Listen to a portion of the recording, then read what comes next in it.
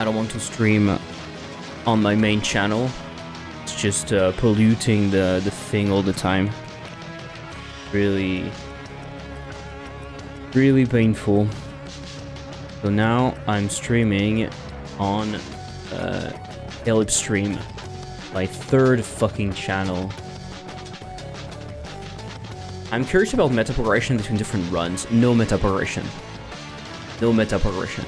The only meta progression that I have is you unlock mages that change some simple rules, like how many words you can try, how many things you can put in the backpack, etc. So it changes the difficulty of the game slightly, but no meta progression. Because initially this game was supposed to be much simpler than that. It grew a little bit in complexity. Not saying it's nothing crazy, but it's more complex than I wanted. And I need to draw the line, and so I'm drawing the line at no meta progression. Keep it simple. Yeah, I'm sorry.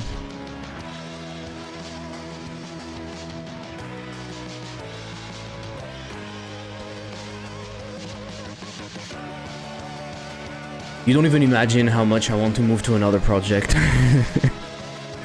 Like I really do. Let's try to do a pin joint. So let's call it pin. Let's create a pin joint. It's going to be null by default. And so in here, what we are going to do is we are going to create a pin, right?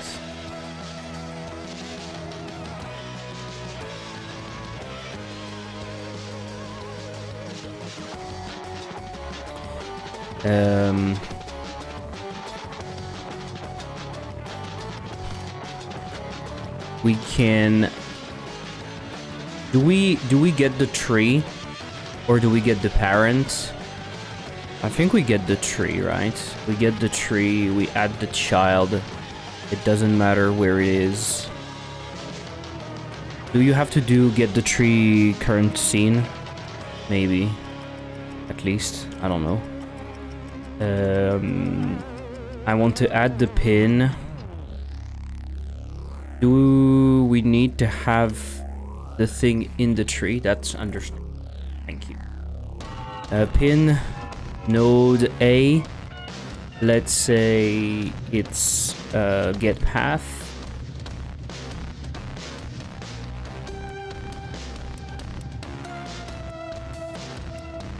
Oh. But having a pin, I didn't think about that. Having a pin would mean I need a second fucking object. So I would need to create like a mouse, a physical mouse object that is in kinematic mode, follows the mouse. Not good. Not good. Forget about that. Forget about that. I'm really happy because I fixed this morning I fixed the issue about the save. For some fucking reason, when we were loading the save, there wasn't always an offset. And I don't know why, I went back to using freeze, and using the normal freeze, the freeze that Godot offers, like the basic built-in one, in the physics body, and it works. It works fine.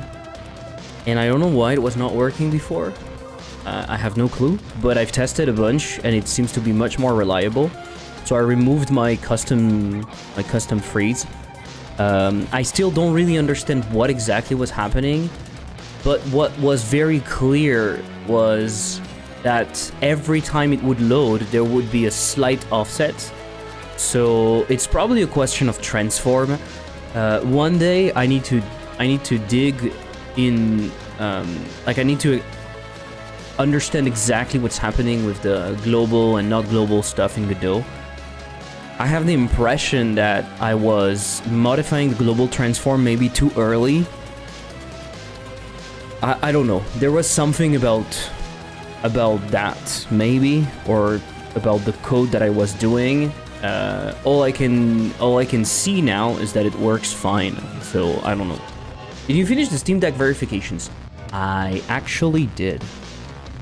It was very simple, to be honest.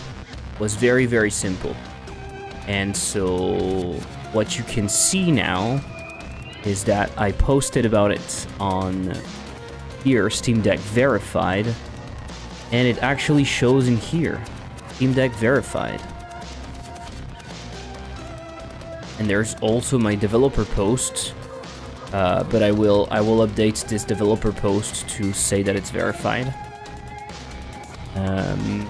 It shouldn't. I don't know if it's going to have an impact, but it's nice. It's nice to have. It's a cool thing. The process is much better than the process that we have for like normal verification. It's more professional. They reply faster. Yeah. They got back really quickly.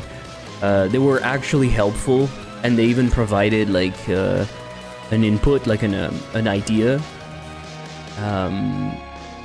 The process was fast, and it was much better in the back end. It's better explained. It's clear what they expect and what passes and what doesn't. It's really much better. It's much better than the process, the review process. And I know what I'm saying because I went through a bunch of review processes with Hyperslice, with Lexispell, and now with Obo. With Obo, I sent four processes, so 4 reviews at once. The 2 Steam pages, like page and demo page, and 2 builds.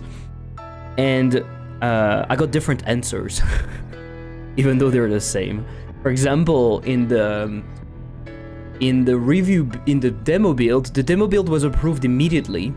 The full game build was not approved, and the full game build was not approved because we are depicting acts of like real life gambling or something. I don't know how it's explained, and killing, and it's not written in the mature section or whatever on the Steam page, but not for the demo, and they're using the same thing. So I don't understand. It makes no sense. It makes no sense. The review process is incredibly messy.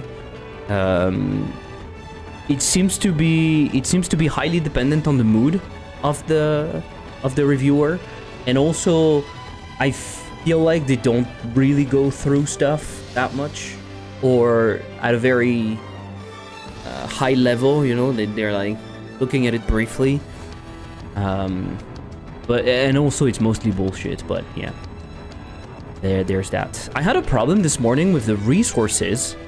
Is it something? Is someone here more familiar than me with resources? My hatred towards resources is growing stronger by the day. Since I've started using them, I feel like I've encountered more problems than they're solving. But again, maybe I'm just. It could be my incompetence, honestly. I was doing something which apparently was not good. Let me show you the runes. With the runes, they have a bunch of export variables, right, to modify their value and whatnot. When the init function is called, I was calling 2 other functions deferred, so they could actually have the values, the correct values, and do their stuff. Because apparently in the init function, it was too early, and sometimes some things were not available, like the proper values, for some fucking reason. So I was doing that call deferred, but in fact, it was not. It was still a problem. And my problem was that sometimes the description was empty. Sometimes the description was empty, and it was not always the same emptiness. It depended on, I don't know what, but the runes, it was not always the same resource that was empty. It like every time it would change, and that was super weird.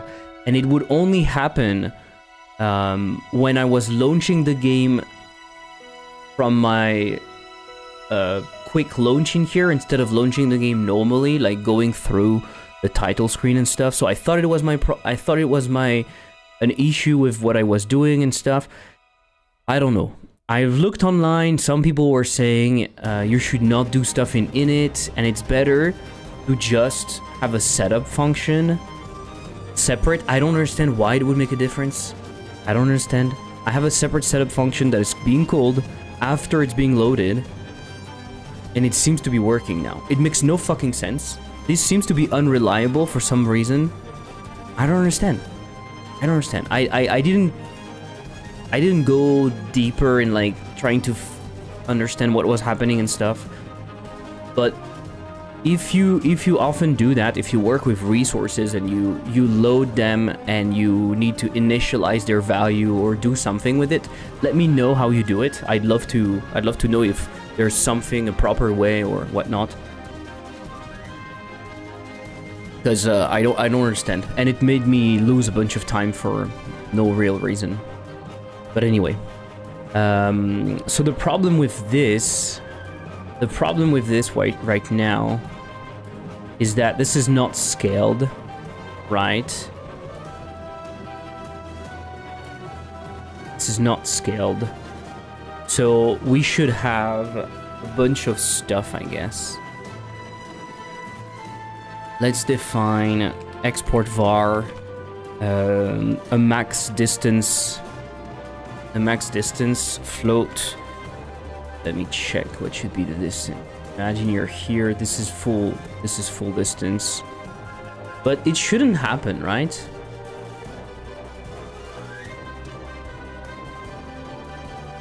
I kinda want to have the thing go exactly where it is. So maybe what I'm doing is not going to work. Or I do a very small max distance, like 90. Oh, I don't know. I don't know how to work with physics objects.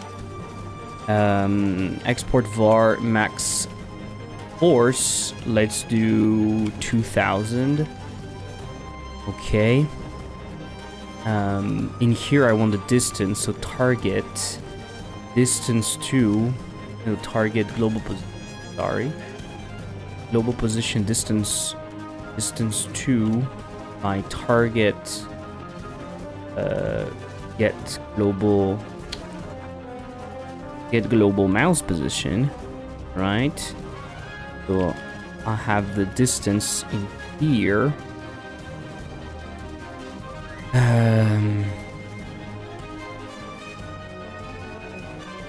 And I kind of want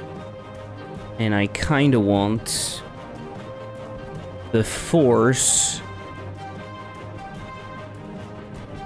I can simply do what? I can simply do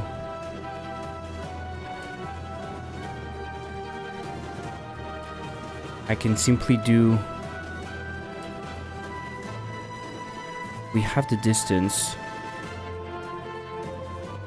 Distance is going to be the magnitude, right? And in here I can do force multiply equal.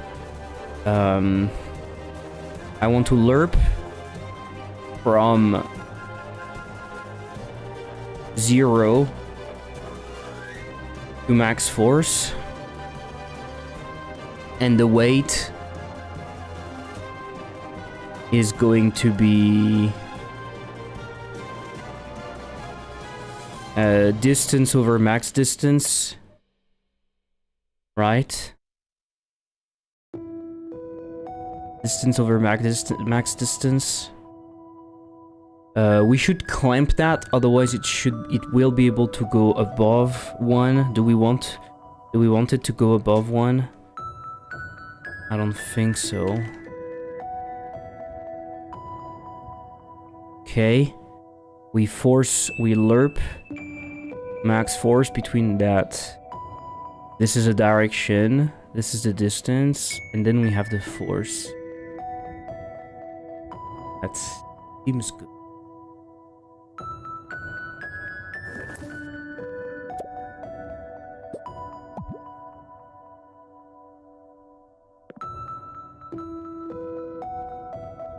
I think we're never going to have people on that second channel. Oh my god, why am I doing this?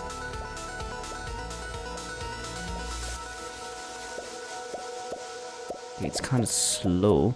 So maybe just because of what we have now, We just need to make that incredibly more reactive. That makes sense. I don't know if it's going to be updated. I don't like that. It doesn't look like it's being what I mean? It doesn't look like it's being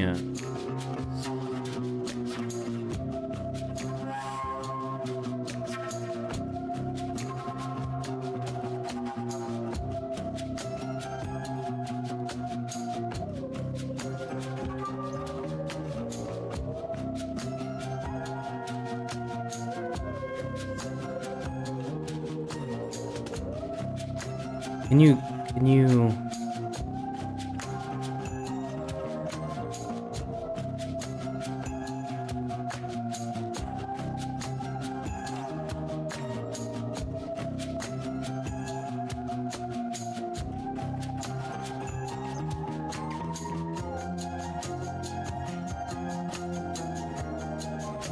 Effect is going to be null. I know.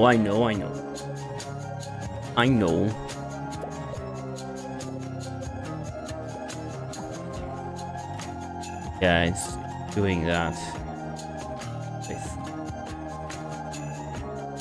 Okay.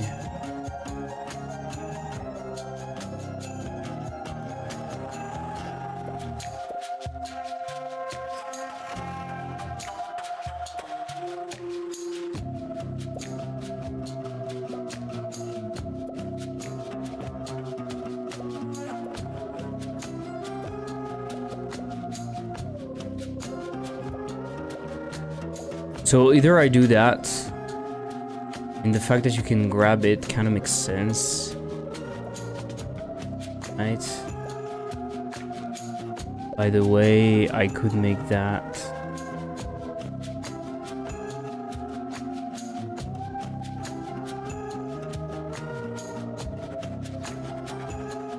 Drag.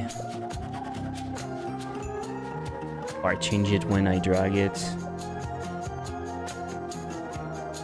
Doesn't matter. Yeah.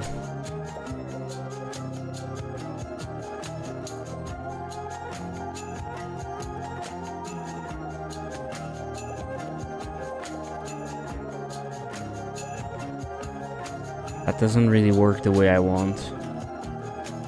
Feels kind of bad.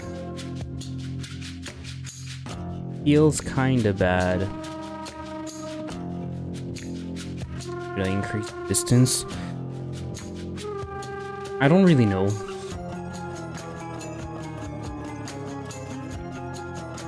And it doesn't matter. You're right. It doesn't matter.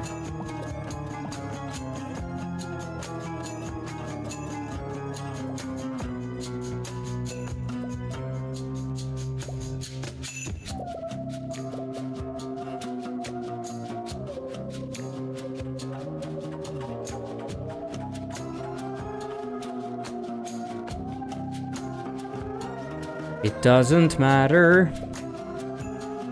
Still.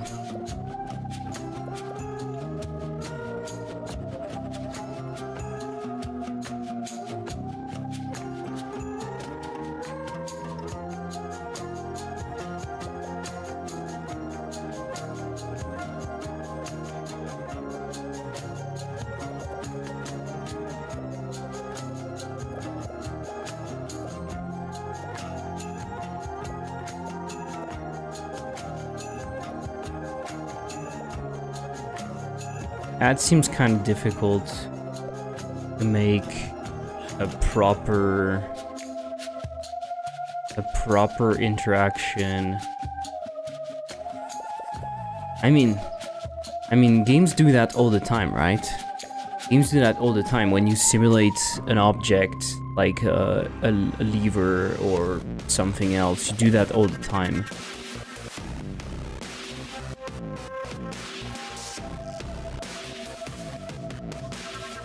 But if I do it force-wise, maybe it needs to be more clever. Otherwise, it's just always going to lag behind, because it's going to take a lot of time. If I do it if I position it, then I override the pin joint. Right. I override the pin joint, so it doesn't really work.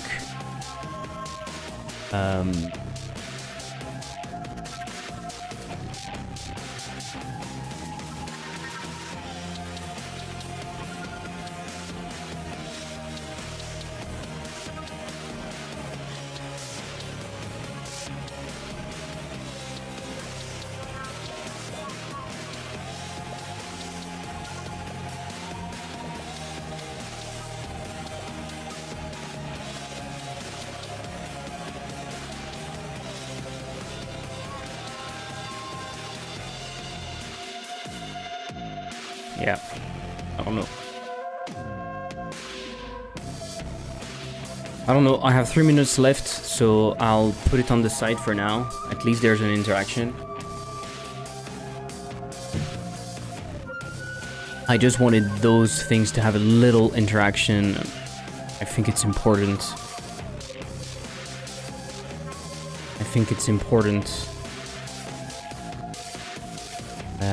Set custom mouse. Can you... Mouse. Can you change... You have... cursor stuff. Can you define things and then... not change the shape, right? Set default. So let's do cursor shape. Get current shape. Set get current shape. Set default. So I can change the shape, right? So when we grab, we could do put cursor drag, and then you go back what you had. We could remember it.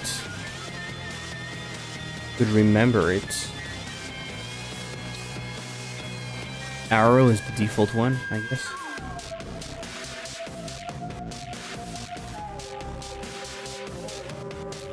They could give me a shout out. Okay, it doesn't work. It doesn't work because the button is changing the input, right?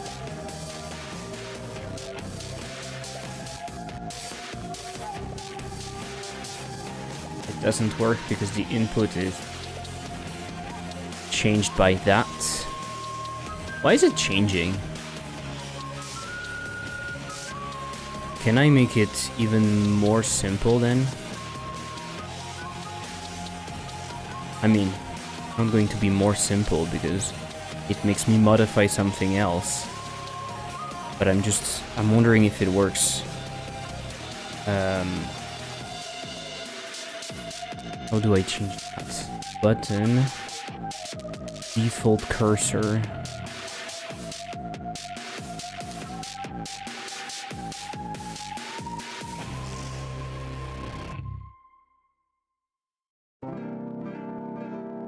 So it's drag, and in here it's cursor point. Yeah, it's not ideal. Not ideal. Maybe it doesn't matter that much.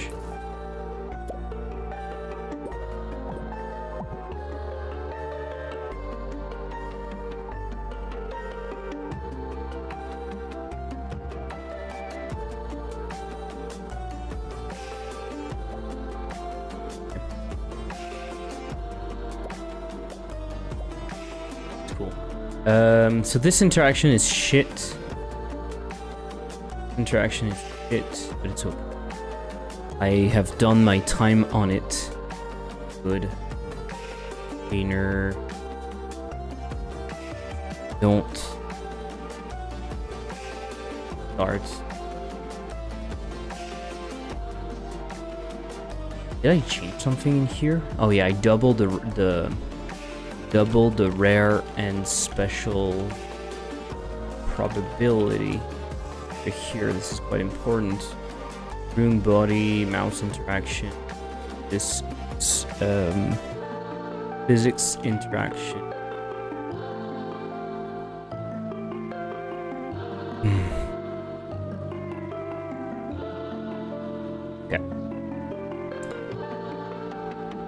Okay. Okay.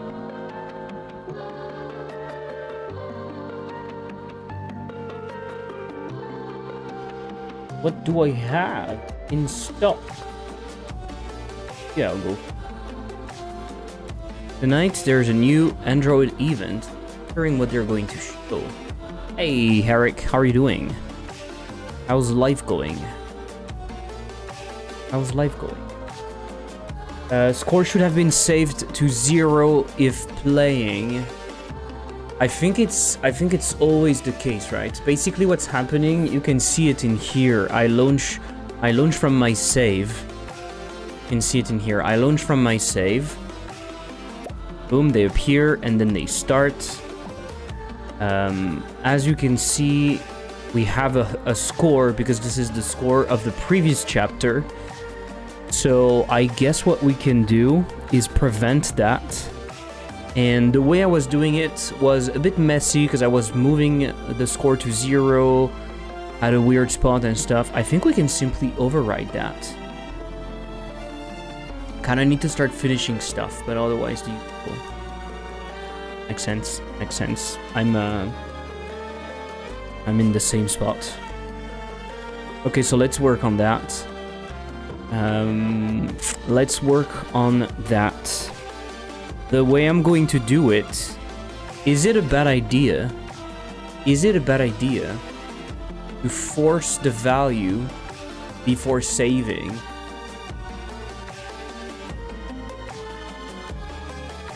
It would be better, so let's just check that. It would be better if the game was able to set the correct value and the save system doesn't have to care about that. Right? Theoretically, it would be better in terms of architecture. That being said,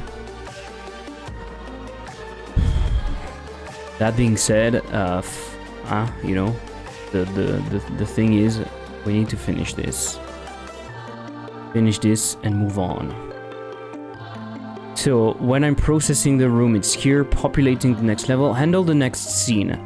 This is where we decide. And then we try to auto save. Do I need to have the score in here?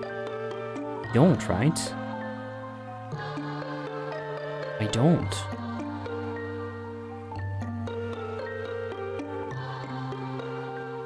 Put that into a manager after testing. You see this line, right? You see this to do put into manager after testing. I'm pretty sure this will never happen. I might reduce the treasures a little bit though. 15 is quite high. This was the old code. You know what? I'm thinking it might not matter. And we try to autosave. Let's check how it looks, I guess.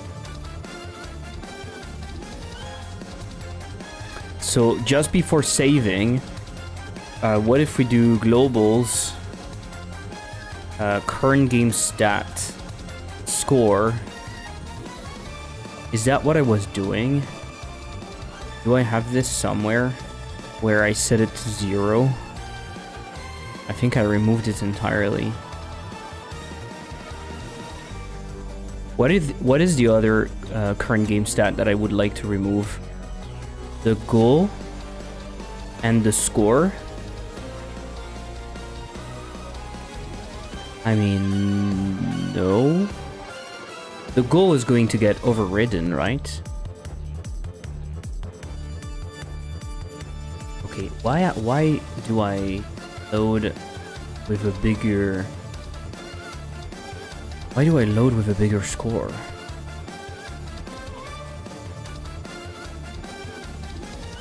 Oh, so this was a mistake, no?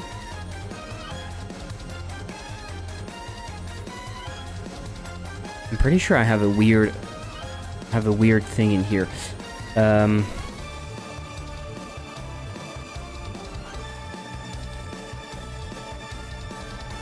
Let's try something. Let's try something. Let's try something. Let's do a proper new save and stuff. Actually, direct game launcher. What do you have to finish, Eric? Do you mean like finishing your entire game or something else? Okay, so we have that in here. Let's go home and reload.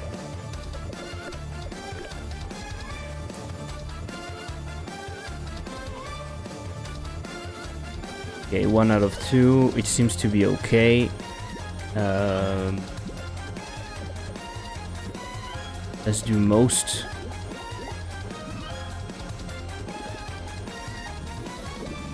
Okay. We have 64 and 9 leg sims. I might as well pick a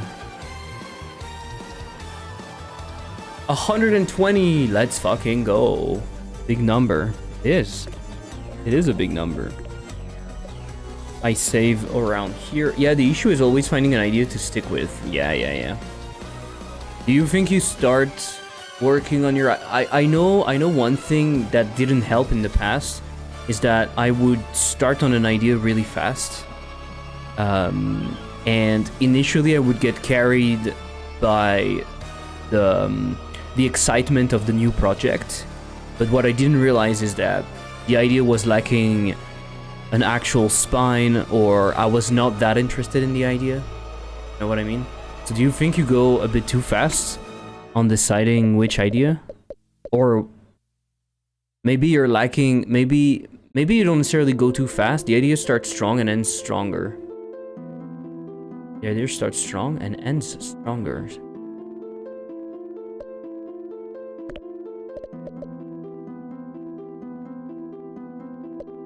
Score 0. That seems about right. We arrive at the enchantment, which is what we need.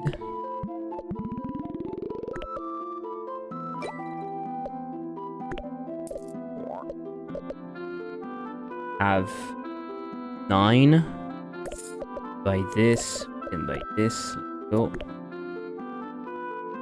And chapter 2 out of 2, score 0 out of 1. You can try escape from here.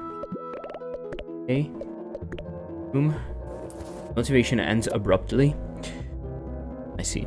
My thing was not. Lexispell looks pretty and prettier, by the way. Thank you, appreciate it. I see what you mean. I mean, with Lexispell, my motivation also ended abruptly. I'm in a difficult position to give you advice because I struggle a lot finishing it. But the reason I'm not abandoning it is because I'm very committed to it, and I know where I need to go. So that helps, right? I know what the game is, I know what is missing, I know what I need to do for the next steps in line. And it's very difficult. In the past, I would drop the ideas, mostly because I didn't know where I was going. And I feel like nowadays, if I start with an idea, I have to have a pretty good idea of where I want to go, which doesn't mean I'm not going to allow myself, which doesn't mean I'm not gonna allow myself to modify things along the way, because realistically you need to adjust, right?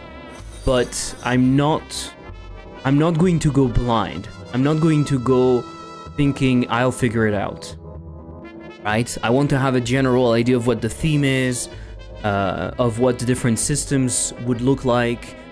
I want to have something cohesive, and then I can start. That way, when I feel a bit lost, I can look at that, and it's like a spine, right? I have something, I'm like, okay, yeah, this is what I wanted and stuff. And the thing is, when you have that thing that is helping you, or that trunk, whatever you want to call it, like a solid thing that is in here, you can look at it and say, okay, this is what I decided, and you can always decide differently. You can always say, but that was too much, that was too little, that was whatever. But at least you have something, which I think helps a lot compared to all of the possibilities, you know? The thing is, I used to believe, and I still struggle with that. So it's coming from someone that is currently struggling with this. I hope I don't sound patronizing or like I know everything. It's quite the opposite. But I'm struggling with this, so I think I can relate.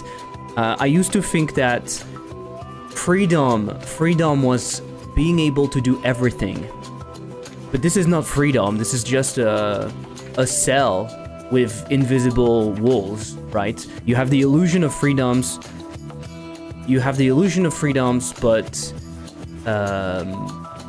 But you actually are completely stuck. Depending on your personality, this might be even worse. I'm realizing now that if I don't have constraints, I actually feel incredibly bad because I feel like I can do everything, so I just end up doing nothing. So having some constraints helps. It helps a lot. And I think this is why you want to have a general idea of what you have at the beginning, because it's constraining you, right? It's constraining you, and you can always move those constraints around, but at least you have something to get started. Thank you, Pussy Floor, for the follow. Appreciate it. I tried doing a small goal, a GDD for a project. I should go with that. Maybe, yeah. I think the important thing, it's all about knowing yourself, right? Which is difficult. Like knowing what works for you, what doesn't. I personally would hate having like a very detailed GDD. I think the way GDDs are usually explained doesn't resonate with me. Like people are basically making the game on paper entirely. I think it forces you into a wrong, into too many decisions too early. But what I mean is having an idea, like a few guidelines, right? I kept it loose. Yeah, totally. Yeah, I was more referring to like students. You will see that very often with students because this is what they're taught. With students or beginner game devs, they're being pushed by some people to make very, very complete GDD with like everything detailed in the game. Like, and it's crazy. It's crazy to me. It's crazy. And I think it can be both, right? Sometimes you start with a prototype because you want to prototype like a very simple idea or something, and then you decide, depending on that, if you want to take the time and like structure things a little bit and whatnot. I think your advice to them was helpful due to being in the same boat. Yeah, probably. That's true.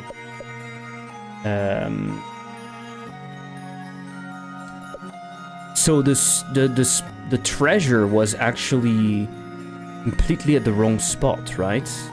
Do you know what happened with that fucking treasure? But other than that, seems to be working.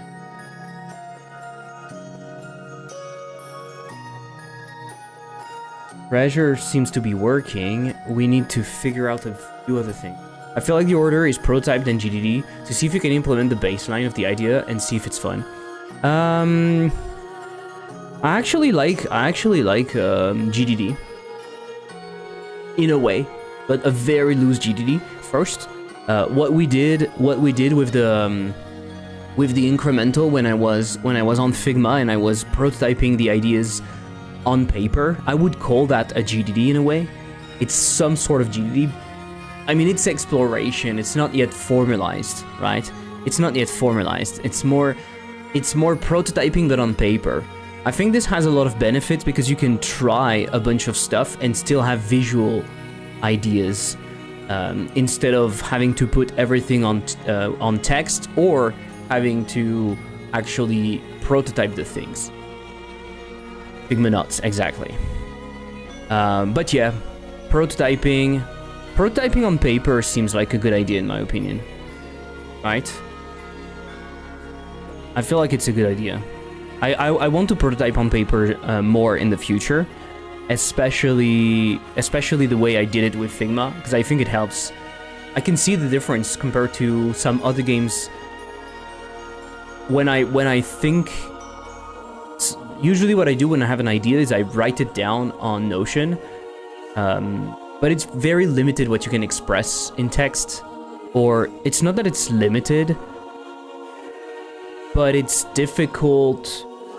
It's fucking annoying. Sorry, I'm putting my phone on silent. I keep receiving messages, and I hate people treat messages like, you know, they send a bunch of messages instead of sending like one longer message. It's awful. It just vibrates every 2 fucking seconds. Do not disturb. That is me. I mean, I like it. I like it when I'm actively chatting with someone. If I'm actively chatting with someone, it's fine. But if that someone is sending you information or something, right? And they're like, here, and then send you a screenshot. I received like 10 messages from the same person in like the last 3 minutes. And because you're telling me one information, like one piece of information, just take the time and write the message, and then you'll send me everything. Anyway, so yeah, I really liked what I did on Figma. I think it helped a ton compared to the text, because you can easily figure out the problems. You can easily figure out the problems as you're moving stuff around on the screen. If you compare that to writing stuff down and having all the ideas in your head, in a way, it's harder to see what is going to work or not work, and also some things are just better explained with a freaking image.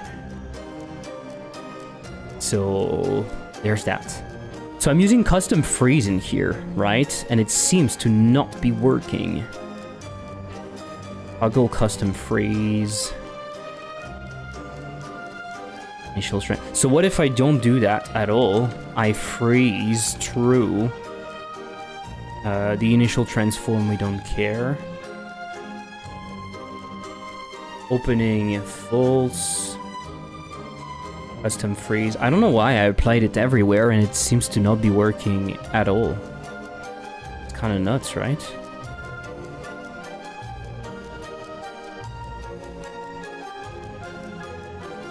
Actually, I can tween property, self,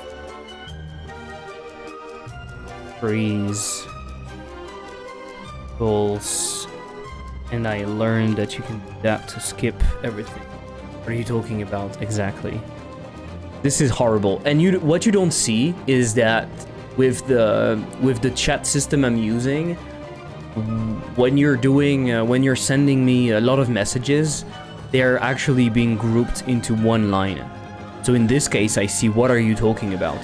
There's a small indication that it was a separate message, but I'm seeing one line, so it makes it easier, even on stream. So we can tween the property, freeze false. To make it freezable the way we want, I'm going to make it kinematic. Let's try to relaunch that. Do we have a treasure in here? I think, right? This is the wrong stuff. Continue from save. Of music we released. And it's now at the right spot. And it works, right? Can be interacted with, etc. Yeah, perfect.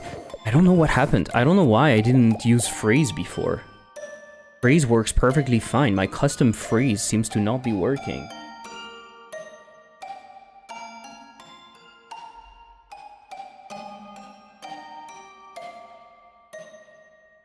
So weird. This is so weird.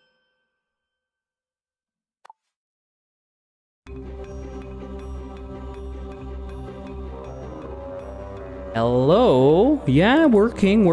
Hard, I don't know, but working, yes.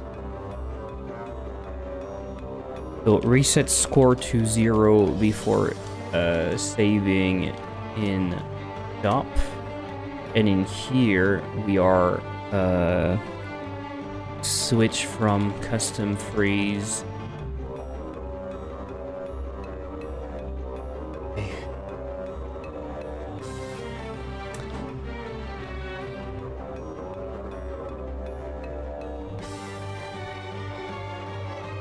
Okay, I'm kind of afraid, and so I don't know if I do it now.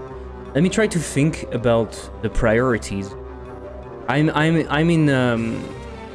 in trouble right now because I want to do two things. I want to have my game in the final state as early as possible, and maybe just add more content till the last minute. And I still don't have, like, there's 2 other game modes that I need to figure out. I'm actually wondering if I should not just cut one of them. Try to keep the one that matters the most. That makes it different enough.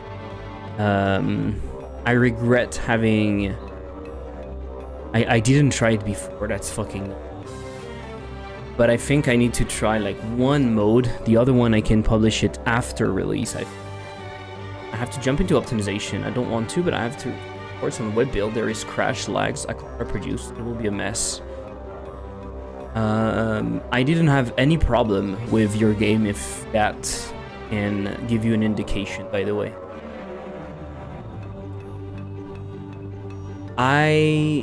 In your case, I would be... Depending on how many you're receiving, don't care about it too much. Because your web build is just a demo, and web builds tend to be worse in performance, tend to be more difficult. But the thing is, this is not your final product. So I would say don't spend too much time on it, unless like it's crashing for everyone. Don't spend too much time on it. Because it's not your product. Your product is the actual final EXE on Steam and on itch eventually. I have received some performance issue stuff on web builds, and I didn't fix it. I didn't try to fix it. Because also remember something, web builds means that people play your game not necessarily with a good computer. Some of them will play your game on a tablet, on a phone, on a Mac, on whatever, things that are not really meant to be playing your game, especially on the web, right? I received some complaints. People were saying, oh yeah, I play your game on mobile, I play the web version of Lexispell on mobile, it's not super optimized for mobile. Yeah, but it's not meant for mobile, so... It's a miracle that it's working. So I would take that into consideration. I would say don't spend too much time. I played on my 4-year-old phone and it's running kind of fine. Yeah, I mean, yeah. What you can do, personally what I would do, if the reports are on itch, like publicly on itch, you can like answer them, ask them to give you their specs and stuff, like say, hey, thank you for sending feedback, what are your specs, what are you running on, etc, etc, and then you don't fix it. Like realistically, you don't have all the time in the world, and I don't really see why your game would need optimizing. What do you want to optimize? Maybe you have too many shaders, Maybe when you're running like the hazards, you have some lights, and so it makes the game lag a little bit for people that have very bad computers. Honestly, I don't think you should care about it too much. It's sad, and in an ideal world where you have all the amount of all the time in the world, you would do it. In your case, I don't think it's worth it. Okay, so interactions with runes, I will put it over there. I will say at today.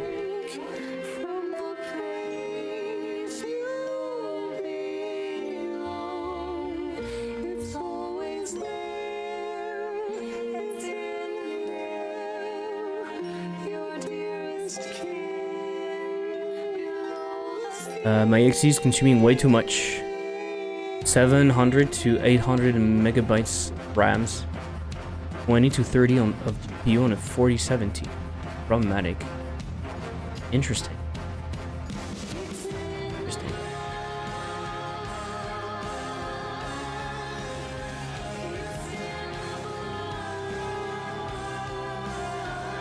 That seems high, to be honest, but I don't know.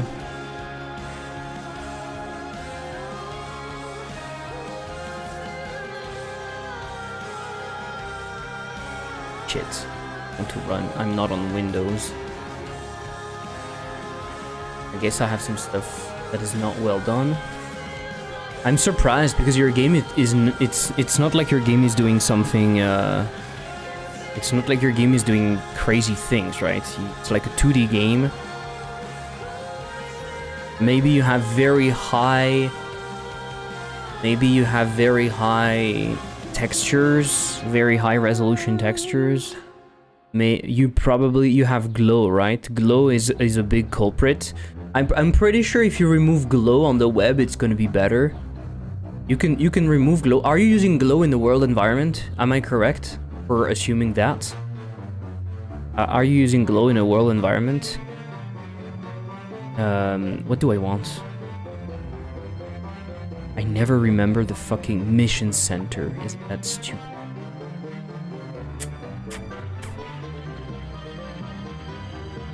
Why do I not see Lexispell? Lexispell. I'm using 400 megabytes of RAM. I'm using 400 megabytes of RAM and 0% GPU. 7%, 4%. Maybe I should actually run the game. Okay, it's normal, it's not the same code. Okay. Yeah, 600 megs of RAM. Only on buttons. I think glow on screen is in the shader if I remember well. Only on button. Okay. I don't know how you're doing that, but okay. I've tried without it, it's kind of same. Yeah. You can try to... Do you have high quality on the glow? You can try to remove that. Or put it in the settings and allow people to remove the glow. Make a test yourself. Remove the glow entirely on the buttons, like the world environment glow, deactivate it, make a web build and see if you see any difference. But if that's reassuring, I'm running 600 megs of RAM for Lexispell, and honestly I won't care. I will never care. The fact that you're running 20 to 30% GPU on a 4070 seems really weird, honestly. I'm running 10% max. You can see it's moving around, but from 0 to 10%, and I'm streaming at the same time. It's weird, and I'm running basically 0 CPU. So I don't know. I don't think you should overanalyze. The weirdest is that it's the same on a 2060. Yeah, that seems kind of weird. Are you uncapped? Are you uncapped? What is VSync? Did you put VSync on? Did you cap the frame rate on your game? Could that be the culprit? Or something? Yesterday I did a while loop so fudged that it deleted the script and seen it was causing... What? How did you do that, Eric? That is crazy. 25 to 35% on its 20... do you want me to check? That sounds incredible. I don't know how it would replicate. Was that a tool script? Was that a tool script? This is so fucking... I think the web build is running on VSync, but I trialed and without and capped at 250. Download. No blink allowed. Did you give me a Linux build or not? Oh, you didn't give me a Linux build. Are you fucking nuts? Why no Linux? Why no Linux? Do you have a problem against Linux? Is that what you're trying to say? Conservation of bass. I have a problem. They didn't test. I mean, I can test for you if you want. but I can tell you it's going to work. Proton tricks. There was an error. Open with. I could the laptop of my wife is on Linux. Trying to do proc gen with a couple of tile maps. Weird. Okay. So let's run Mission Center again. I'm running in full screen, okay? Just to make my life easier. No blink allowed. Okay, no blink allowed right now is using 1 gig of GPU. 0% GPU, that sounds weird. Sounds really weird.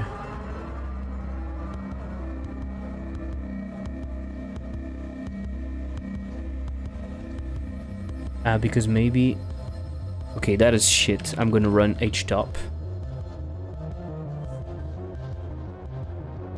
Not yeah, I'm gonna run B-top. Perfect.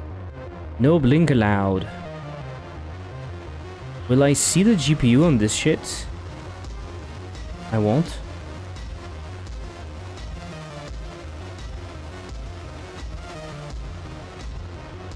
Why do I not see the GPU on this shit? GPU 59%.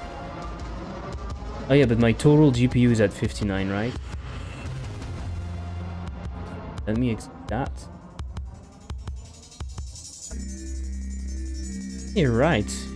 I'm switching from 20. I'm running at 20% right now. Right? I'm running at 20%, 24%. And I'm moving to 59. So you're right, about 30%. How many frames per second am I running this at? On the old laptop, it looks like 100% of it. As soon as I see you blink elliptic, that's your game has real stake. Excellent. Hey, it doesn't have my save. Yeah, because I played on the web via the. If it's. But why would it be 120? Why would it be 120? My screen is not running at 120, so why would it run at 120? In my opinion, you can do 2 things right now. You can put a VSync option, and you can put a FPS limit option in the settings. You should have that, in my opinion. No matter what you do, you should have that. Doesn't work? Oh no, I need to put okay. There's no reason for that to run at 120. I could force it and tell you how much it reduces the cost on my GPU. Because the click on the button is linked to the frame rate, if I'm correct. Like the input in here. So it capped the difficulty. I don't think you should care. Do you really think you should care? I don't think you should care. You care more about giving people the correct performance,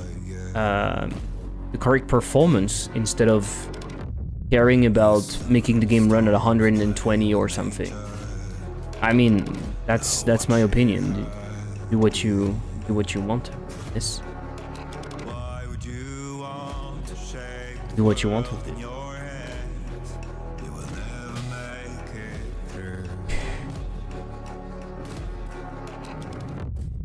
Shit.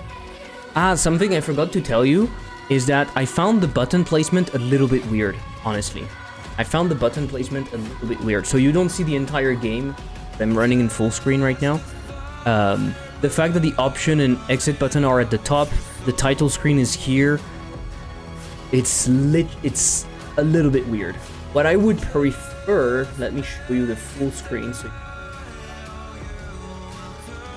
I would prefer, personally, I think what would make a bit more sense is that maybe this panel is right over there, like the title is closer to the little robot dude. You have the buttons kind of more centered. Wishlist and stuff can be towards the bottom. Exit being next to option, slightly weird, but okay. But I wouldn't put it there. Try to find ways to place it without having to move them in. Having to move them in game. Oh, because the panels are actually the panels. Okay, I see. I didn't realize that. Didn't realize that. Okay, I see. I see. Okay. Okay. Then I get it. Maybe it's less of a problem. Maybe it's less of a problem. Maybe it's less of a problem than I thought. Fair enough. Fair enough. They're moving the panels. Yeah. I see. Yeah, okay, so you can't move stuff around as easily as you want. You know what I would recommend also? That you don't package the EXE, the PCK inside the EXE, for two reasons. One, it makes Delta upgrades more difficult, if not completely difficult. Two, it makes antivirus detection worse. Because there is something inside of the EXE and they don't like it.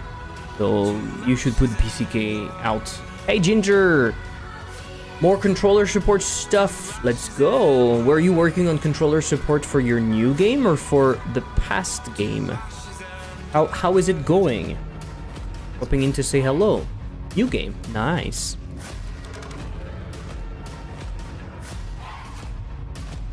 You zip it, yes. You zip it. You zip the PCK and the EXE.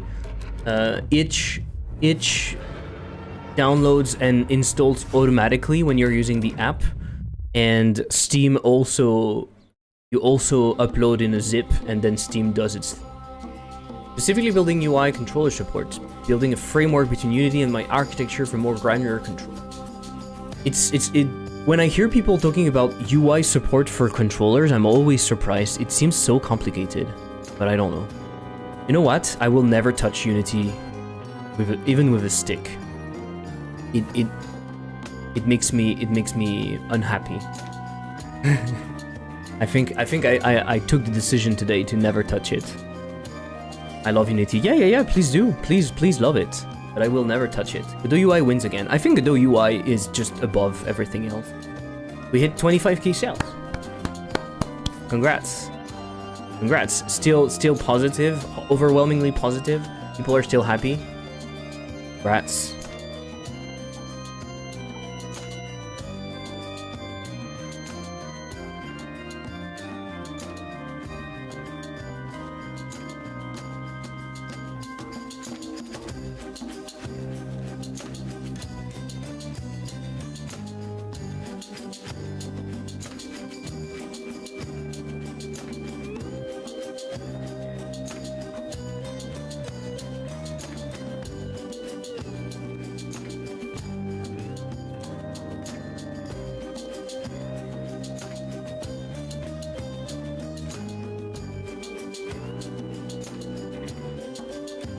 We never hit overwhelming positives. We're still trying. 94. Ah, one negative will flip away. Okay.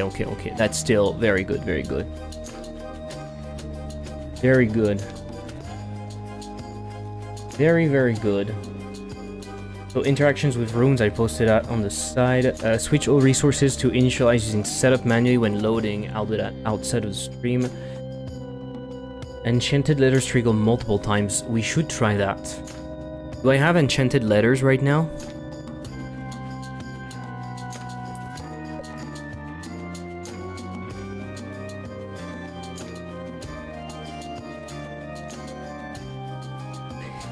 Okay, what's happening?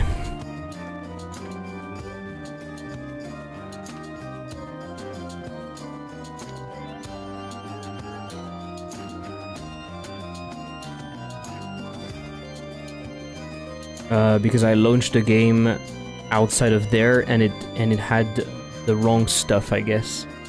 That's probably why. It doesn't matter if that's the case. I don't think it's a real problem. It's a problem because I launched the game 2 different versions, and I am completely changing that. Progress manager. Where's my save? I could filter it, I guess. Save. This is awful. This is enchantments, right? This is... Okay. Doesn't matter. Alright, game launcher. What are we going to do? This is not super... Yeah, so my problem is I have some like architecture work to do, which is quite important.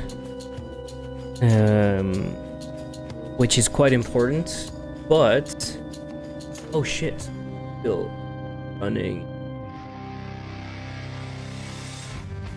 Quite important. But I also need to do like some small visual stuff because I fucking need to record the trailer.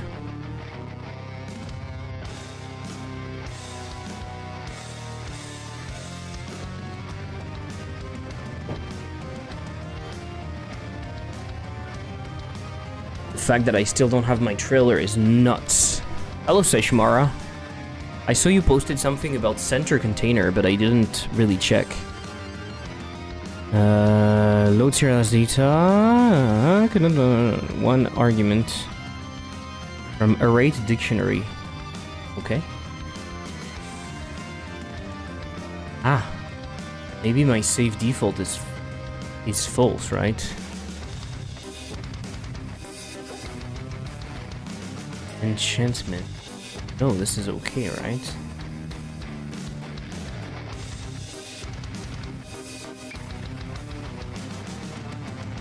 It's giving me a dictionary. Why is it giving me a dictionary? Giving me a dictionary. Oh.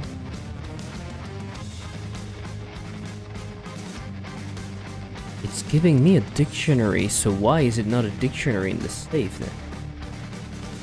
Why is it not a dictionary? Then this is going to be the same for all of them. Weird. Corrupted me. Use also light mode during the day. Let's go.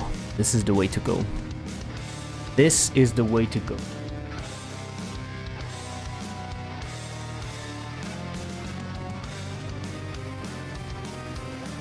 This is good. Okay, I have my levels. Cool. I don't know what to do. I think I'm gonna do a little bit of juicing up on the letters. That way I'm ready to record some. I might be doing that. That sounds like something I should not be doing. But I think it's what I should be doing.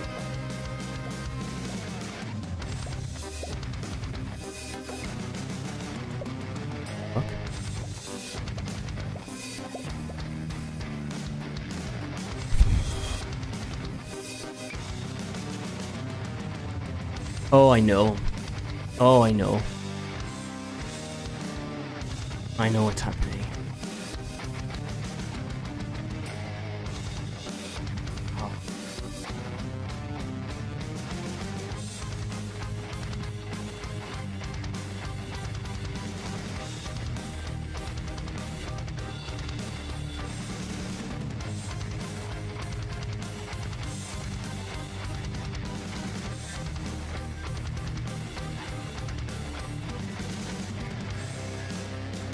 Okay. Not how I'm going to...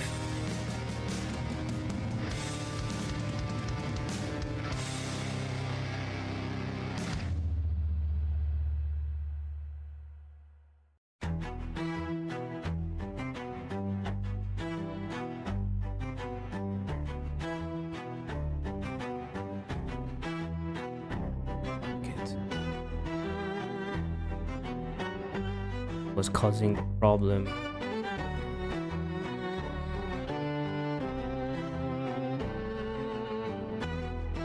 This will fix it, but later. Whoa. What am I supposed to do?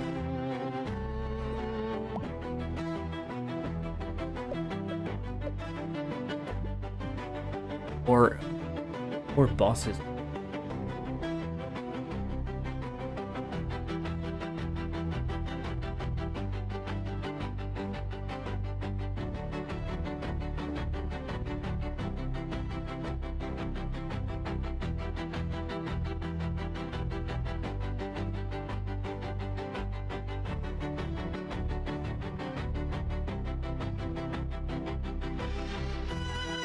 If you have bosses ideas, let me know.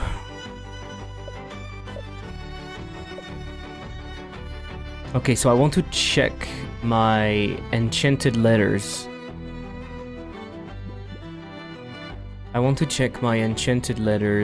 I have the impression that they trigger multiple times, so I want to fix that. Because I need that to record. Then I'm juicing up the letters colliding. That way it's done, and then I need the countdown to be fixed. Potentially, it would be nice to do the other game mode. That way, I can try.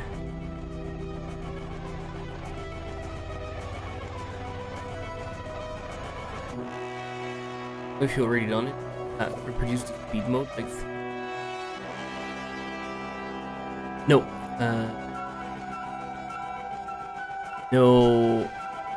nothing should be time-based for the bosses. I don't do anything that should be time-based. I want bosses to simply change things.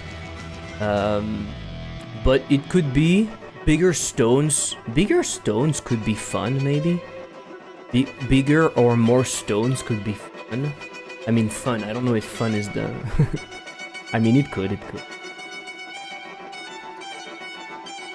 Bigger or rocks. One thing I should do is I should have rocks. I think I wrote it somewhere, but some rocks should be golden sometimes and give money. Something for later, but low chance of having golden rock. It gives money.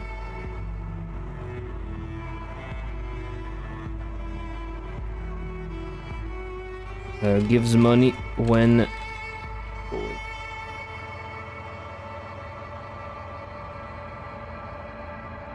one that reduces the number of letters thrown pressing the button. Interesting.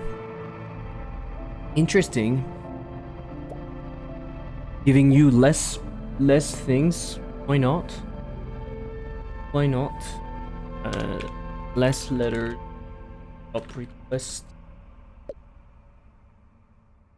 That could work.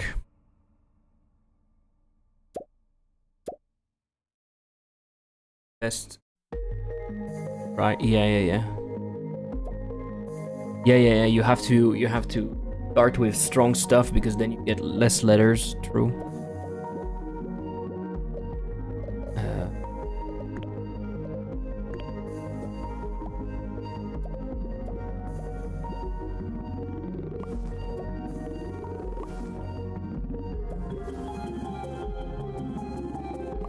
I need to do two tests. We need to have that open. Do 4. Jump scare. Is that a jump scare?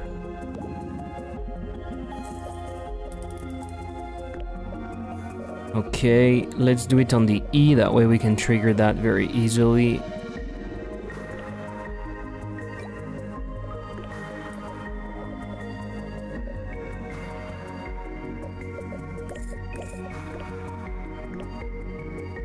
It seems to be working fine. Let's stop the game right over there.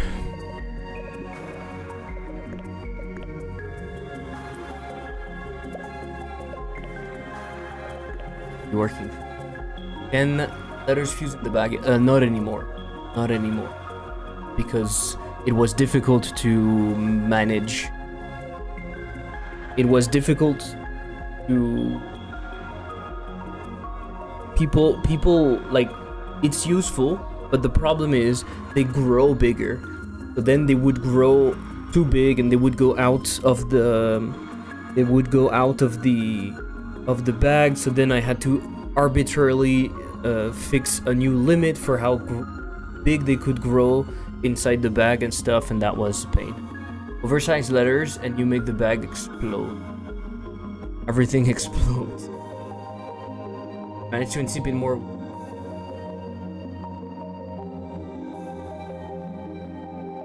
Yeah, I know, but is it a bad thing that the music is from you? I've never played the game, to be honest. Okay, we need to try to trigger the E. So let's go into enchantments. Let's try to go into enchantments and let's see what's happening here. I have the... I love tuning. Nice. So let's go and do like rule. Right, it's going to trigger that. Mr. Greg's experience with you, but don't spot if you want to do it. I mean, I don't feel like it's my type of game at all. Like, to be frank, let me give you an example. I don't know if you've seen, but there is a I don't know what is the proper term. A PC recomp of Zelda Breath of the Wild. No, Twilight Princess. So a while ago, someone made a recompilation for Mario. No, Zelda what? Zelda Majora's Mask, or the other one, Ocarina of Time. I don't remember. But basically, I don't know exactly what they do, but instead of doing an emulation, the code is actually native, and so it runs super fast and it's great and whatnot. And so recently, there was this project called Dusk, I think, Twilight Princess. So if you are interested, what you need is the ISO of Twilight Princess, but it runs like very well. I think I can show you. I probably have it. I don't know if I have it here though. I don't think I have it.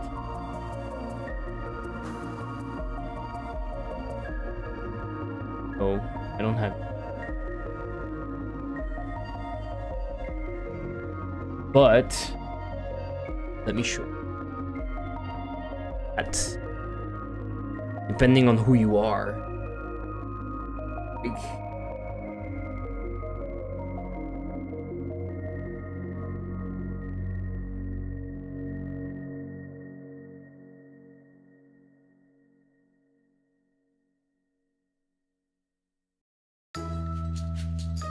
Dusk.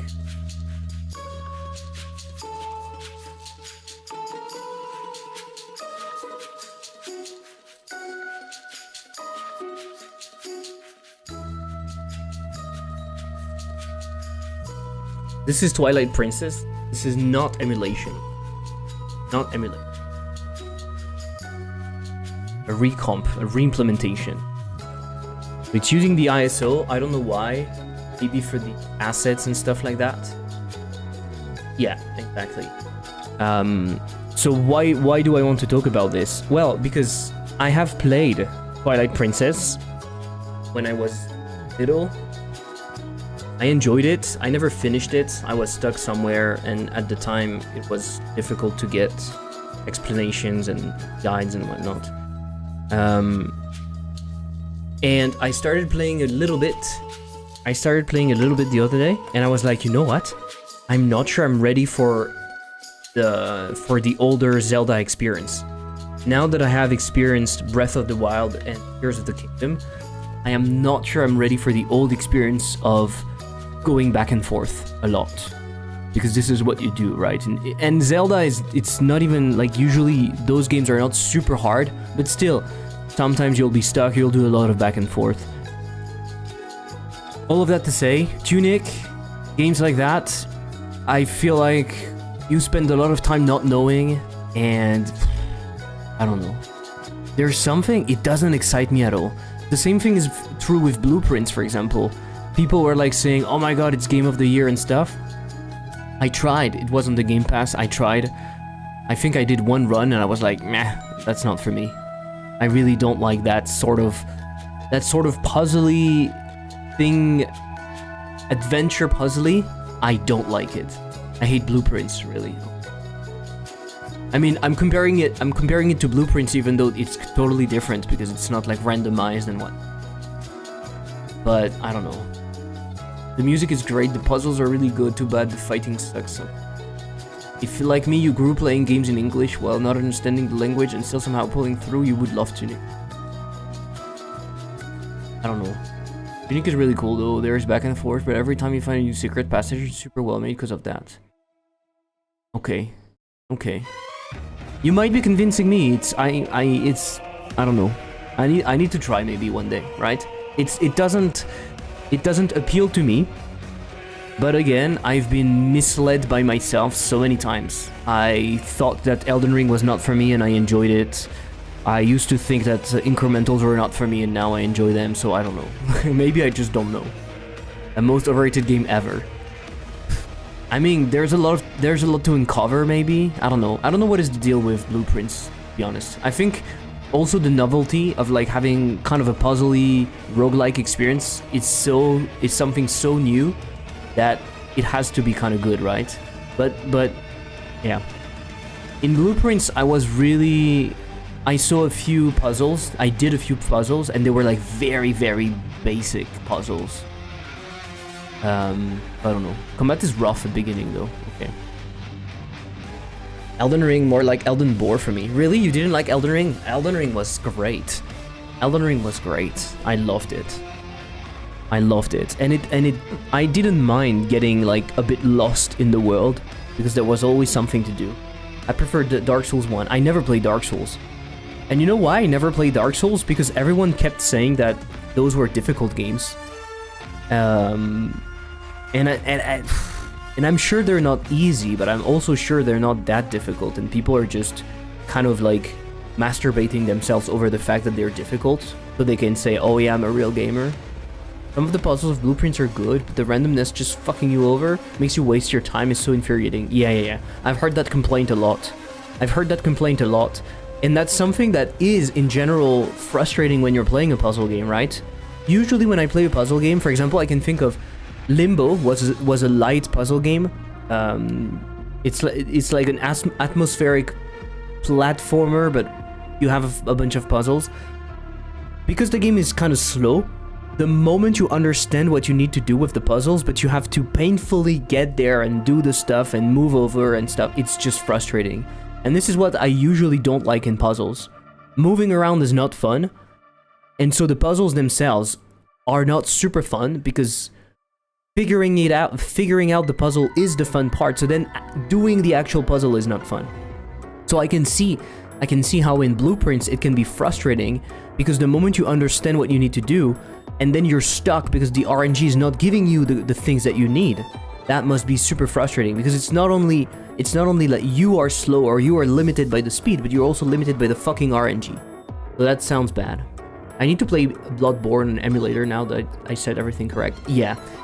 Also, Bloodborne, I don't know if it's PS3 or what, but I think PS3 emulation, or even maybe PS4 emulation. I think PS3 and PS4 emulation have become much better nowadays. Like, incredible. To a point where it's actually, like, a very good experience.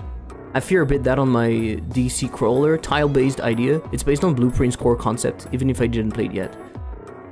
But maybe it's fine if your progression is not tied to certain elements. The problem in Blueprints, like in all roguelikes, it can be frustrating, right? Because if you don't have the right RNG, it can be more difficult.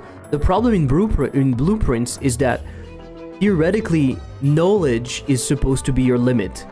So when you have the knowledge, but the RNG is giving you bad stuff, then it's frustrating, and you can't really do anything. So I don't think it's necessarily a problem. I think PS4 emulation exists 99% due to Bloodborne. It's possible. It is possible. Hearing the music makes me remember that people don't complain about Breath of the Wild GOTK despite the combat being pretty much impossible until you get upgrades in defense, way more than Souls games. And afterwards it becomes so easy it's boring.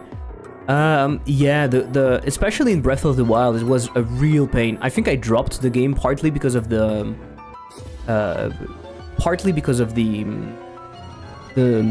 braking mechanic in Breath of the Wild. It was really painful. It's just not fun. It's just not fun. I understand how theoretically it pushes you to use different weapons. Realistically, sometimes you kind of soft lock yourself without any weapon, and then you have to struggle like crazy to have another weapon and then find a cooler weapon and stuff. It was not fun. Again, net issues. Hey, welcome back, Sashimara.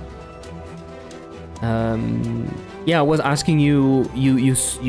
I saw you submitted something. You shared something about your center container, but I didn't see it. I didn't check what it was. I didn't mind the braking mechanic. I hated to get one-shotted by every enemy for 25 hours.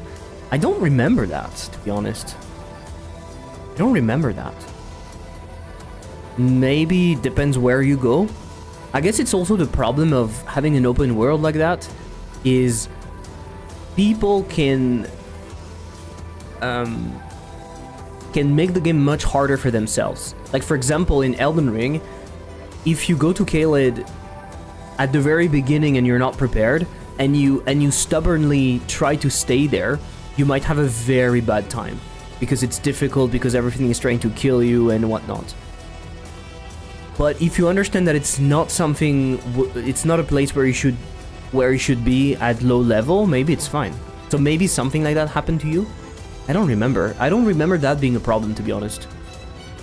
But also it was a long time ago. The levels of the enemy scales with your kill count, so it's not that. Okay. I don't remember. It's been too long.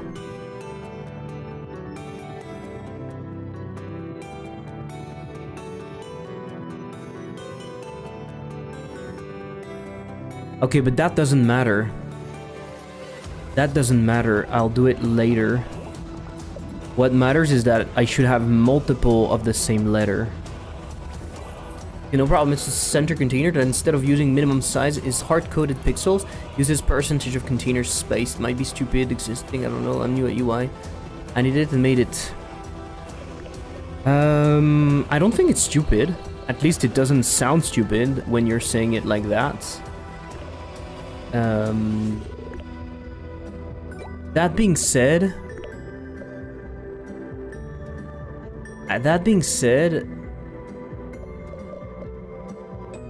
there might be something you can do.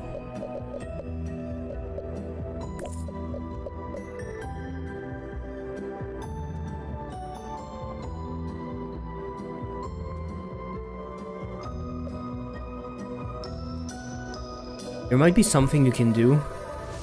Because for elements inside of a container, you can give them... Yeah, I think you can already do that.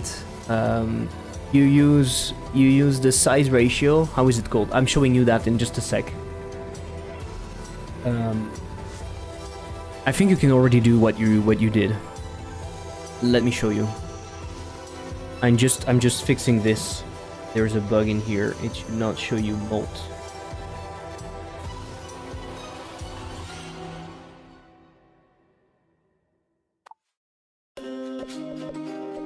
So when spelling is 7, but also destroys 3 random letters. That's fucking nuts. Okay, let's grab that.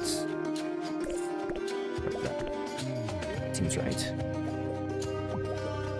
Okay, I need at least 2 letters in my stuff. Maybe 2 E's. I can drop one.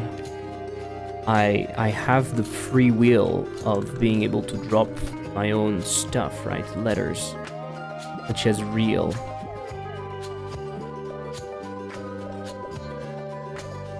Okay. So now we are going over the letter.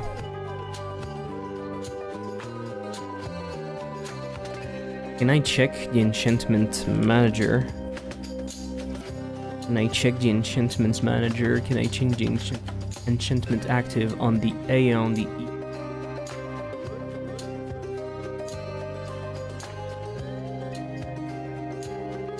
I have the impression it triggers multiple times, but maybe I was just... Right? Now it will match. Will give me molt.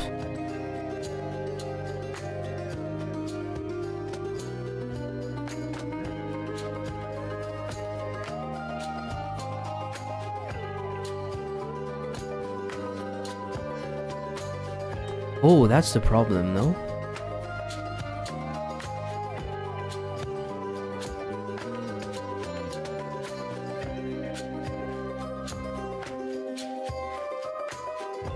So I have molt flat, and I have molt if.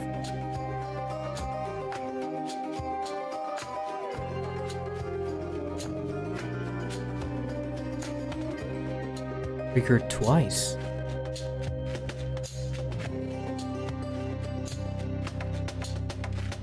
Fucking crazy.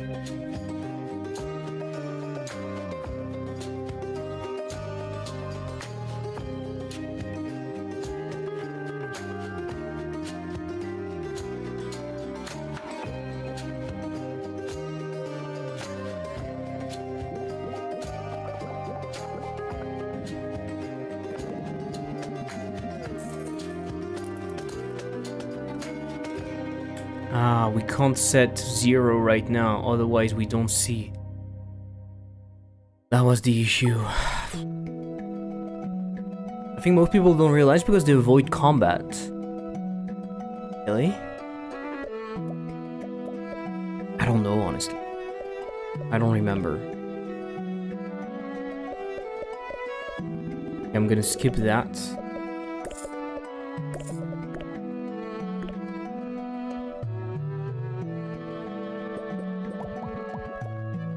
Ease again. I will put the game at half the speed.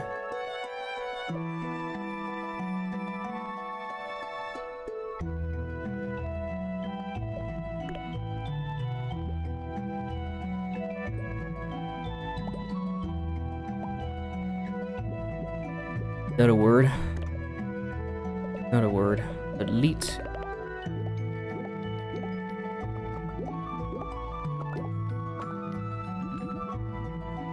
Is a word.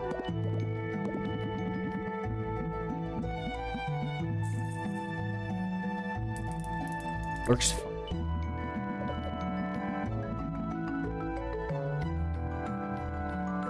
So, Seshumara, I think what you're trying to do exists. Center container that instead of using a minimum size, percentage.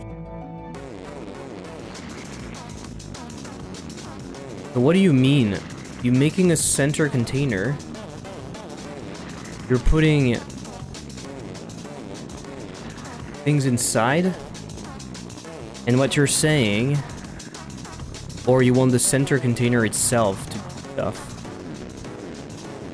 Right now they don't show, right?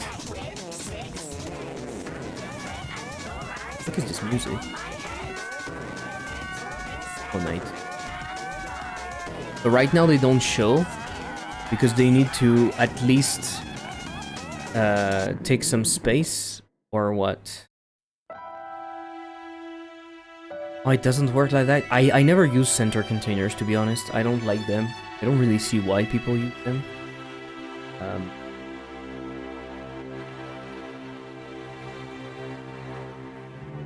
So what you're saying is that you're using custom minimum size in here to make them appear, right? Is that how it works, center container? That is fucking stupid. Can you do? No, it's going to be the same.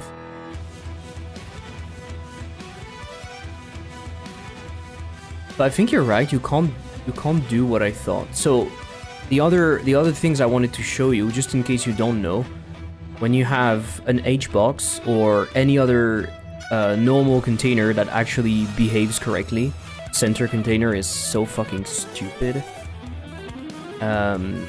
You can do this. You make them expand, but now the problem is that they take too much space. You can actually use the stretch ratio, which is super useful to take less space, right? Like 25, and if you look at the size, it's 118. Is it correct or not? 595. We could do something simpler. It's not going to work because now I have that. And its size now it's 40 because this one should be created accordingly. You would still need a script to do that because doing it manually would be stupid. But you could do 0.75, and so now you can use percentages to stretch things inside of a container, right? You can see that my two elements, this one is taking 50 pixels, which is not normal. 50 pixels. Stretch ratio. Oh, I should do it differently. I should do... If this is 1, this should be 5 times bigger. Is that what I want? 33. No. Oh my god, the stretch ratio is so stupid. You see what it does? Basically, it lets you tell Godot, I know about ratio. Unless I added a custom minimum size. I know you know about ratio, okay, but still the ratios are very bad. 4. No, it doesn't even work. It doesn't do what I want. My container, oh, the size is 200, that's why. Sorry. And now it's 19. 1 out of 4. 5. And now this one is 16. I have a separation that takes some space. You're right. So you're right. You're right. Totally right. Totally right. So this works. Now this takes we should have done bigger. This takes 1. This takes 5. 200. Yeah, but still, it's... Yeah, I don't like it. It's kind of bizarre because it's adding those two ratios. I don't like the way it's done. It should be a simple percentage and not a ratio between them. But you can write some code where you tell what percentage it should take. But it's cool though, because you can then create something that takes more or less space quite easily, but you know about that. On this you can try and line copy add-on subfolder and no other install. No, I won't do. Sorry, I won't do that. But I believe you, I understand what you mean. You're saying that and I actually had an HBox with a texture Rex and a label, both equally expanded, but I wanted to center the result, it didn't work. Unless I added a custom minimum size in pixel. Okay, I know about ratios. I want it also centered. Okay.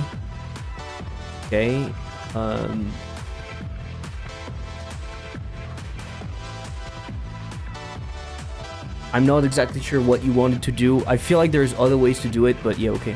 But yeah, you have to have a custom minimum size on the center container.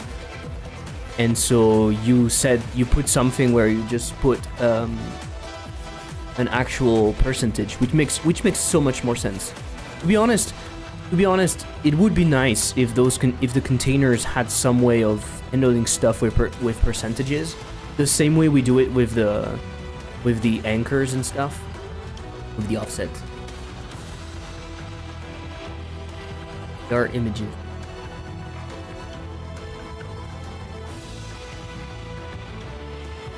Unlike the center container, which uses the minimum size, scale center container allow you to specify the size of children as a percentage.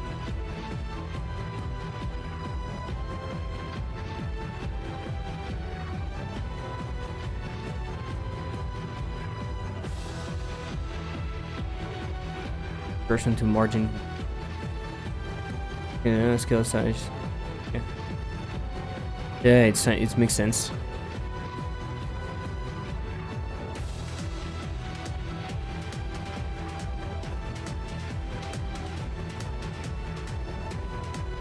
I'm not sure why this should be centered like that, but it's fine. Do you? I know that in my use case, I very, very rarely use the center container. I feel like there's no need for it, but I might be wrong. Crap, I've added the Steam add-on. Now with the PCK outside of the exe, it messes up crashing and so much stuff. I have added the Steam add-on now with the PCK outside the exe. I don't see what the problem is with the Steam add-on.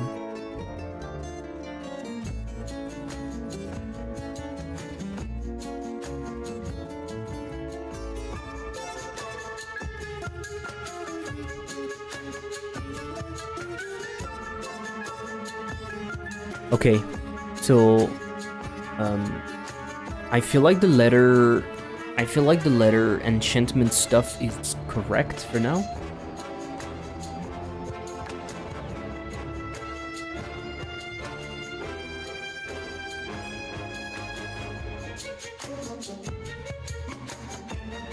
Seems correct.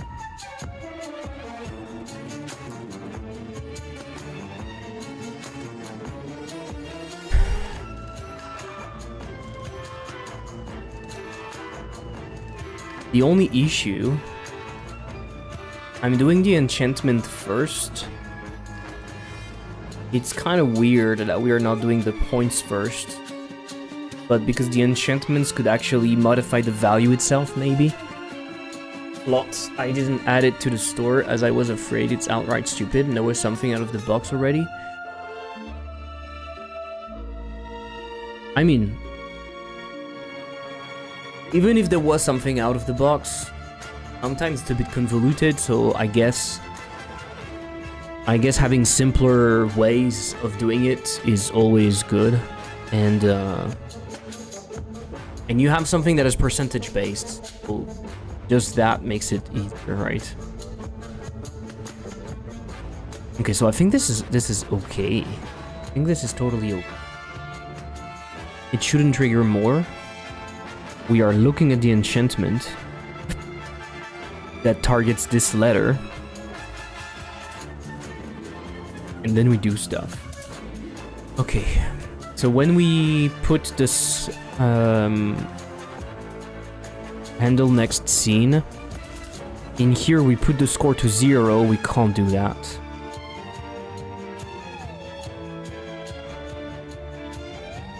We can't do that.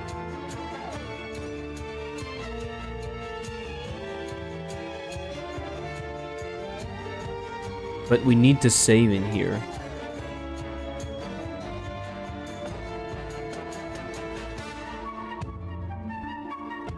So maybe I'm just auto-saving the actual value in here. And instead of doing that there,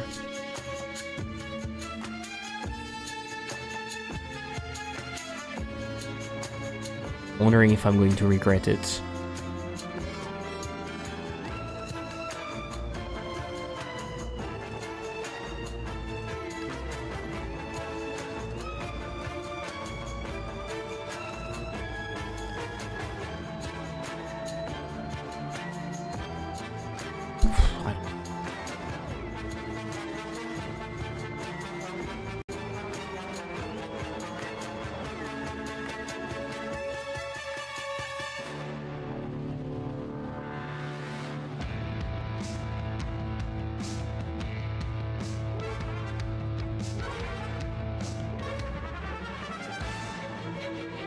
Do I really need? Maybe I don't need to put it to... I can just do it in the save manager.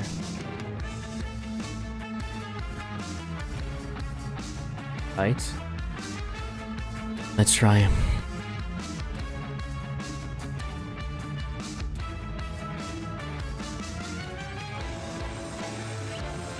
Yeah, but that means we are doing it right there.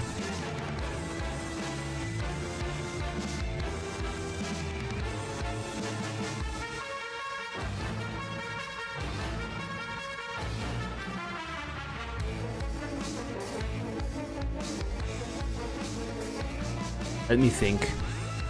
The problem that I have is that I have my global state. I'm supposed to modify it because I'm saving the game. I'm saving the game and I need to save the actual state that it will be in, like, the next step.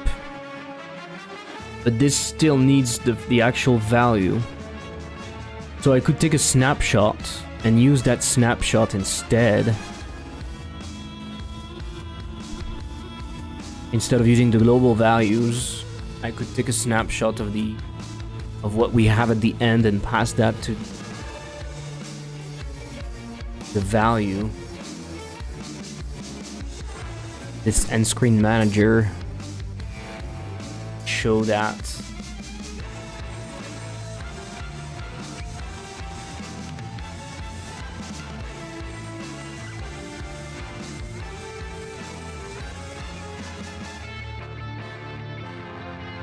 I'm already passing the value. Why not pass everything?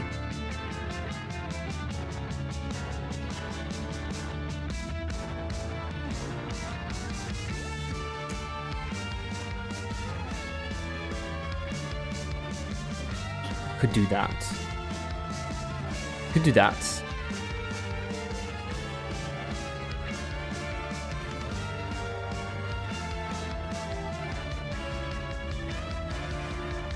So we would populate the end screen with the correct value so we can override them needed for saving.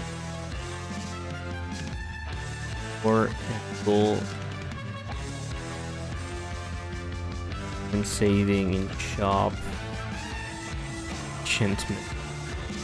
Well, I think that's a little weird. That's a little weird, but at the same time, does it matter? I'm gonna need to pass so many things though.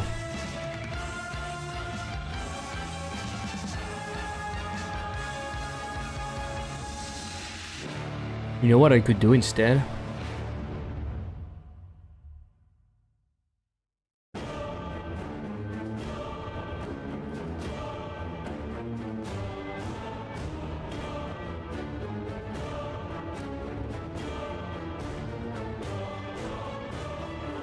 Do I need to duplicate deep?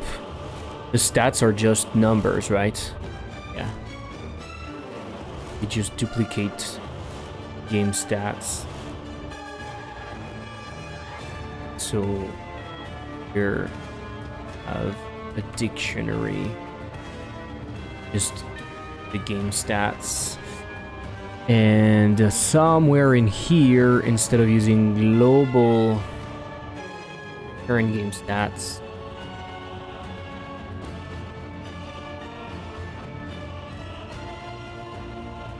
that seems better. That seems better.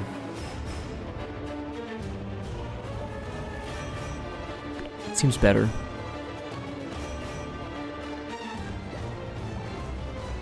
Let's try.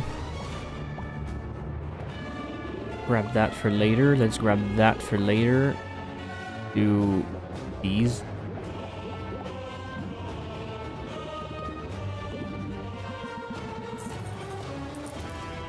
Select him. 68 out of 1. Blah, blah, blah.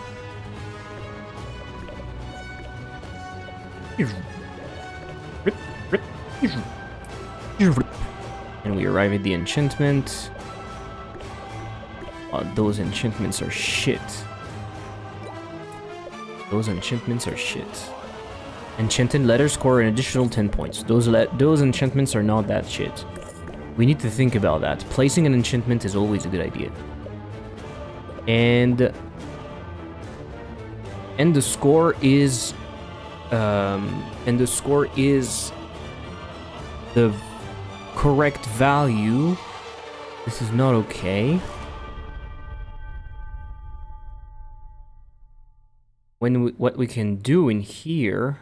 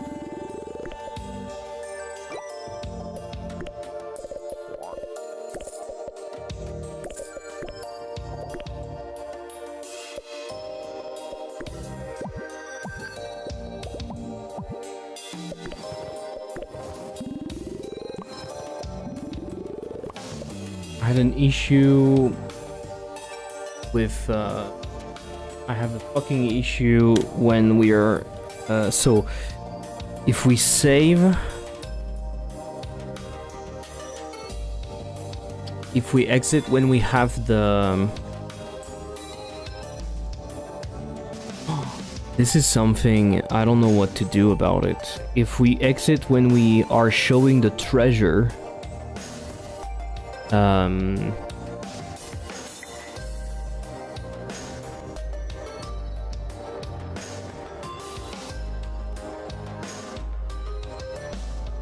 exit when showing treasure.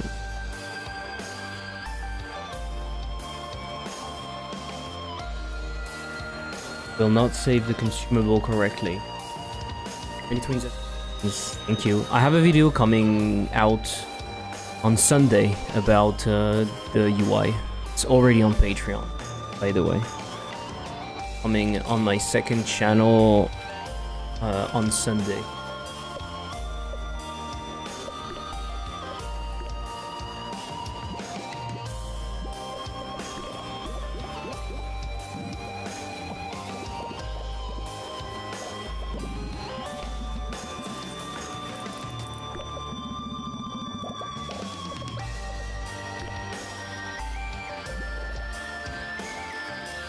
Okay.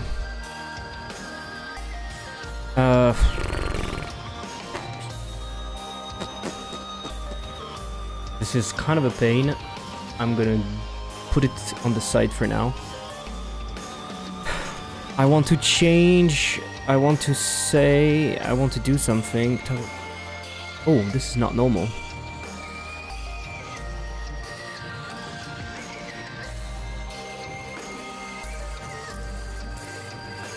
Not normal. I want to change something. No, I want to try something. So in the game,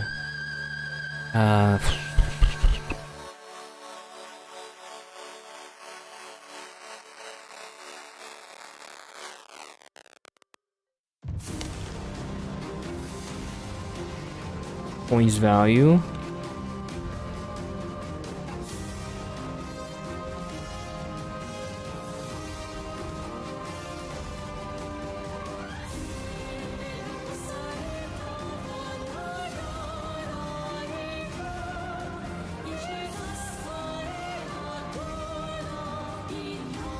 I put the wrong... How do I fix this? How do I fucking... I should have put on as me. Why? Why?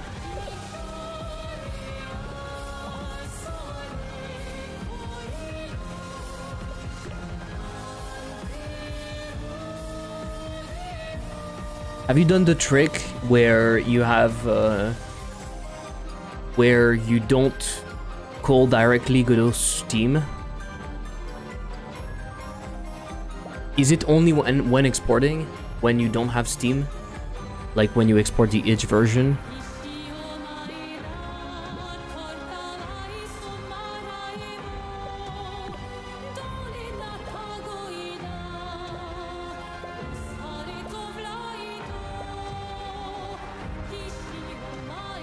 £40 if you're gay, if your word starts with the same letter.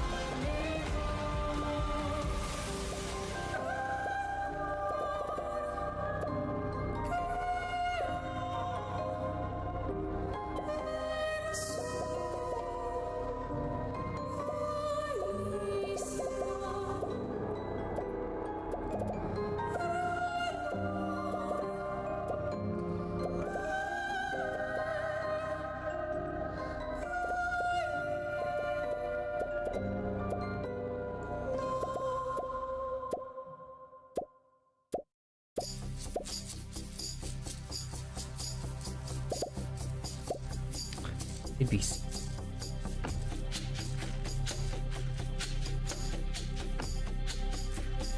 Port on XE for now, don't have errors running editor. Can you launch it from the terminal to see what it happens?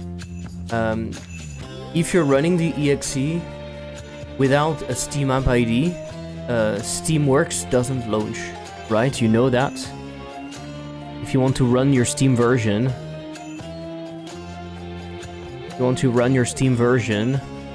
I can show you.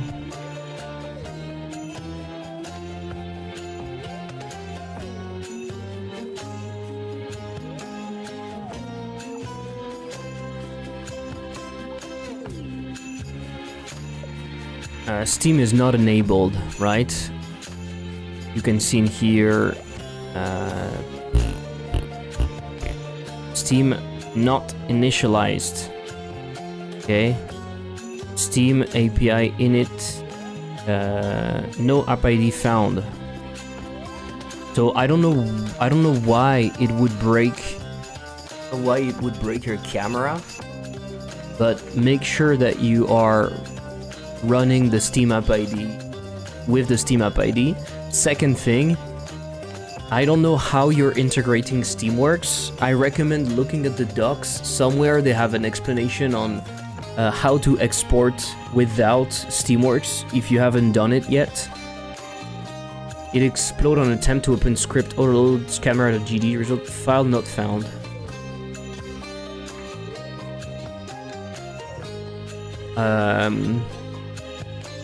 Is your camera... No.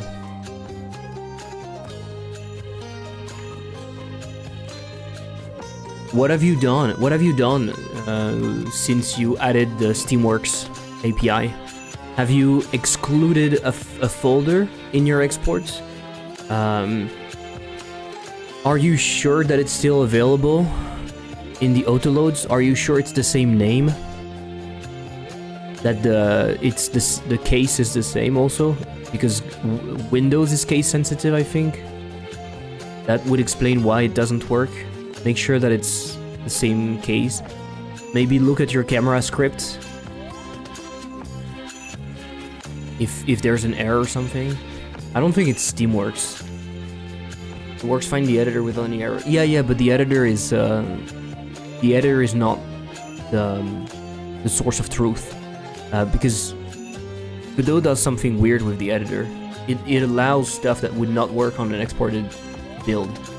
For example, if you have a file that has the wrong name, like you have a cap instead of a lower letter, it works in Godot, but it doesn't work when exported to a case-sensitive OS like Windows. I think Windows is, if I'm correct. So double check those things.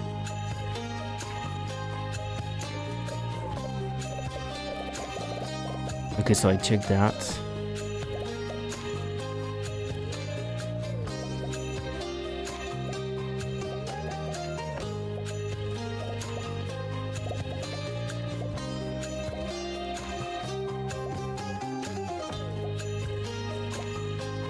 I think this might be 6. We can actually grab it.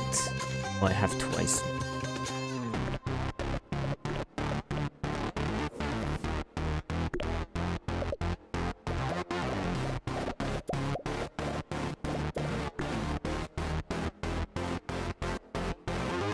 And as an upgrade, we'd have an upgrade.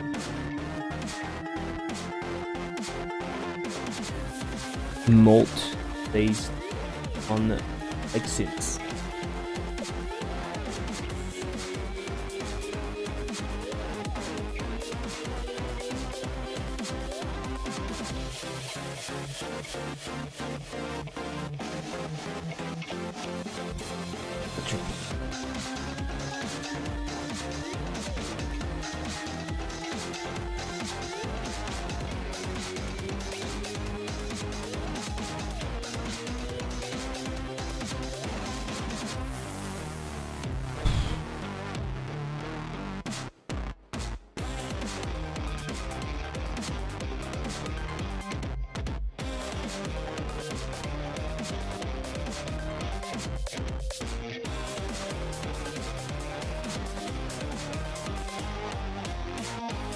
Okay, that's what I thought.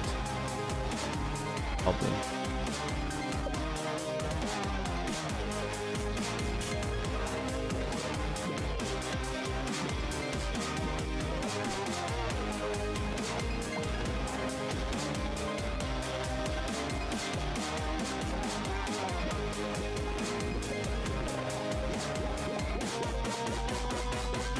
Okay. The culprit. In here, you don't want to do that.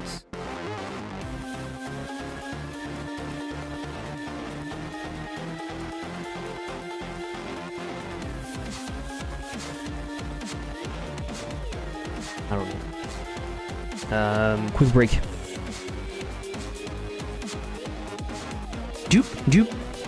Okay. Dupe.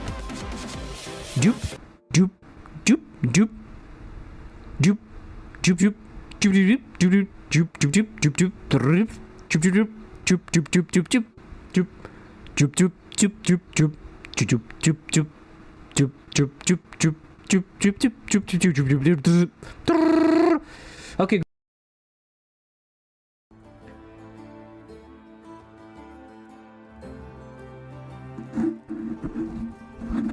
Okay. You want to start making games? Don't worry. You just need that. You know what this is? This is a game engine. This is a game engine. Just use a game engine. Pick whatever game engine you want and just start making games. You find a cool game, you clone it. This is Pong. Boom. You clone it. Make a game. You just make a game. And that's it. You're a game developer. If you make games, you're a game developer.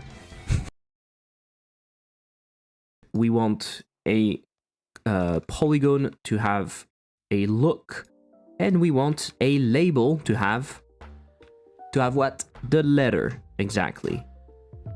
Congrats. Kong the fucking rats. Incredible. Incredi-fucking-bull. Is to automate my standing desk, because at the moment I have to hold the button. So I want to use a simple thingy to do that.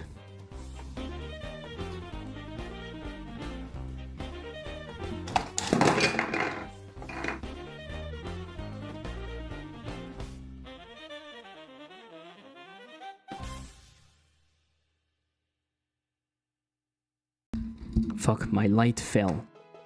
Sorry.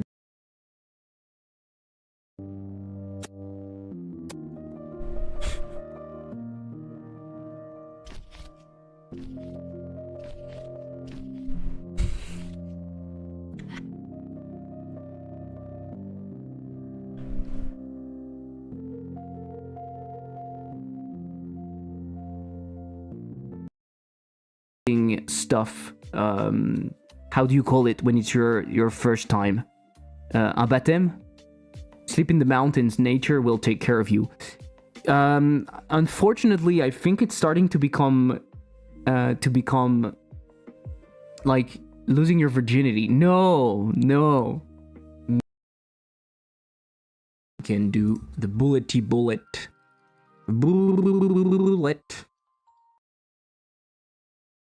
When they will look at Henry, the shopkeeper, they will definitely get hard. I think that's how it works. Henry, the shopkeeper, boom, instant hardness. Instant hardness. The pee-pee is fully hard. Are you ready? Ta, ta, ta, ta. Let's fucking go! No, why? Why? Why? Why again? Zoom out. Zoom out. Where is the other one? I want my money back. I'm not joining anymore. Ooh.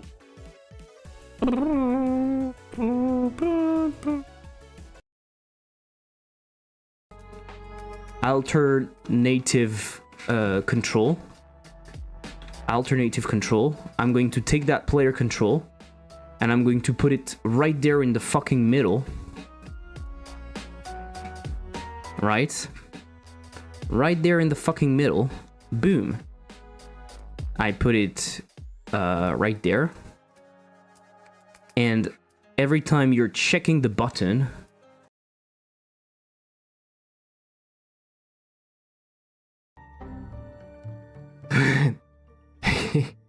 oh non! Oh non, je suis du pain! I am in pain! Oh non! Oh non! Vous pouvez pas me faire ça! Oh non! Oh non! Regardez la taille de cette boulangerie! Oh non! Je suis du pain! Ah! Ah! Les têtes à claques. C'est vrai. C'est véridique. C'est complètement véridique. Véridique Moby Dick.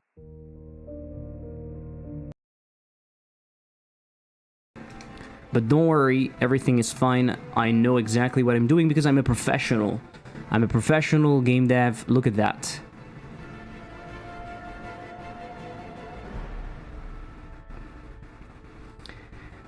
You could clip this, but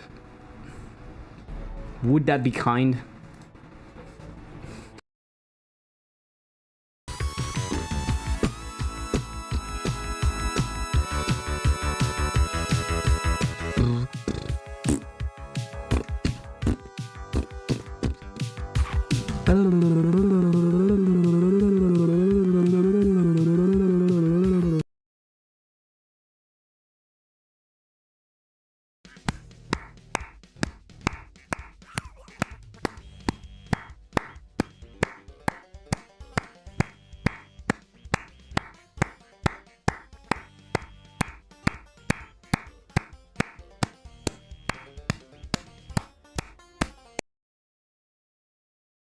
It's made with a polygon because I don't have anything rounded right now.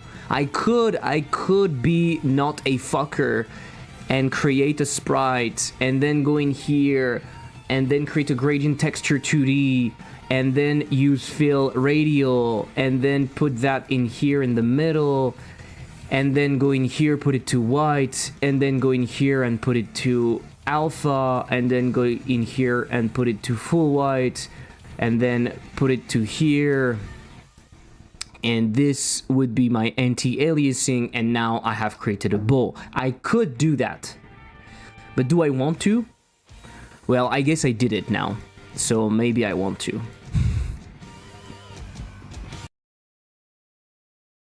It looks like this.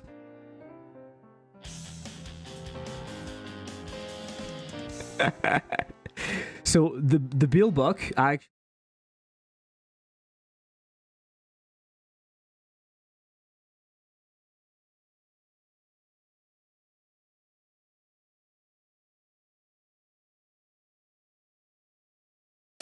so I'll fix this.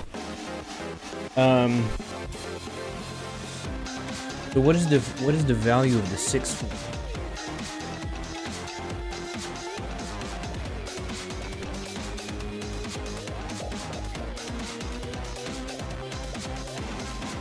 Score their points times 2.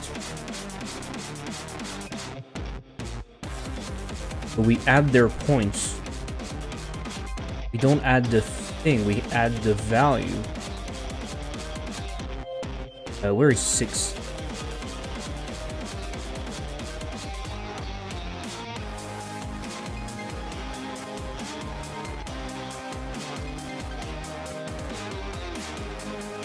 Yeah.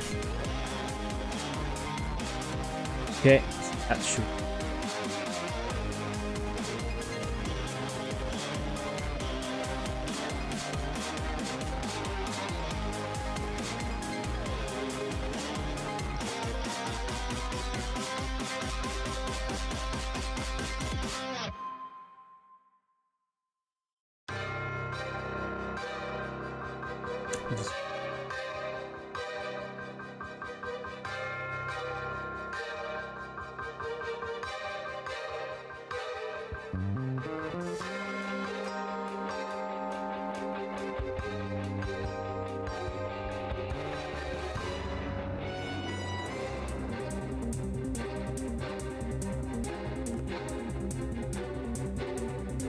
So fix.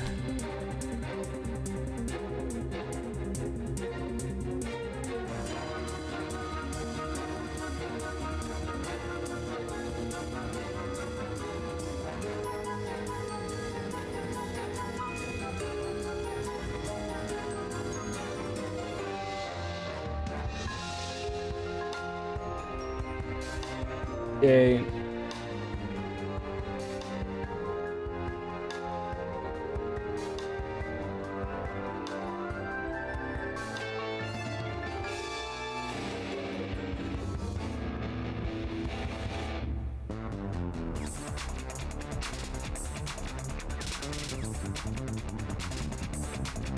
Give me a sec, I need to give some food to cats.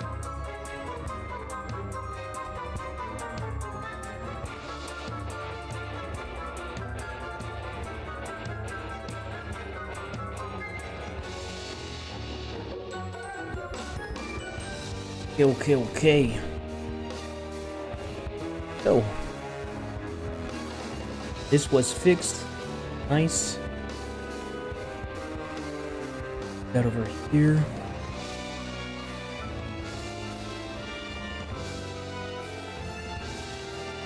Yeah, I don't know.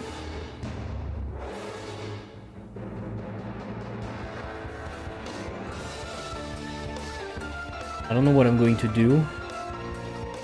I might just do more bosses right now because it's relatively. But first, I would like to jump up and do the golden rock.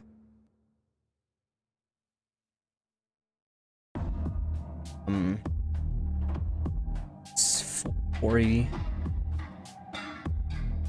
So juicing up the letters.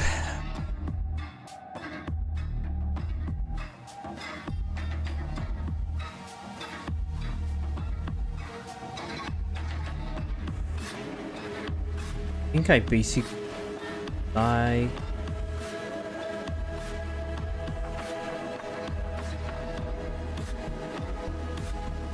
What I want to do is I want to have an animation or anchor. I want to rotate that in the correct orientation.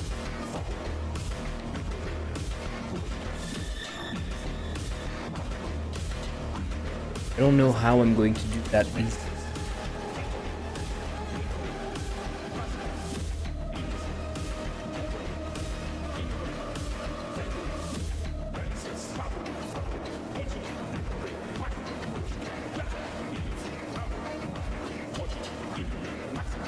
Try to do.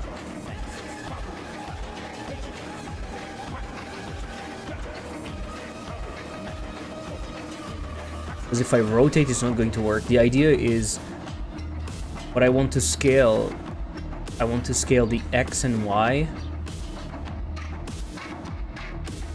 but I want that to be rotated, right? How can I? Hey, yogurt! So much. Or month. Appreciate it. I have a tool to allow me to draw. I have a tool to allow me to draw, but I don't know how. Drawing tab.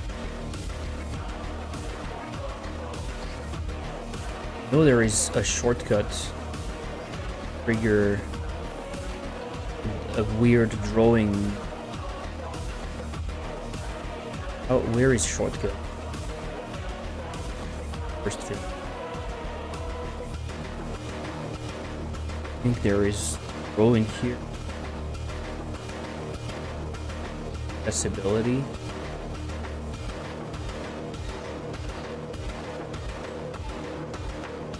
In zoom out. No, there is something. I have used it. I just don't remember what it is.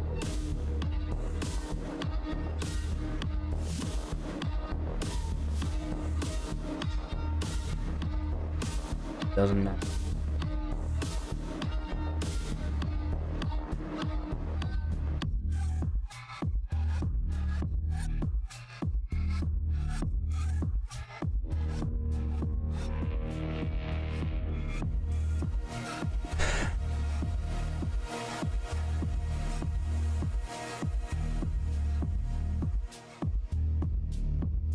Galley drop.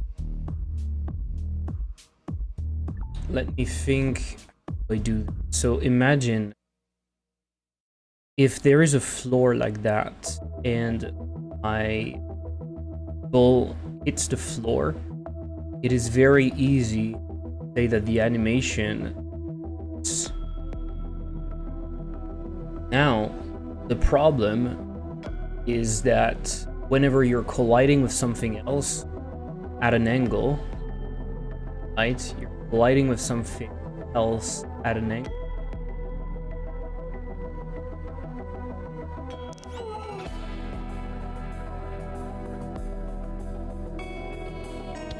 How do you define that? How do you define that? Because it shouldn't be that, not what you want. Right? This.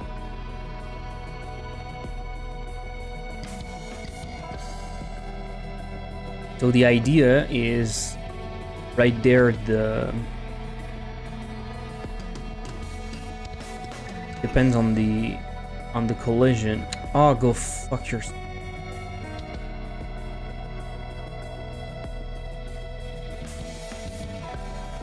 Why is it doing that? Right, it depends on the angle.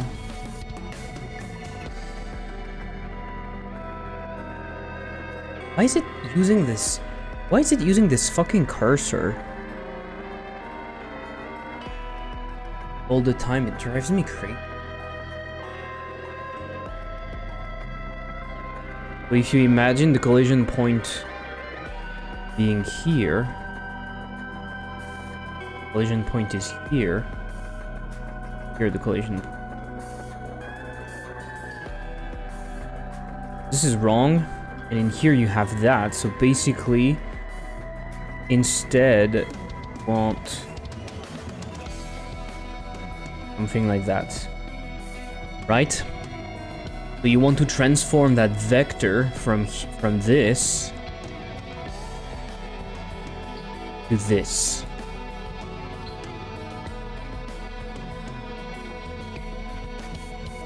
Because what you have to realize is that the center point of the object, the actual rotation of the object, is completely random. It might be pointing to the right, but it might be there, it might be there. You don't know where it's pointing, right? And you're not aligning the objects. I'm going nuts. Get back on an old version that is, I know it's working with GitHub, got the same problem. Don't know what the fuck is happening.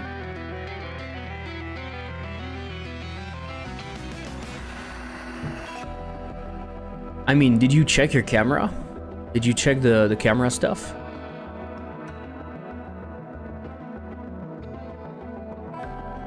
Did you actually look at why is it not loading the camera? You can launch in verbose if you want to get more information.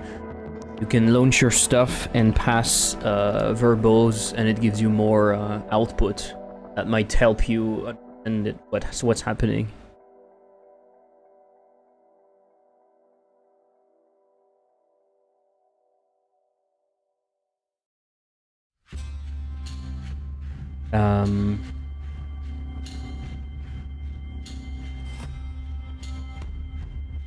So you might say, if this is the rotation, if this is the normal rotation, right? Let's say this is 0 degrees.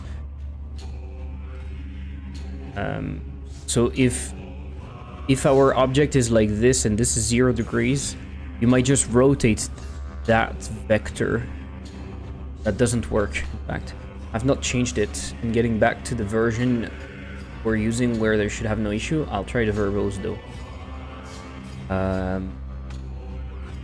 Yeah. I don't know what to tell. Like, it doesn't launch at all. The version that I used. That sounds very weird.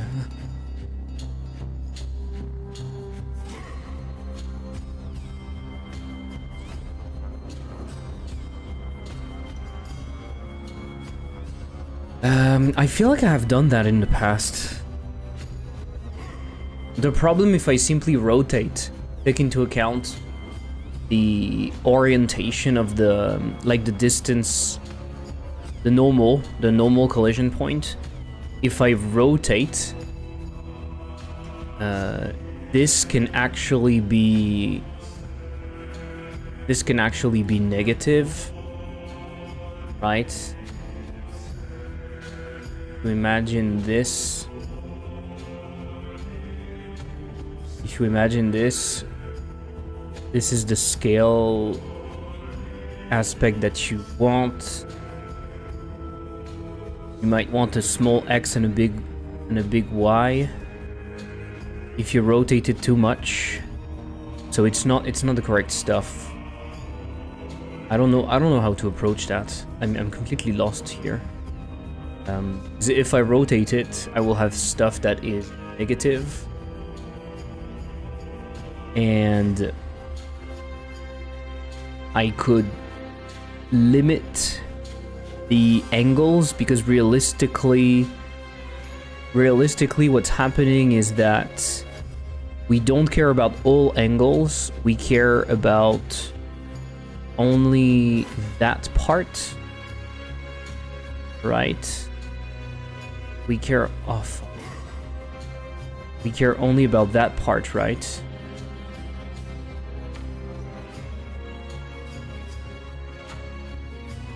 We care only about the positive, but then it's not correct.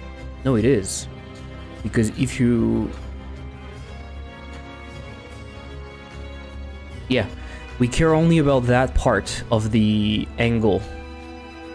Because if you collide with something else over there, if you have a collision over there in the negative, you can actually draw a line over there, and And if you apply your new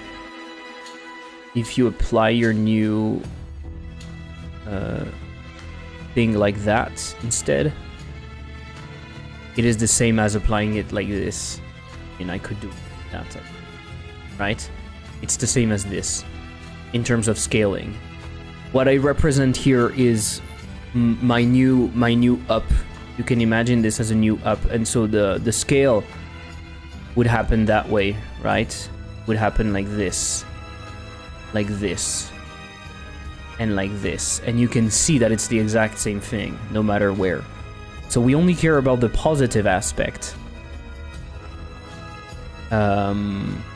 So do we simply constrain it? How do I do that? Do I project back to something that is positive? Is it that simple?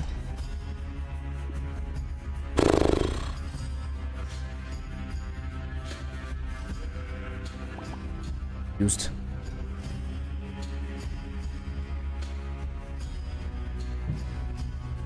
I'm a little bit confused.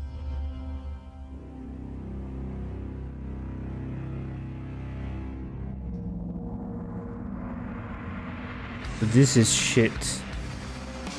I don't like that.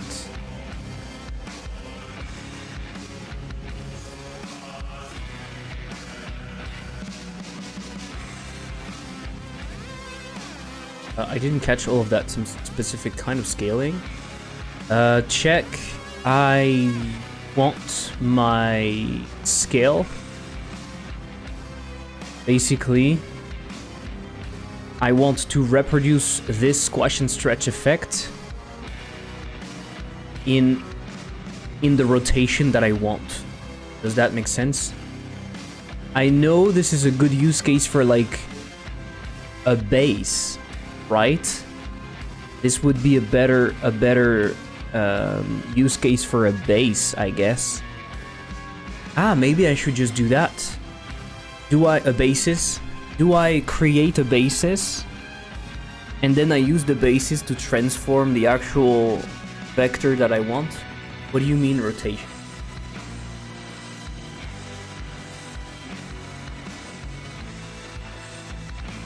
This is what I mean. When an object is colliding with the floor, I want him to squash like that. Squash. Okay, and then come back. So it's squashing, it's becoming bigger in X and becoming smaller in Y.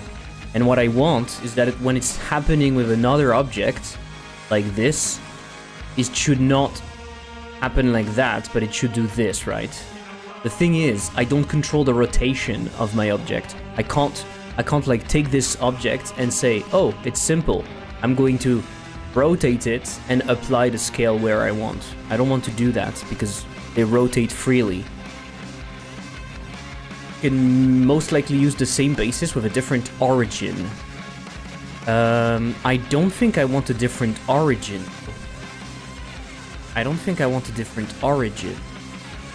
Because the origin would be doing an offset, and I don't want to do an offset. I'm always scaling from the center, right?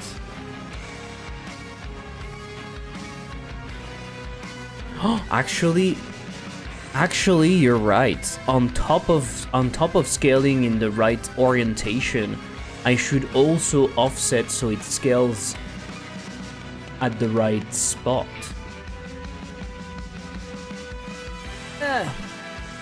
You can either pick a new basis for which to apply the squish or compose the squish with rotation. Math works out the same. Yeah, exactly. That's what I was thinking. The problem is if I directly apply the rotation, it doesn't work. Because we are going to have a bunch of rotations that we don't want. All of those rotations here, we don't want them. Because they are negative, right? Negative X, negative Y. We don't want them. We only want positive rotations, otherwise our vector, the resulting vector is going to be negative. So we only care about those. We only care about those in here, But it's fine because they map... It's symmetric, so it doesn't matter.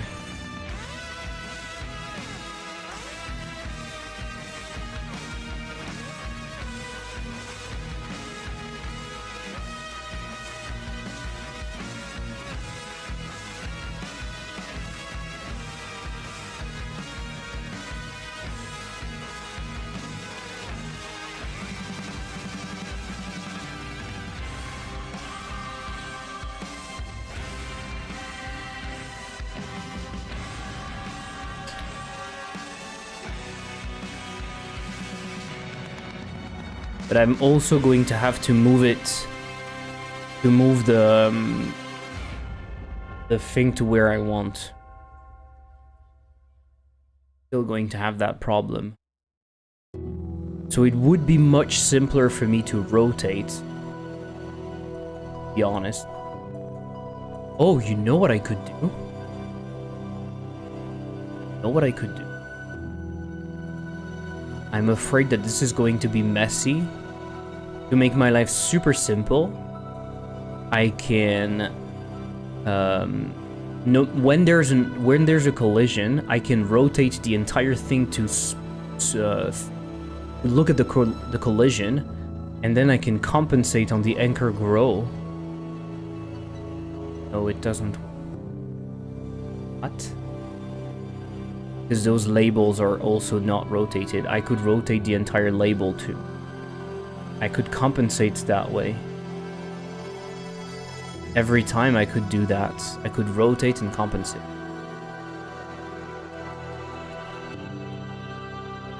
Point.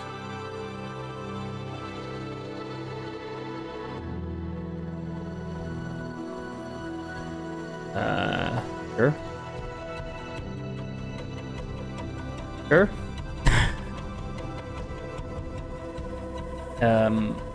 I might try that. I might try to do this. This might be much simpler. This might be much simpler.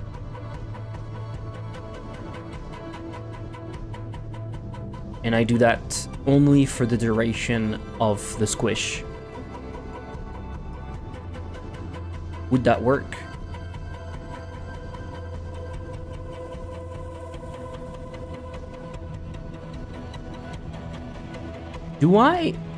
Do I have... Okay, let me check something.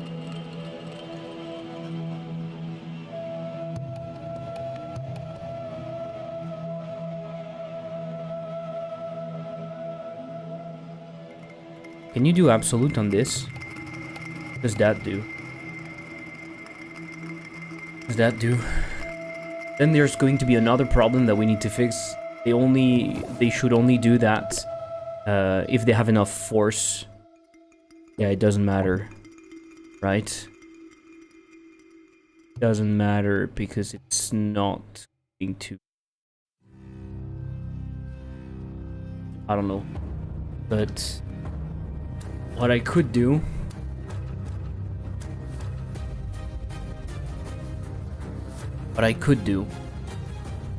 Let me try.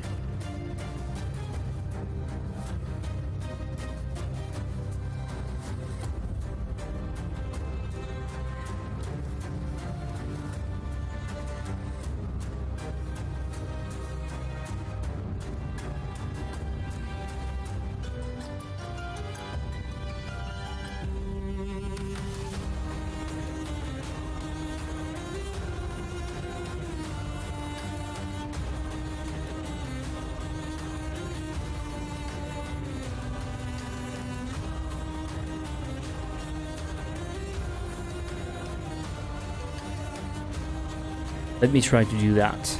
Let me try to do anchor. What I want is I want the angle. Oh my god. Global position, angle to point colliding with. I don't think I want that angle. I don't think I want that angle. I think that angle is not correct. Squish and rotation compose into RSR minus 1. Also the squish rotated basis regular basis. Sure. but I don't understand that, so let me try something else, okay? Try something else.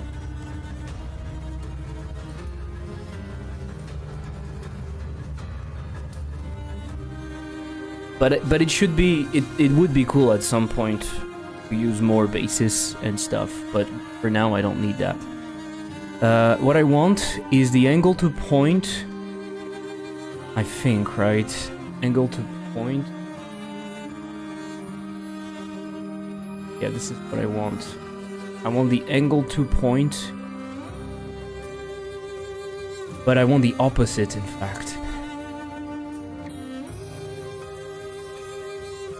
I don't think I want that.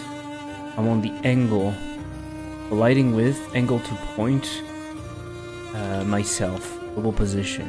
Okay, we'll handle the basis later. Anchor.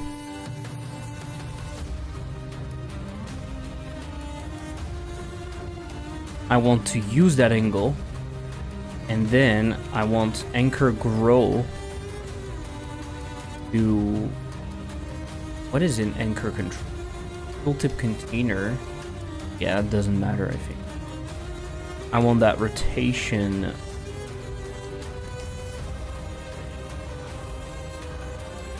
Minus angle, and we could do it on the label also. And then we can scale that. Does that work? Let me put the game in slow mode to see what happens.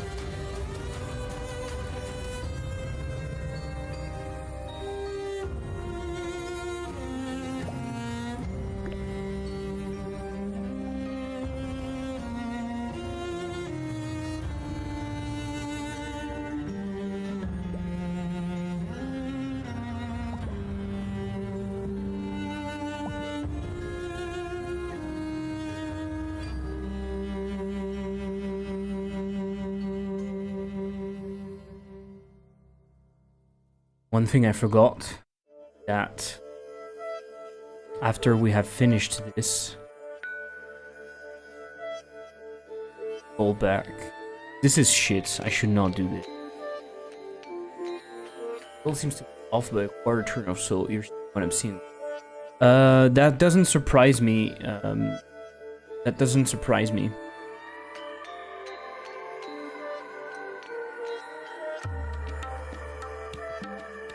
That doesn't surprise me. I think I know why. Because Godot, the angle in Godot is going to be... So I have my 2 points, going to give me the angle, but angle is at 0, so if I want the real angle...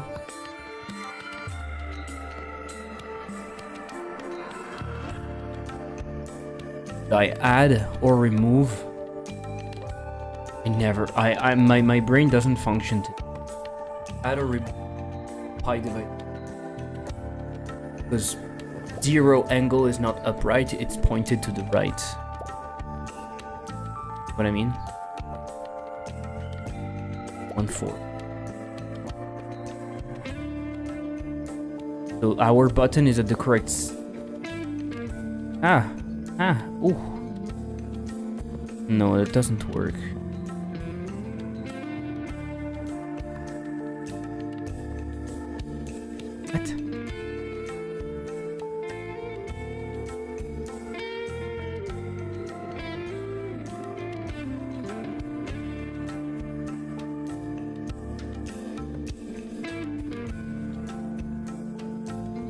Okay, you know what I should do first? I should not do that. Just in case.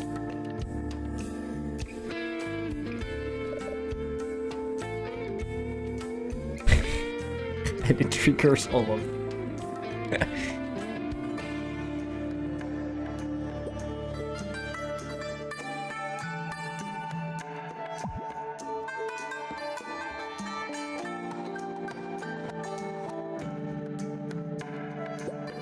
It seems to be angled at the right spot, first of all.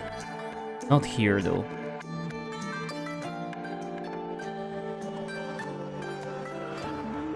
No, it is.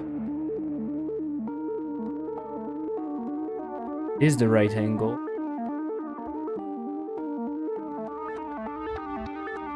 Depends with what it collides, of course.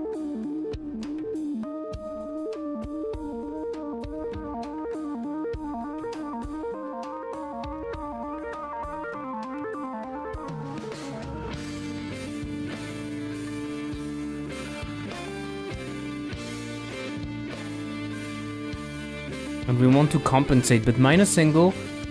Is minus angle wrong? Is minus angle wrong?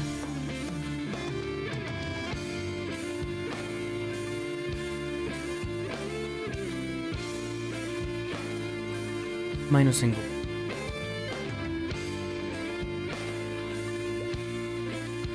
Shouldn't rotate, you motherfucker.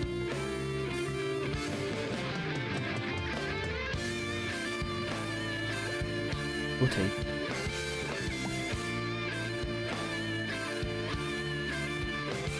We want plus? So confused. Ah, I should do the bases.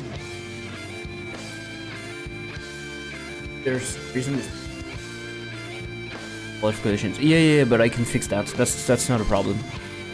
That's not a problem. Doesn't work. Why are you not changing that?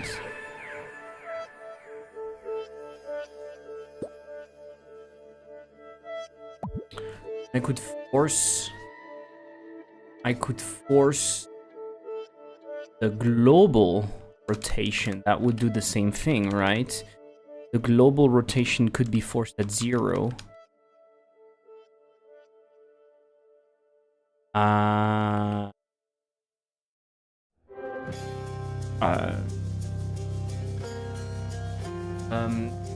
Plays a half turn, you should notice it. By half rotation. Yeah, but it's to move the actual label. I don't want the label to move. That's my problem right now.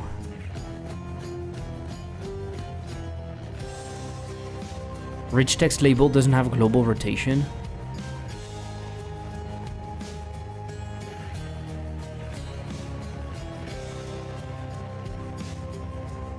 Okay, that's shit. That's shit.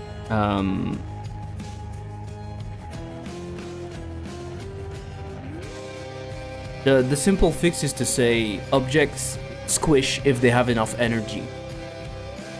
So that way they don't start squishing like crazy whenever they collide multiple times. They only do it the first time, basically, in a way.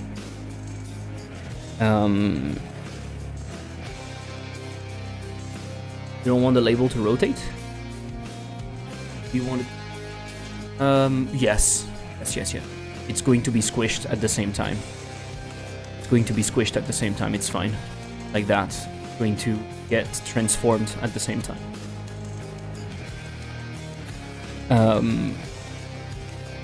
It might be better to do the transform stuff, right? But what is the difference? Realistically, it doesn't change anything. If I do the transform, I'm going to have the same problem.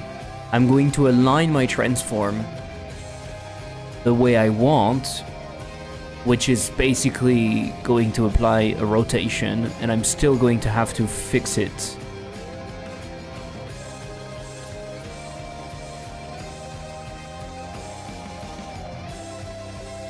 Finally able to make the worm work again. Delete the camera auto and recreated scratch so. Indeed, that's weird. Maybe a caching issue or something. When there's a weird thing that is happening, not in the editor but on exported, what I usually do is I delete the Godot folder. It doesn't happen very often, but I think it's one of the first steps. Deleting the Godot folder is quite as sure that you start again. Proper.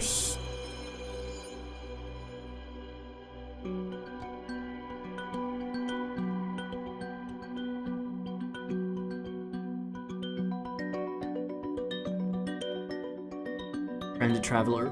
I think just apply a rotate actually subject. Totally. Thank you for the follow.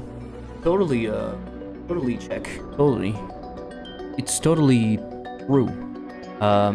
It's just that in Godot, I feel like it's a nice trick when you're struggling with math. You can use the nodes themselves to propagate the transforms, because that's basically what they do, right? So instead of having to do some math, you can just place the nodes where you want, and then the math is done for you, if that makes sense. It's doing the different transforms for.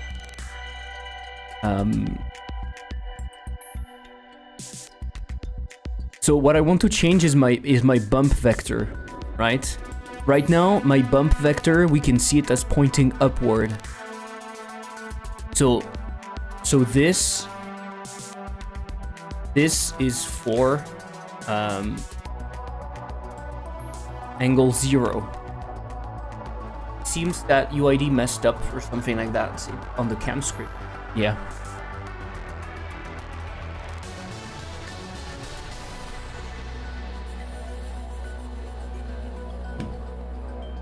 How did you grab your Godot Steam? With AssetLib? On their website, you can pre-compile it. With AssetLib. AssetLib, Godot Steam. I use the GD extension version. Use the GD extension. Godot Steam. GD extension 4.4. Use this one.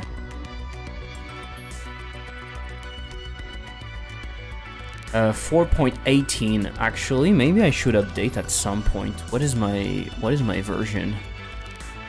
Can I see what version I run? I mean, it's not a plugin, so I don't think I will see it. Is there a way to see that? License.md. Is there a way to see that?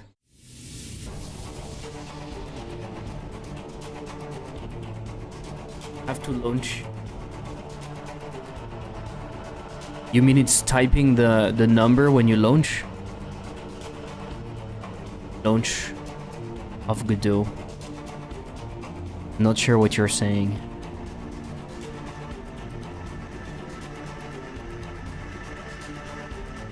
Yeah.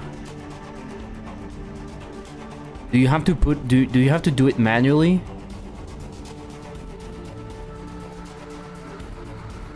Here, where do you load your project?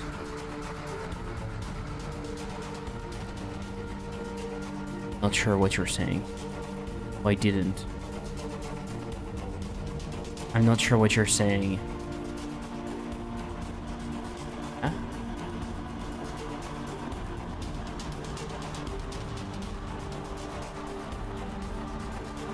How would you get it and reopen it? And you want me to launch Godot? Come on.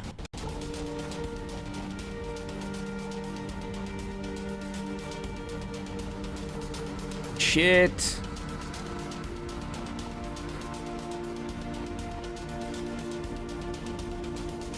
I don't understand what you are saying.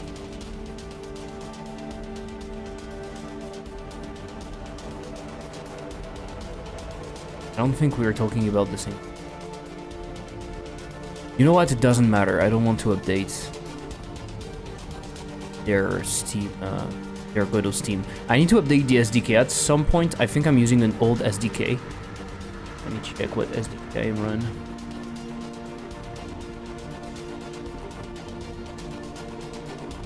I'm running the 1.57 SDK.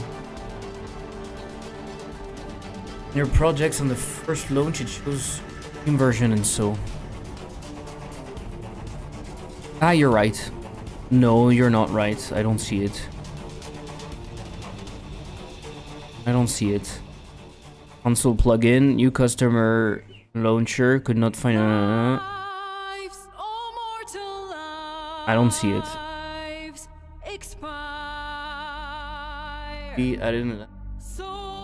The exit panel at the bottom. No, but it's fine, it's fine. It's weird that there is no easy way to check it. Maybe it's written in the project. Does it get added to like project settings somewhere? Steam? Config. Doesn't get added. Ah, Steam. Maybe there's a version in here.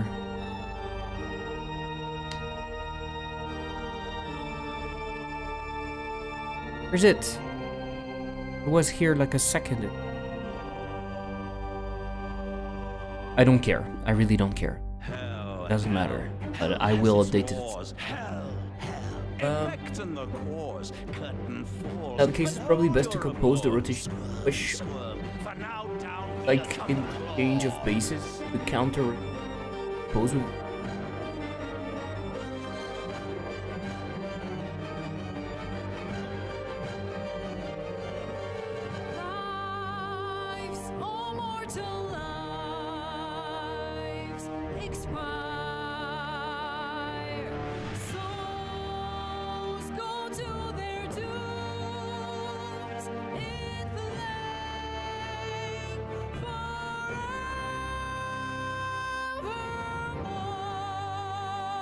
pose on node, I mean just play them in.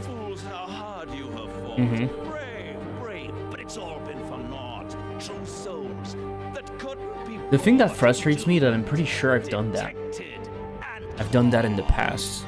Pretty sure I did it already.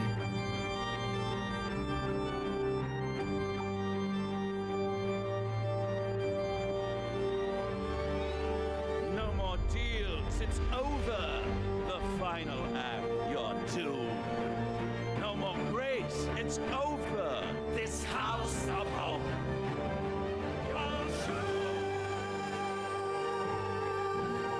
The thing is, even if I really want to update my stuff, I would need to actually move the position in here and do it.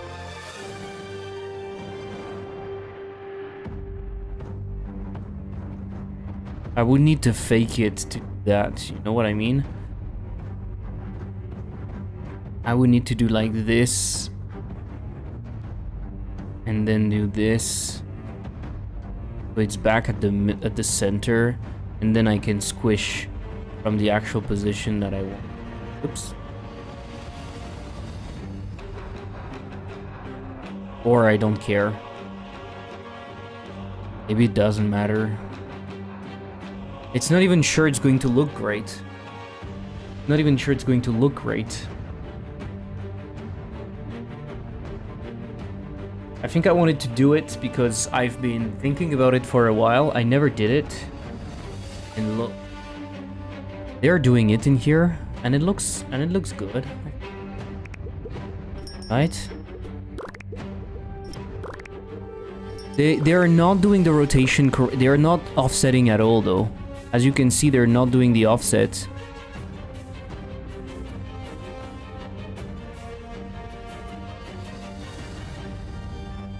It looks like it bounces, basically.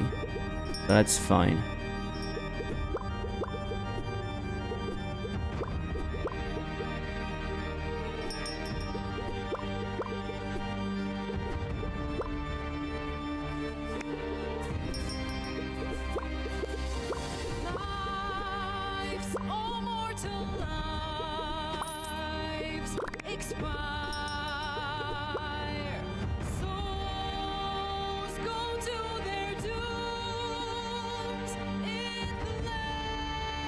We're going to best to have a static animation. Rapidly flip directions. No, don't worry. Don't worry. I'm going to trigger the squash. I have two solutions. One, triggering the squash only if there's enough velocity, and then I can, on top of that, scale the intensity of the squash depending on the velocity, so it doesn't look like it's flickering like crazy all the time. So there's like a threshold where it doesn't do anything, and then depending on how much velocity it has, it actually it actually does the stretch, the squash and stretch, or no. That would be fine. Doomed, detected, and That would be fine. Okay. But doing this would work, right? Doing this would work. Why am I not doing this? Why am I not limiting my angle? Why am I not limiting my angle to what I want?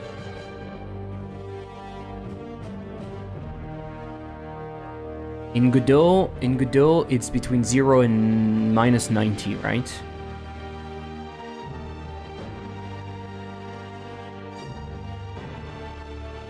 Between 0 and minus 90. Sort of toying with the idea of having some on top of regular. Yeah.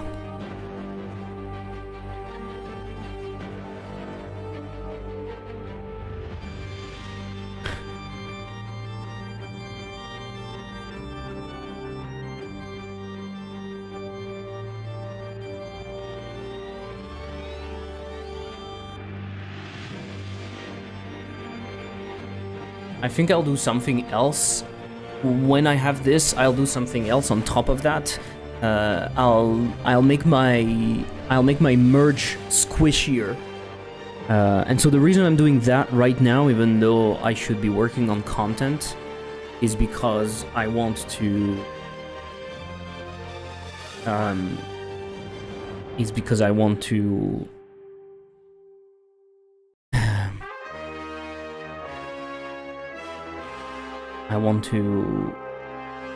do it for the trailer that I need to do, like, before the end of the week. Okay, what do I do? Do I put it on the side and come back to it? Do I try to do it? Why am I struggling with that?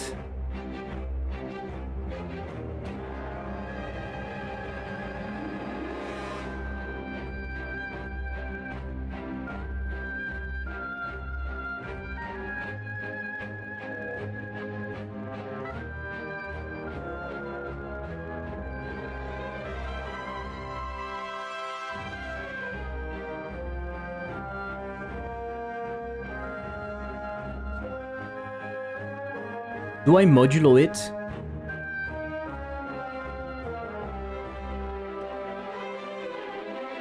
Do I modulo my angle?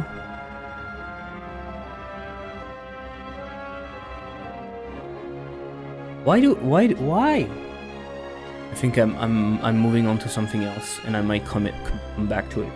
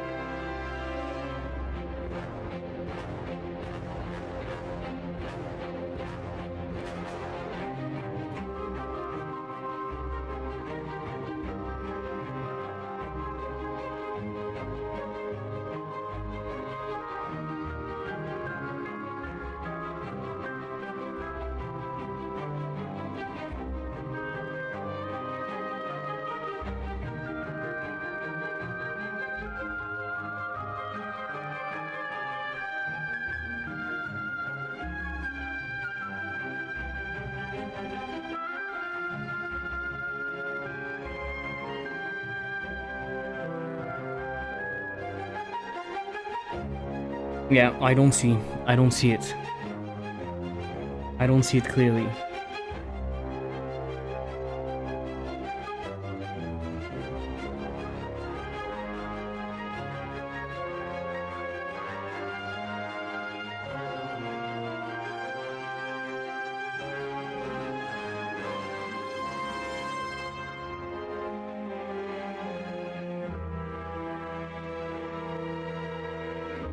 We can call it a defeat.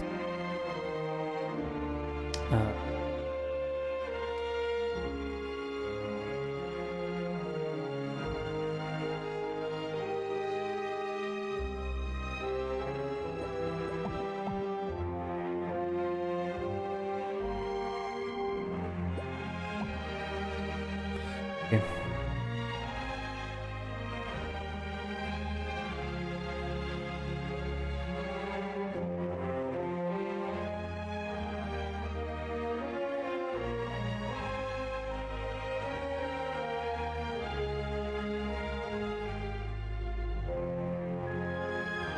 So that I can do. So maybe I can have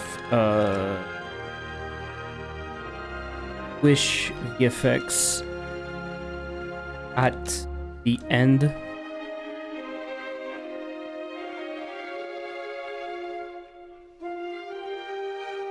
I can have a squish VFX at the end. At the end of the merge.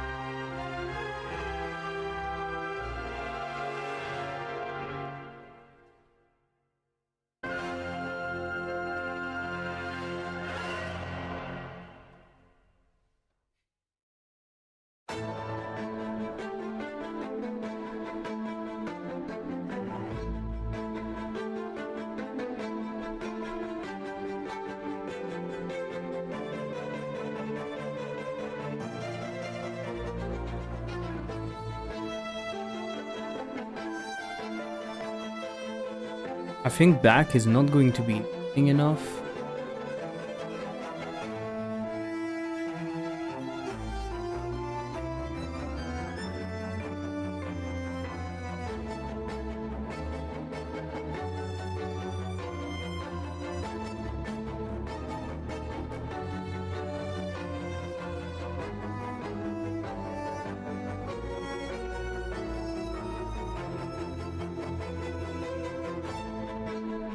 So we have a finish merge somewhere.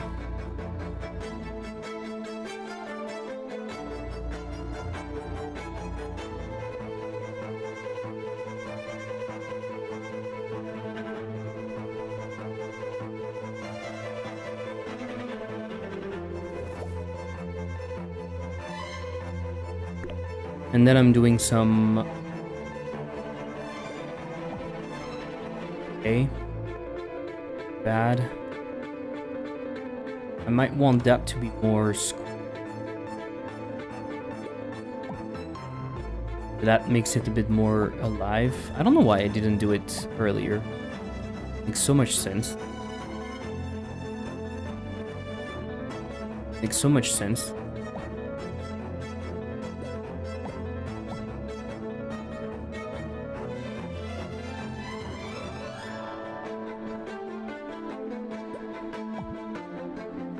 I'm wondering something.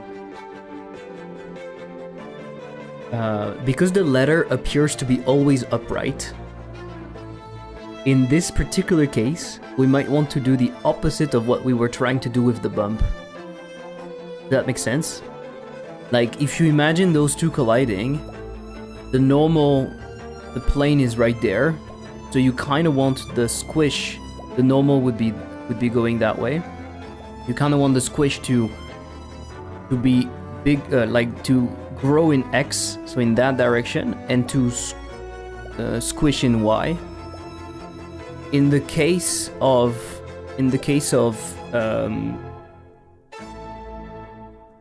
the collision, the merge, we might actually want to be always doing that like vertically. Does that make sense? We would like to ignore the rotation. Do you think it makes sense? That's a big E, by the way. That's a big E.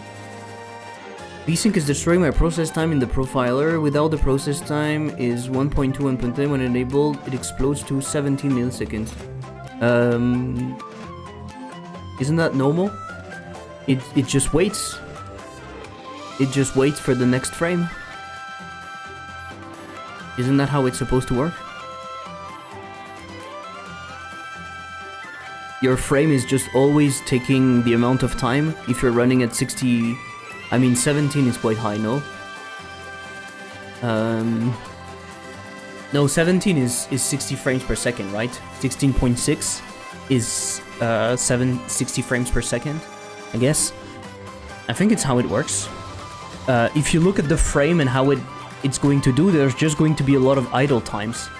It's just going to produce the next frame when your computer can actually use it, instead of producing frames all the time.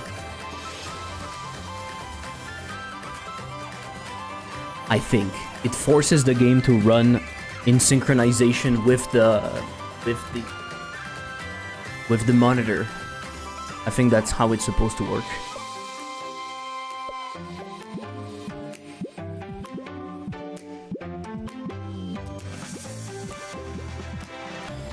What do you think? And it can't merge anymore. What do we think? I'm tempted to think that it should not act like this, basically. Does it kind of look weird? Shit, so now I have the exact opposite problem on the Squish.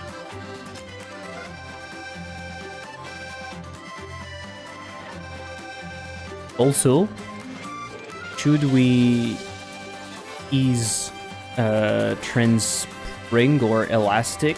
Let's look at how it looks. We restart that.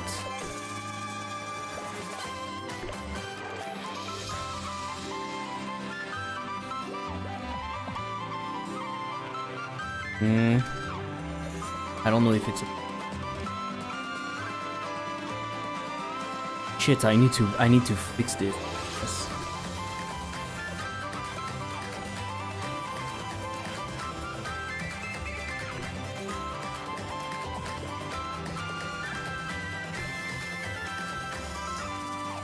I think it...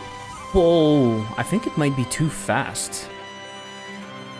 That might be it. You need a lot of time when you... I mean... I don't like this in cheat sheet. We don't see any freaking... Don't see anything on this one. But it has the updated spring one. So the spring one will do this. The elastic will do that. I think this is the elastic one. Just need a lot of time. But we are going back to 1, so we are going to scale.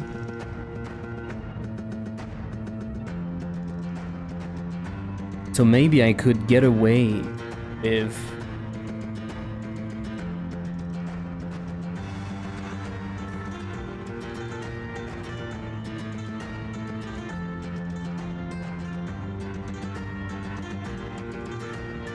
If I put it everywhere, it's going to be awful.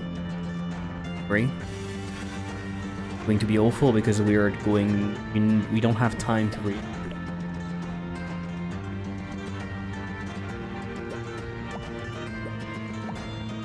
Yeah. Exactly what people wrongly.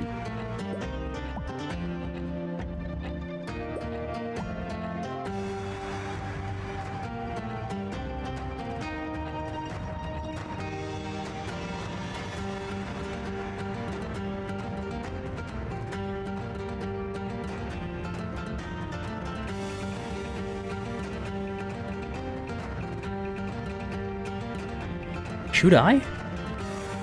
Should I? Just tween ease out.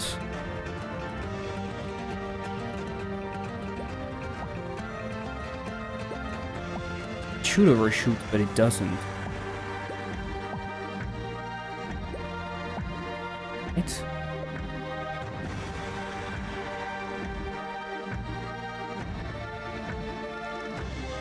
Should overshoot.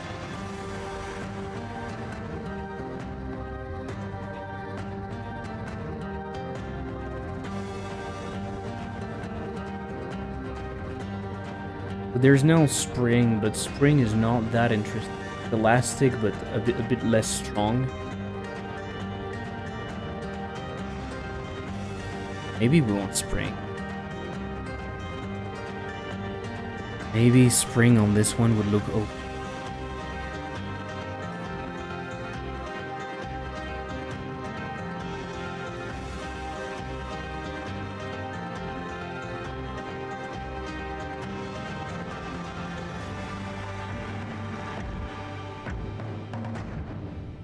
Here's what I have. Godot's team 4.18. Okay. So this is probably a new version. I don't have that. But you know what? Maybe there's something I can see in like the Godot Steam folder. Right over there. It's crazy that they don't have like a freaking version file in here. Maybe they started adding. Because I don't see it. There's nothing. Just a fucking file telling us what version it is, right? It would make a lot of sense.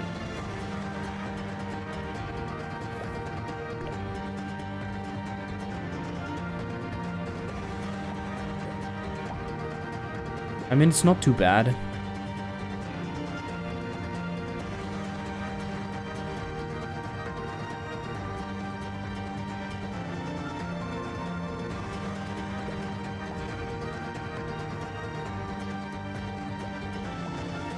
It doesn't look that squishy.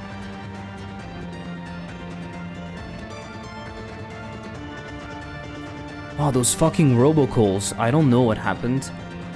This is nuts, guys.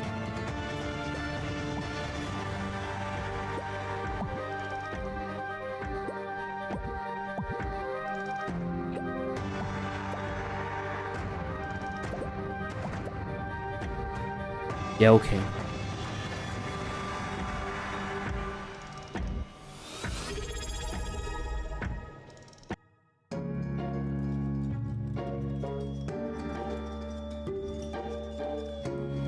Hey, Cat, how are you doing? Thank you so much for the sub. 38 month. Let's go. Let's fucking go.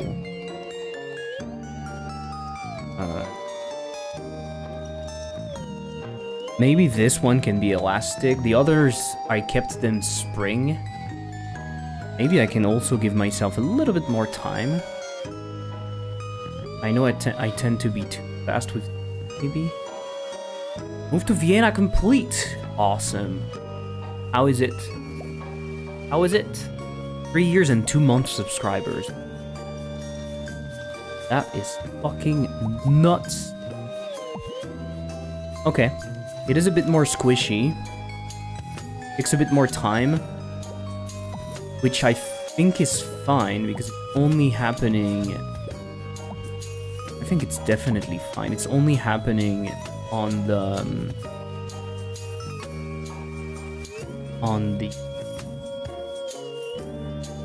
Oh, I'm gonna go 85 here. 15. I think the squishiness is good. The only problem is that it's not upright, and I think it looks alright so far. Nice. I think the squishiness is perfect when it's upright.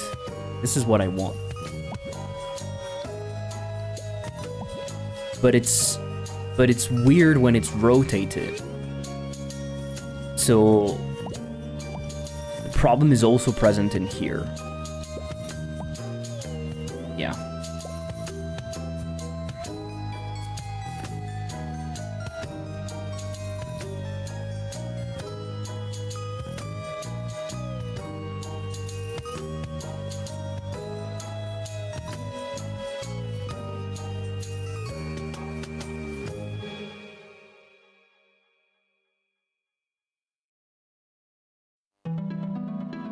Is there an easy way? Using the transform, is it easier if I use the transform? I tried to compute what it would do, but I don't manage. I can't see it. I have the intuition it's going to be easier, but I don't see it. I don't see it so far. Take this as an example again. This is the floor.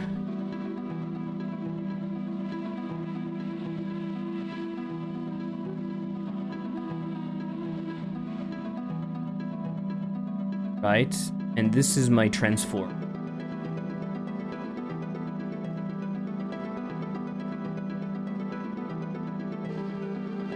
So when I want to apply my beautiful scale, it's aligned, but the moment this is rotated, it starts to be weird. Why do you not want to rotate? Where's the rotate? Did that? Showing me this fucking cursor. Why do you not want to rotate anymore? Am I crazy?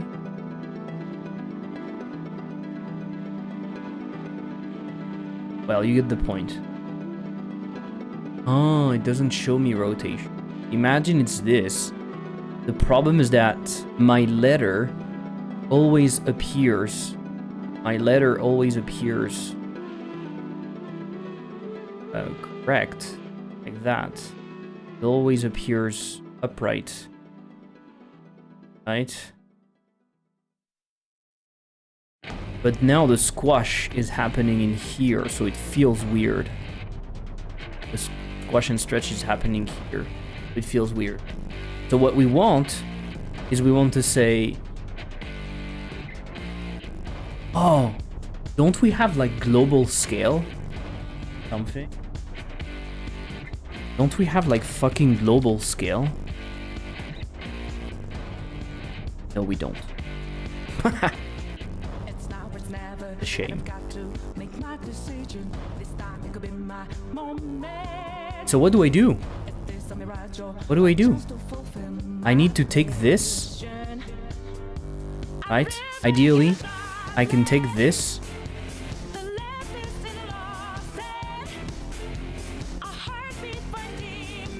And reposition it so it's like that.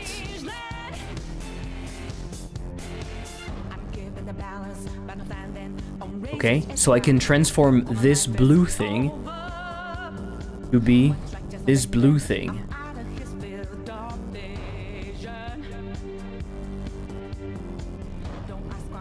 It should be easier. It should be easier in that sense. It should be easier because I should only make it upright. So I know what the target value should be. It doesn't depend on an angle or something. It's just make it upright.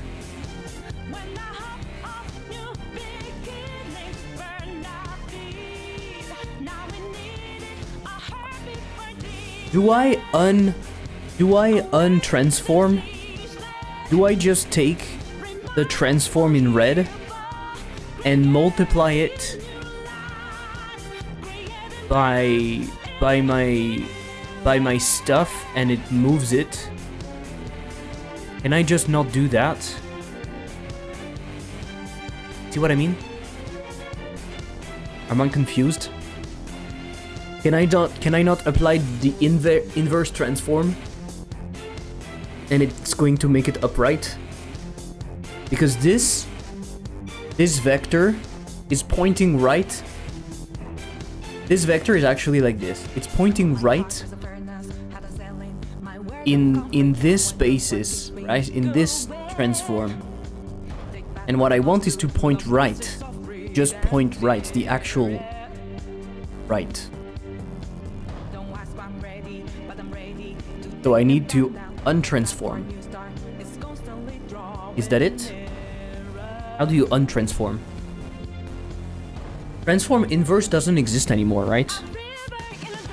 But you can just multiply now. Xform Godot 4. Xform disappearance in Godot 4. People talked about that, I remember. I'm always confused about those stuff.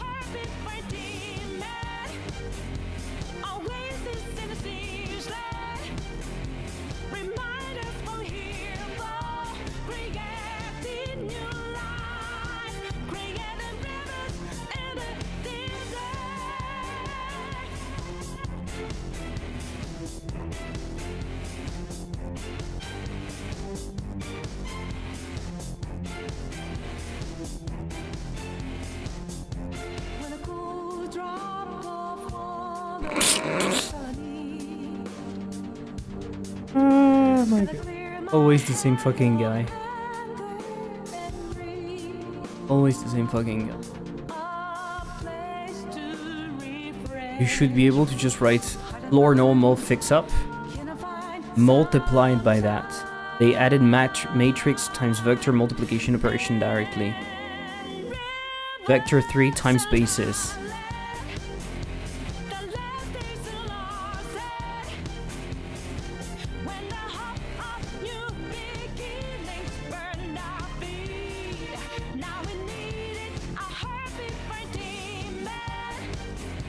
I think it does what I want.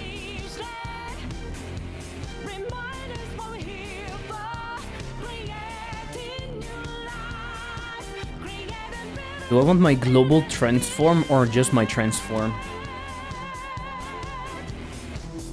Basis X form. What is this?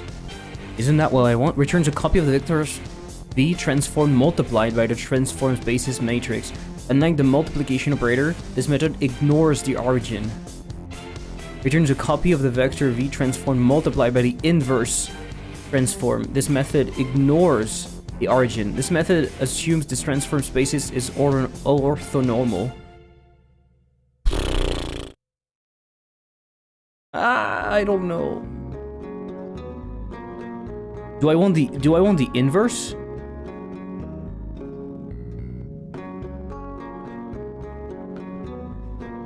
I want the inverse, right?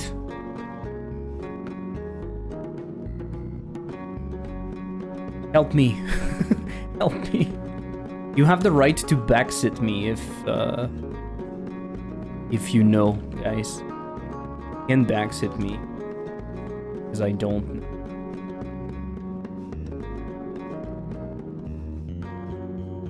What the fuck is this? Listen to that.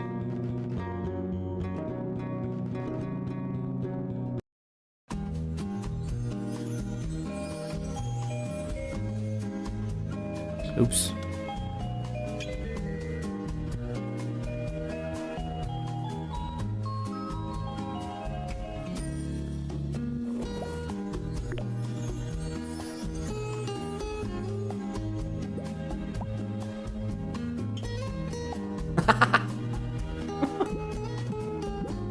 Ah, my letter. No. The fuck?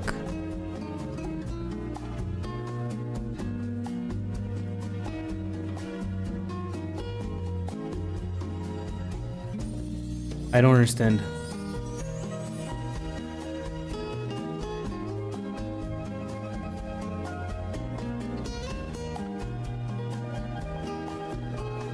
I don't understand.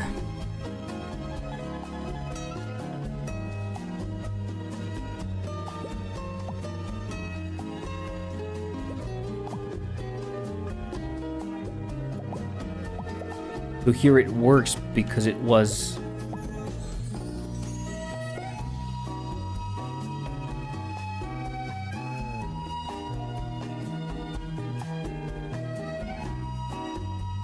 No, but hey, this we should always go back to here because the 1 is 1. 1 is 1. It should not be transformed. Right? I'm confused.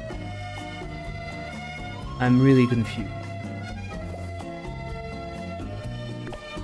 So frustrated.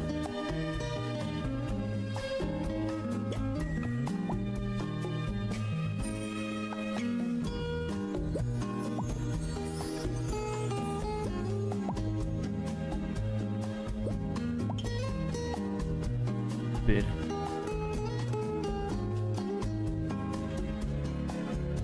But I don't understand what this is doing.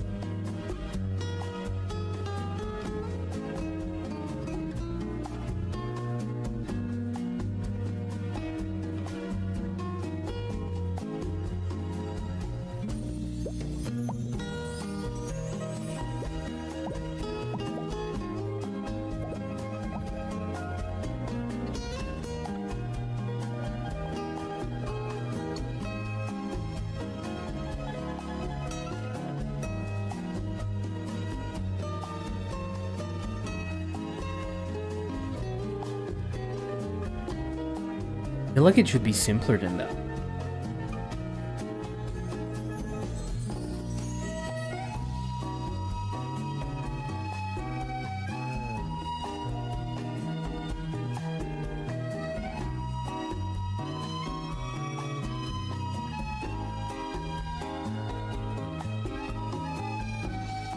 Unlike Transform 3D, there's no equivalent to basis. All mention of basis refer to the X and Y component of the transform. Okay. Matrix transform. Working hard, thank you, but yeah. Matrix component and the identity matrix.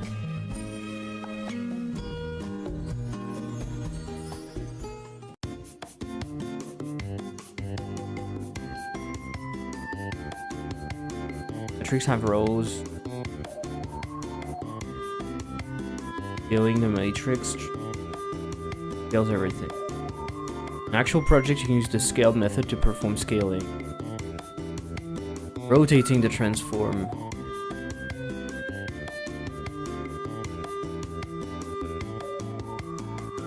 Okay.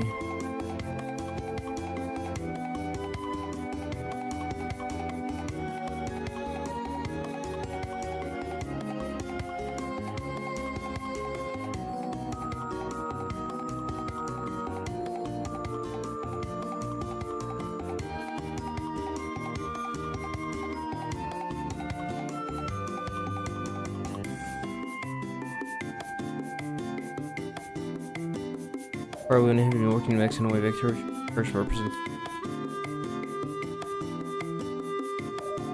Can offset. I don't care.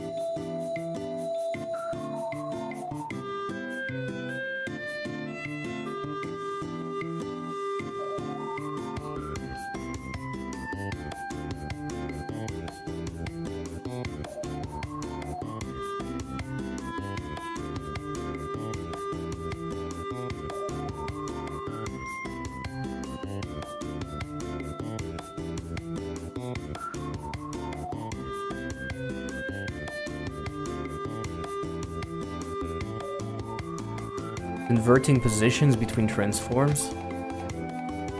There are many cases where you'd want to convert a position in and out of a transform. For example, if you have a position ready to disappear and would like to find where the world position.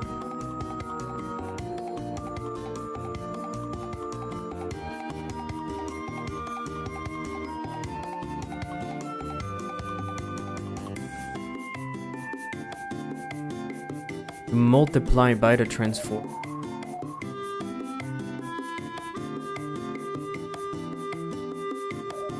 If you know in advance in the transform position at 0, 0, you can use basis X form. Dealing with translation.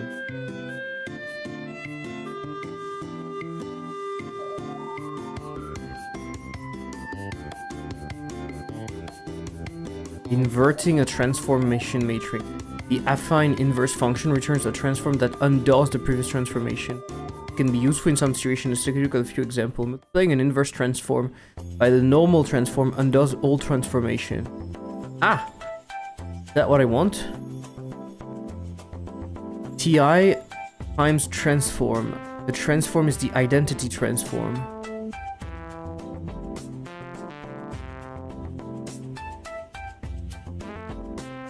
Transforming a position by a transform and its inverse result in the same position. Okay. Yeah, but no.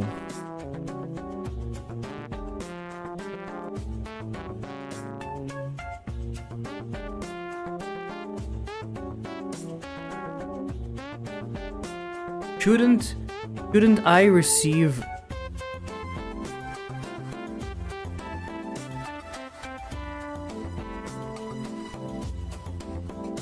or returns a transform that undoes the previous transform? A fine inverse.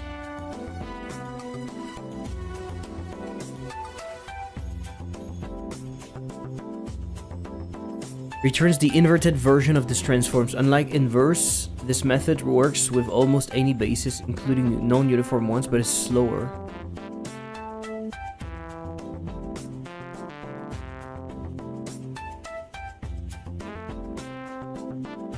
I don't understand. I don't understand. This sounds so fucking simple.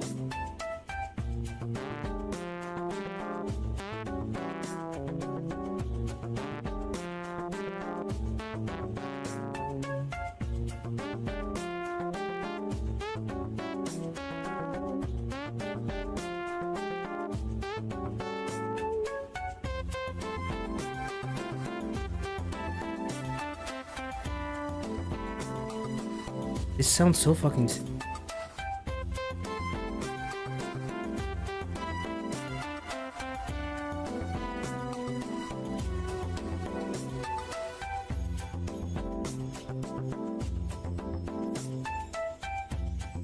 Why is it so complex? What am I doing?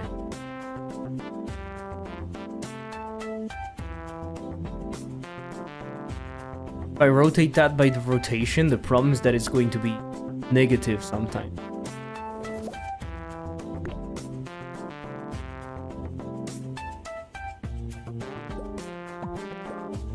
Yeah.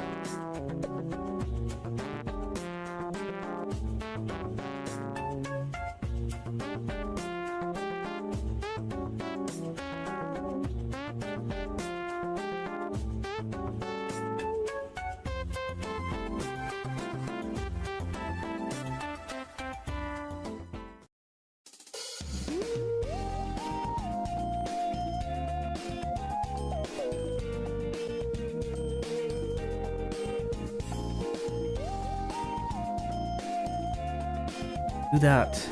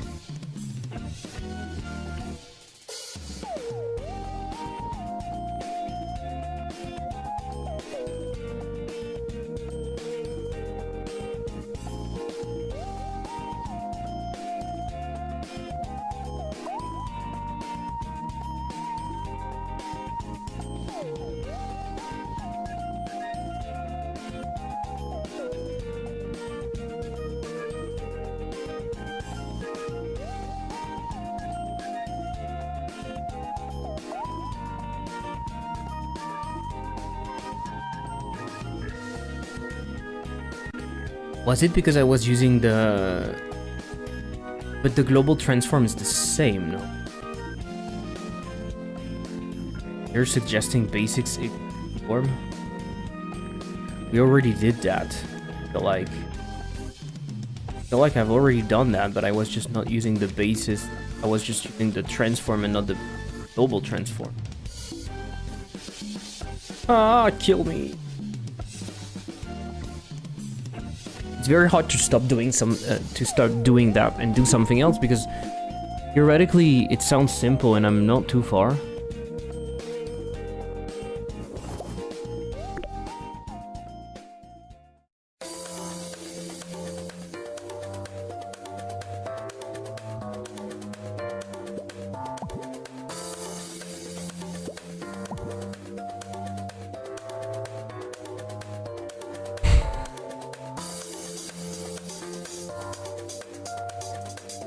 They're saying local to global, you grab global transform and you basis X form. Basis X form. Right?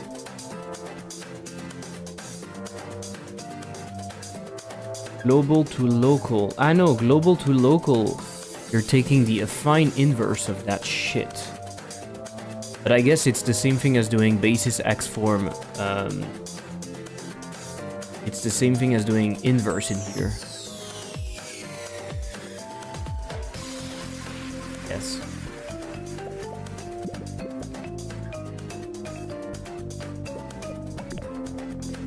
Doesn't work, right?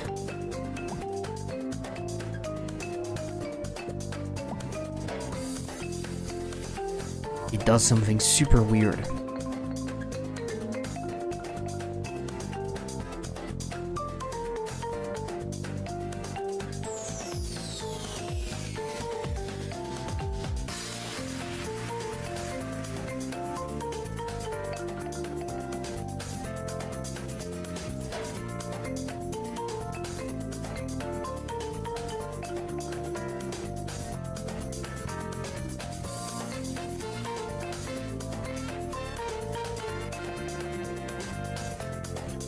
Yeah, I'm struggling.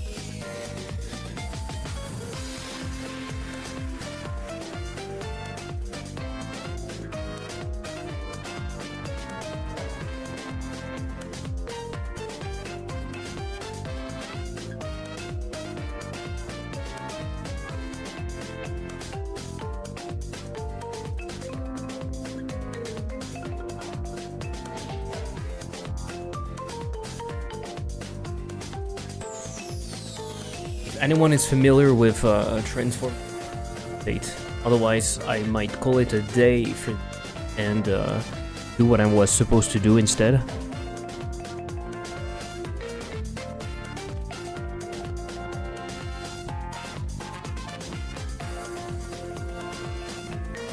I guess it would be stupid to do that.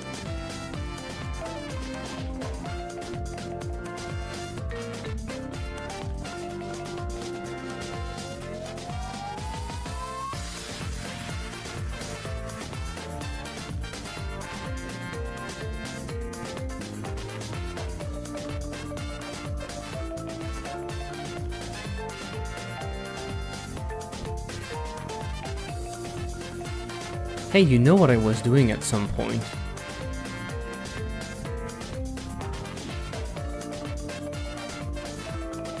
I could do that.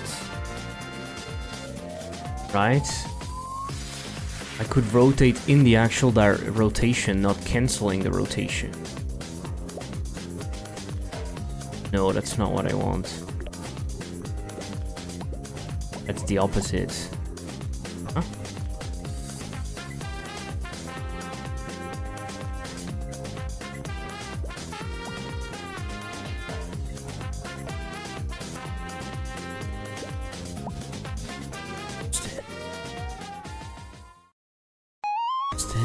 How I can struggle so much. But this would be a good thing to be able to fix. Okay. Okay. It's pretty important that I fix this because I need to know how to do that. It's not super. But I guess maybe I can do it. I can try to do a test scene where I can more easily visualize I'm doing, right? And do a test scene that would be better.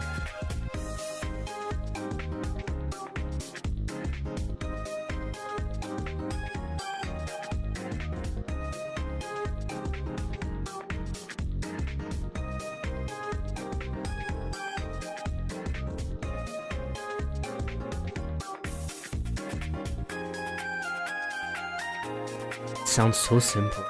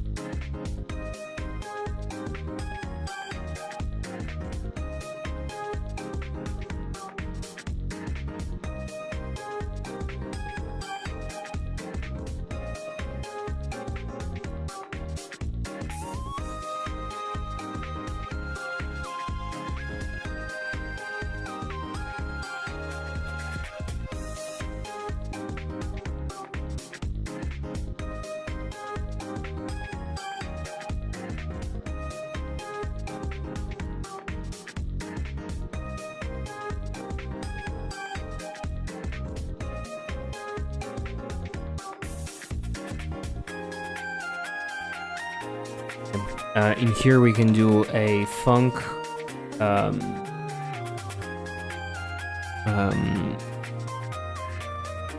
Chance, give Lexims. We can pass the chance as a float, and we can pass the Lexims as int. Because I'm going to have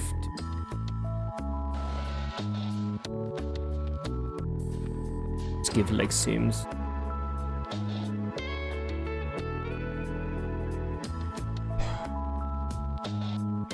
Chance. Do I really need to do that?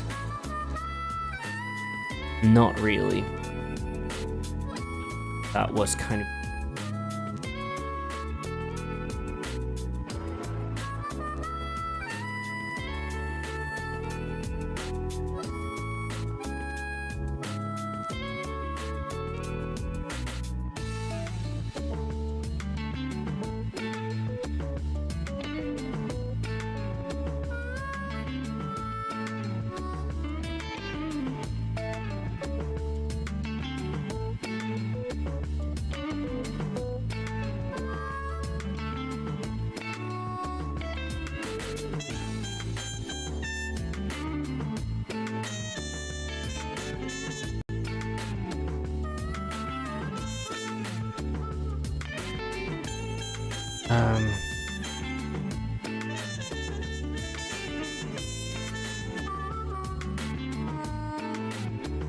Tell me,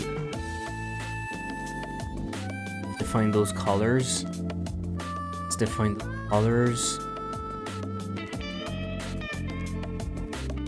Export category for this. Export audio. One in here. Sort of our color. Color, border, normal,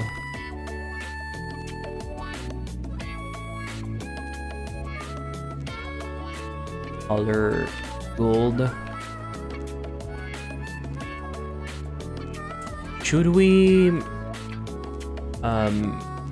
ideally I could have different levels of goldiness, but maybe we can make our life simpler. Do you think I can reuse that? I can reuse that sprite and make it like... No, it's going to look old. But I could have reused that sprite.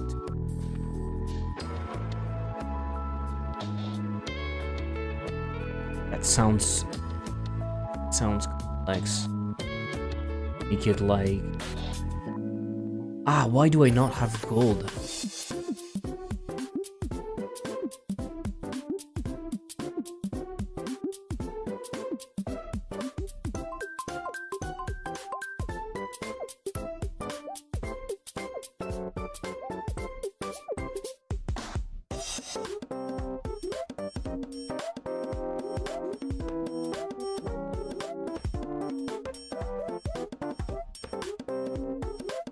From afar, it might look okay. To actually keep... Right? To actually keep the... Like, the rock is actually the same thing. It just has, like, nuggets of... What I mean?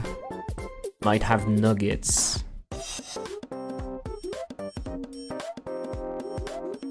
Do I want to do that? Gold.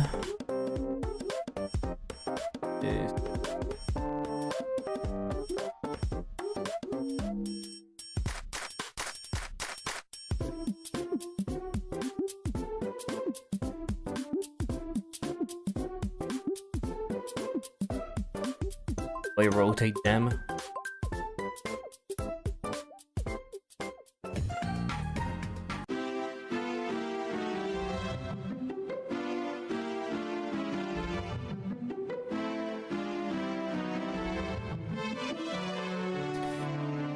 Bro, why the white theme? Because it's day. White during the day and not white during day.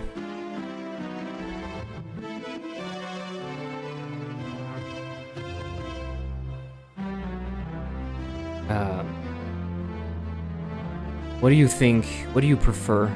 Before I dry some code, we can do that, or we can just make that entire thing like gold. This might look actually less interesting. I think it might be that. That way it's slightly subtle.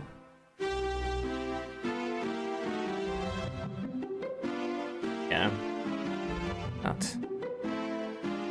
In this case, I can do gold.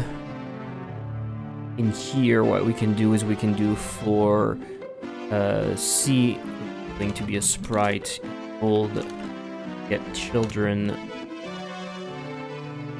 Do, do, do, do.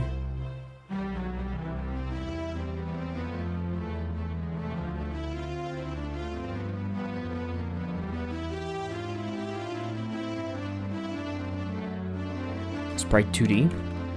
Sprite 2D. Okay. And we have a low chance of actually showing that. So, for example,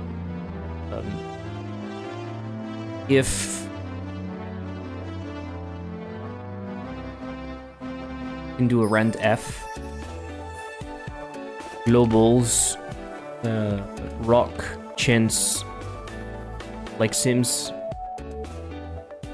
Don't we have something already? Bro, chance. I'm gonna call it gold, that way it's better. So, visible, that.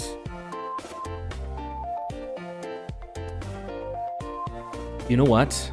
Better actually. Let's just do gold. False.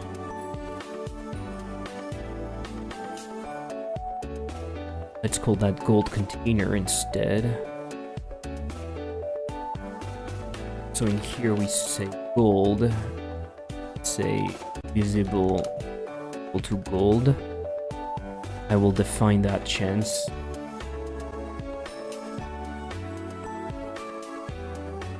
What should be the chance? It would be relatively small, 5%. 5%. And then when you're about to destroy, you do that here, and you can do if gold.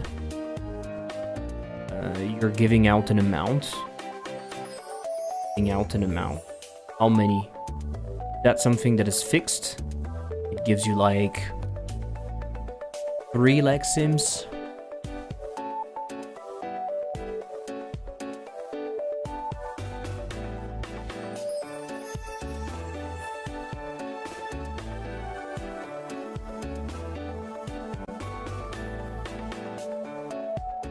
I'm gonna call that gold Lexims count.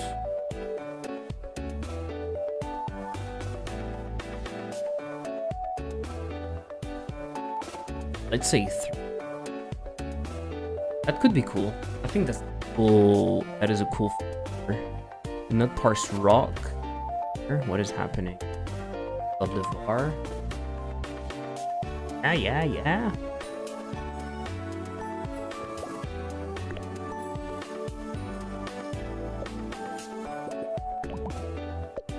I forgot something very important. It's not the visible in here that we want. We want the gold container to. Low chance of having a golden rock.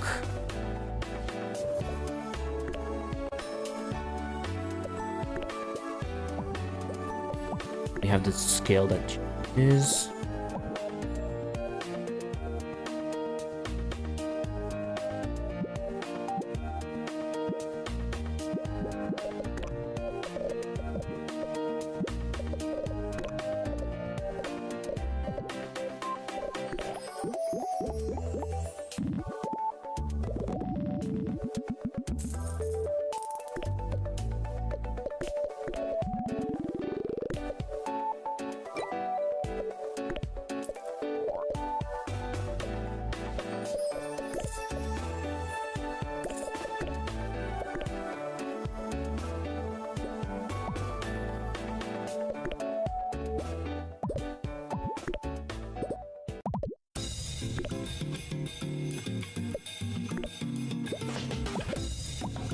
5% seems really low.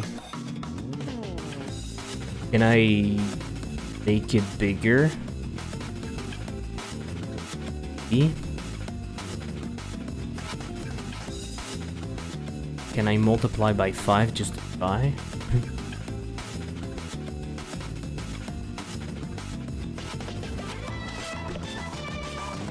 Okay. Yeah, okay, that's cool. It adds a little something. It adds a little something. I'm wondering something. Let me try that. Try that.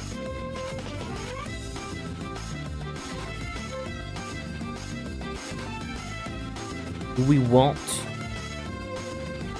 a border on them.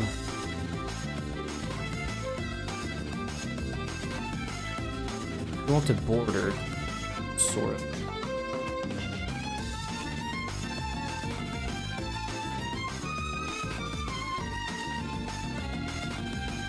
Yeah, that's pretty cool.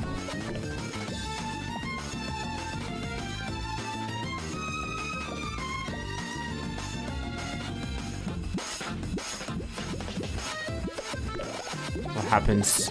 They're getting destroyed.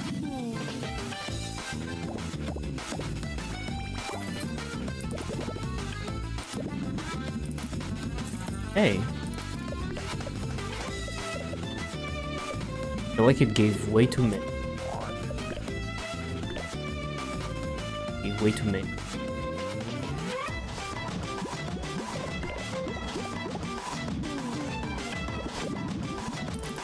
Yeah, okay. It's getting them destroyed all the time.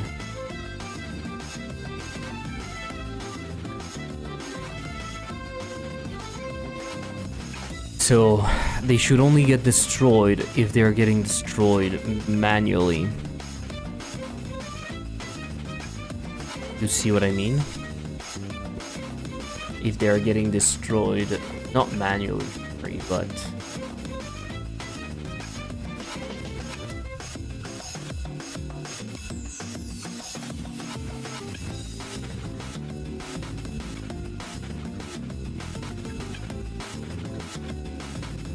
Could we pass a value?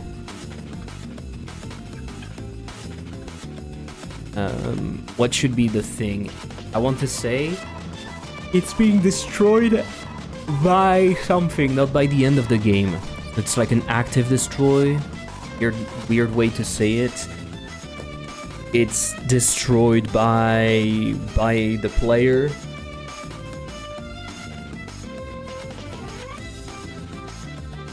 He's destroyed by a star. Pass a value that. It's good because it's only that, right? The effects by star. By star, it's weird. By player action. Full. It's false by default. If not by player action, you return. If you want to queue free, you can queue free first. It's fine.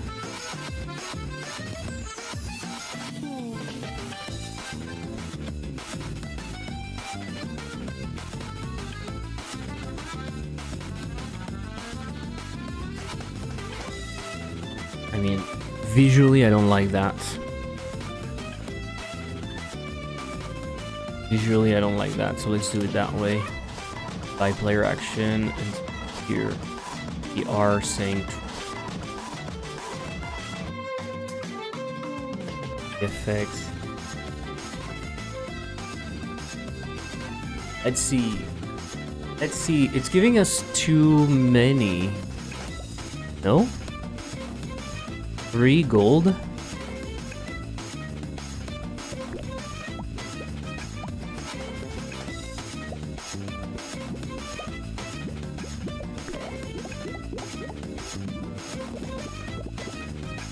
One, two, three. Okay.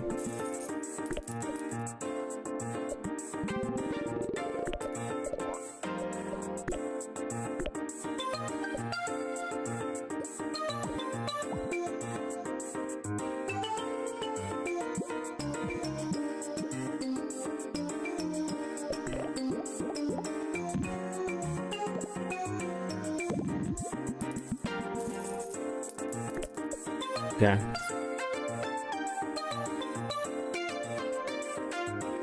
I think we should randomize.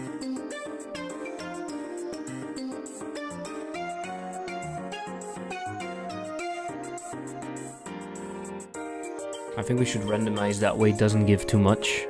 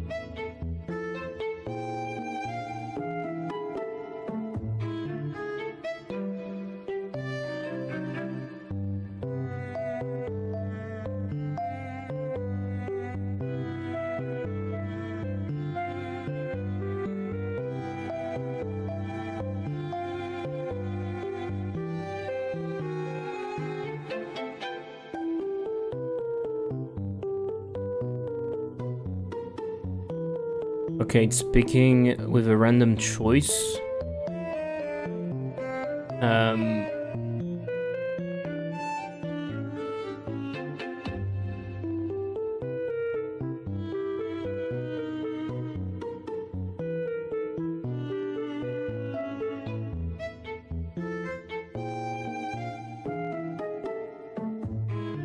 And then what I will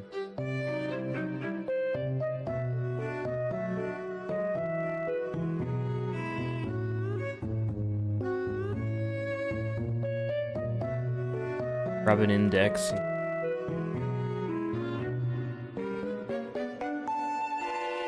Index plus 1. I will say I'm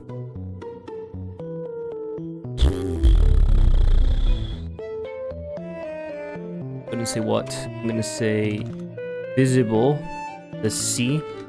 You're visible if your index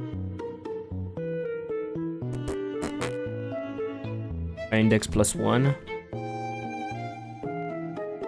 or just index is inferior to gold Lexim's amount. So if you have one amount, the first one is showing.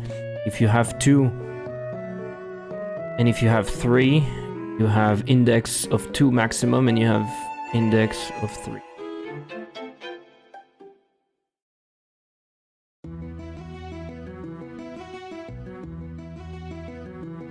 Let's just remove that. Let's just put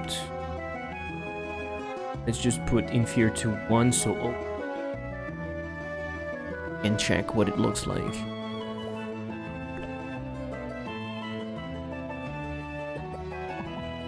Okay, cool.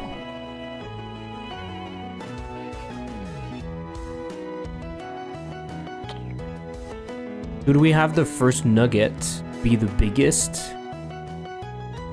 Maybe it looks too symmetric, right? Would look cooler like this. Could randomize the position also.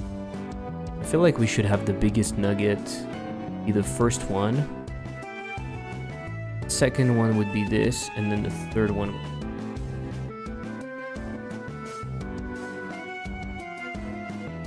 That way it shows. When you have only one, it still shows. That could be cool. Yeah, okay. That makes them a little bit different. It's going to add some nuance.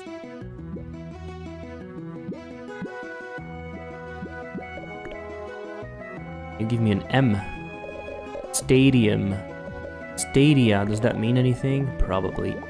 Look at all of those things. Giving me so much money. Let's go. And so you could have an upgrade that increases that.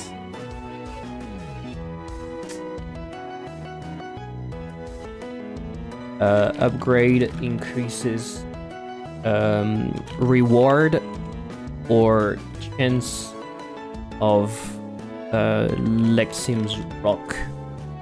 Something like that. That's cool though. 5% might be a bit low, but I think I want that to be a very cool bonus that you don't necessarily see right away when you play the game. You know, you're playing, you're like, okay, those are rocks, and you're like, oh my god, what? Do I put a tooltip when there is something on the rock?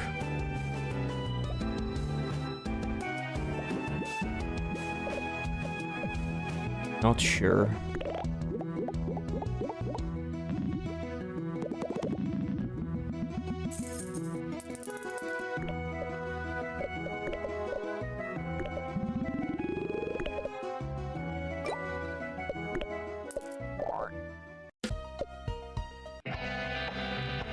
This is so free. This is fucking...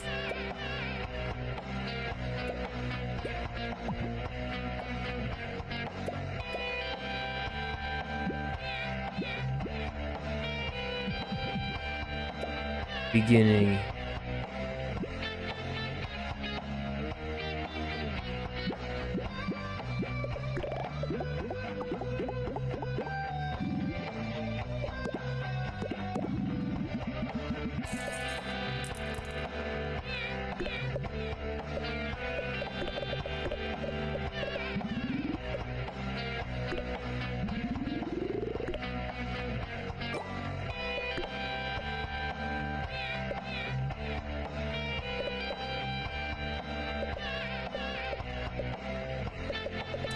I should increase the rarity in here even more, so, in the well. Every 3 drops quested, 1 special letter is dropped. This is kind of nice. I don't think I need any of that. Breaks otherwise, okay. Point. When a vowel is dropped, you can drop that. Yes, of course.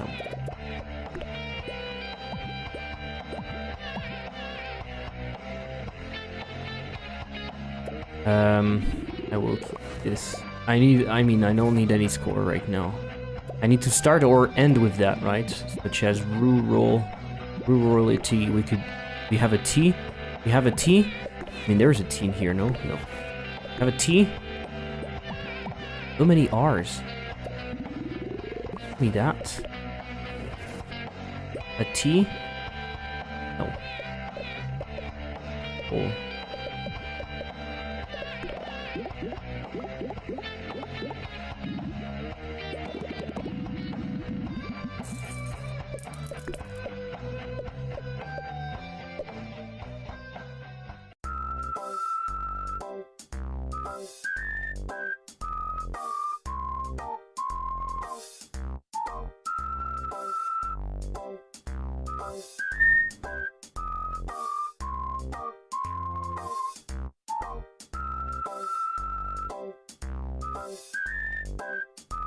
Enchantment occurrence is 3.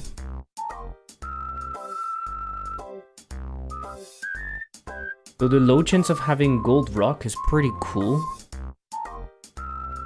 Pretty cool. Right. Let's put that over here. Double. Here we don't have anything. Low chance having rocks.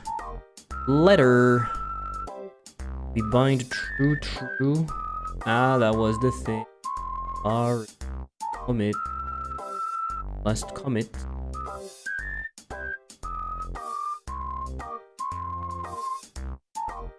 Add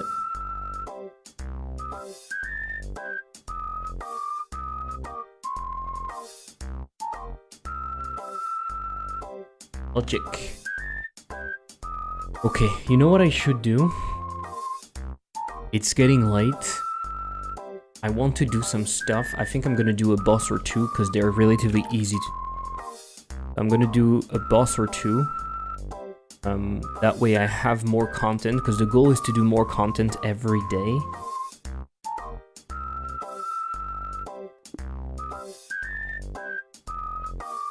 So I want the boss that makes bigger rocks. So thrower, normalist, separator, snatcher, vowelophobe, rocker, boss rocker.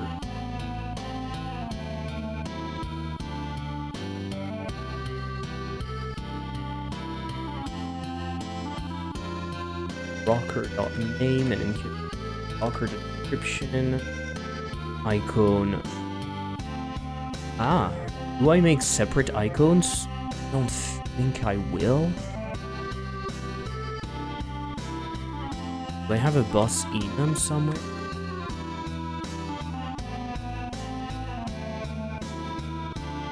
Boss manager? Where are the bosses? Boss. I want rocker. Less letter. What would be the name of the one that creates less letters? Regime. It would give you less letters. So it would be on a regime. Dieter. Dieter could also be that letters don't grow, but I think we already have that. It's normalist. Grower. It does the opposite. Dieter.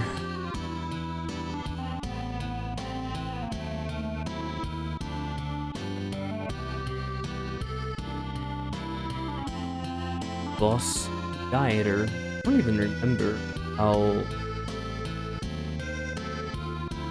I hit.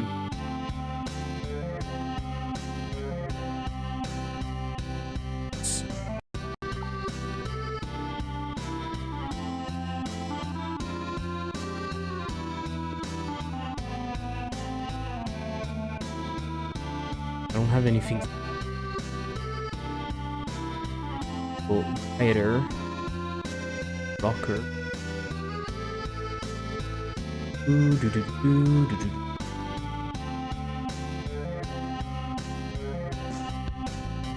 I'm loading them from path. Okay, that should work. Could they all be in the demo? Could they all be in the demo?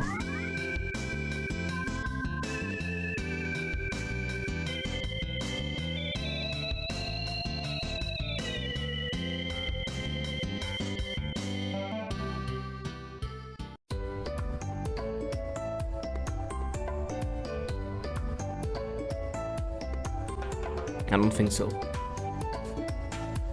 I don't think so.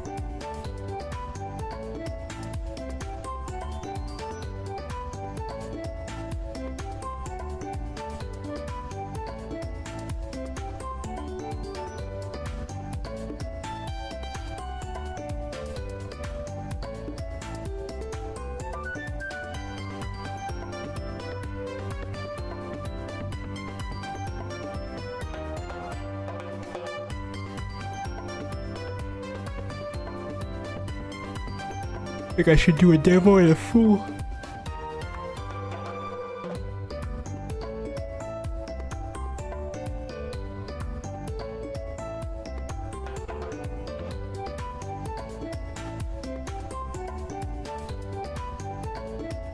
And all of that are in the demo. 5 of them are in the demo.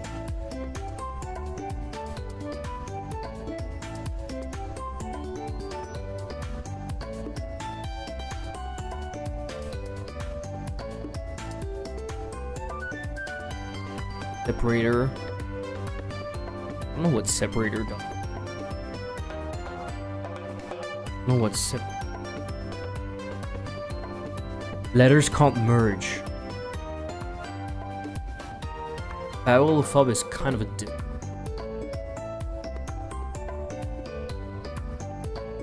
other one kind of. This one, row, no special or gold letters.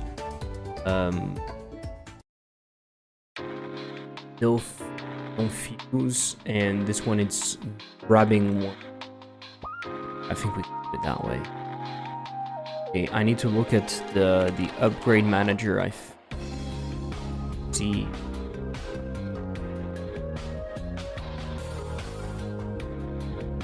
See how we're doing it. We have 2 res path. Okay, that's it. Okay, that's okay.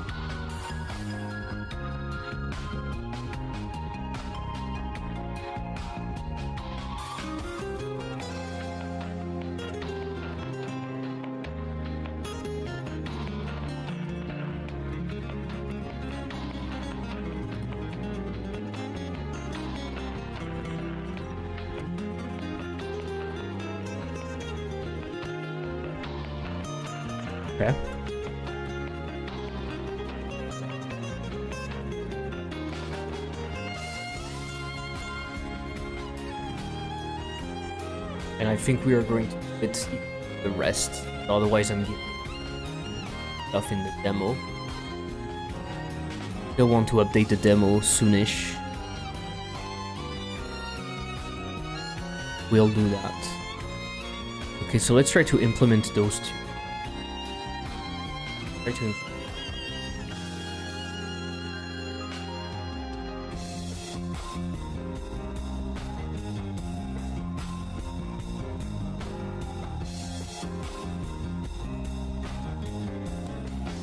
dieter, and we have rocker.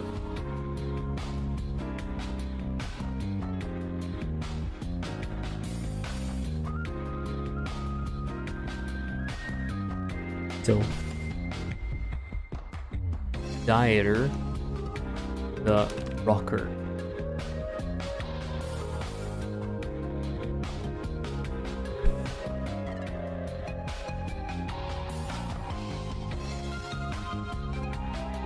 Why do that? In French, it doesn't. Dieter doesn't mean anything. Kind of a problem.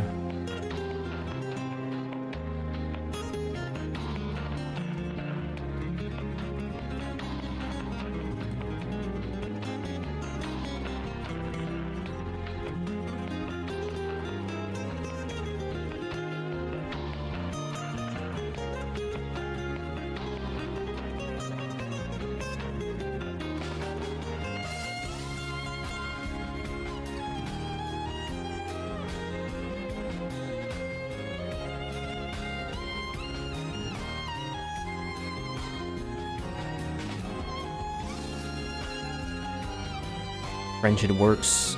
So the rocker, be bigger or move rocks? More rocks. More rocks or bigger rocks? More rocks or bigger rocks? What do you think?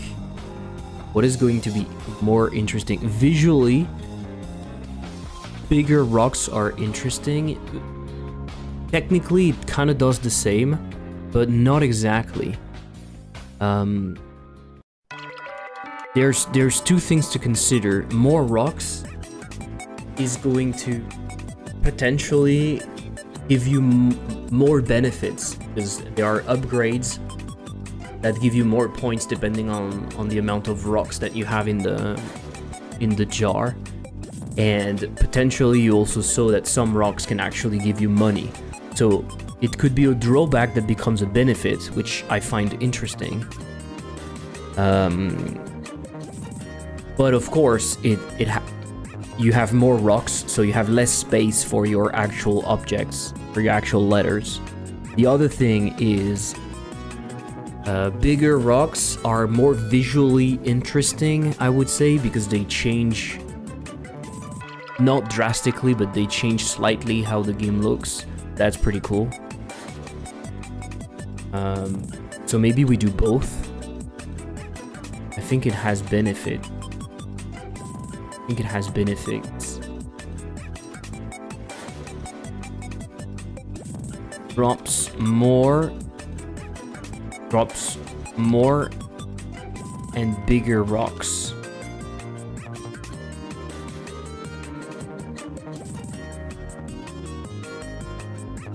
Plus de rochers. De rochers. Plus de rochers.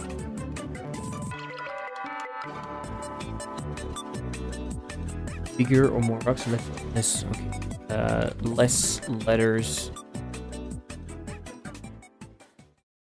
Less letters on drop rate or all the time.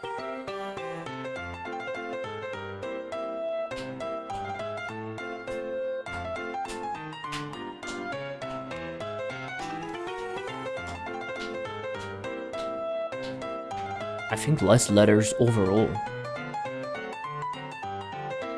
Less letters are dropped. Moins de lettres. How do I say that? Do I say apparaissent or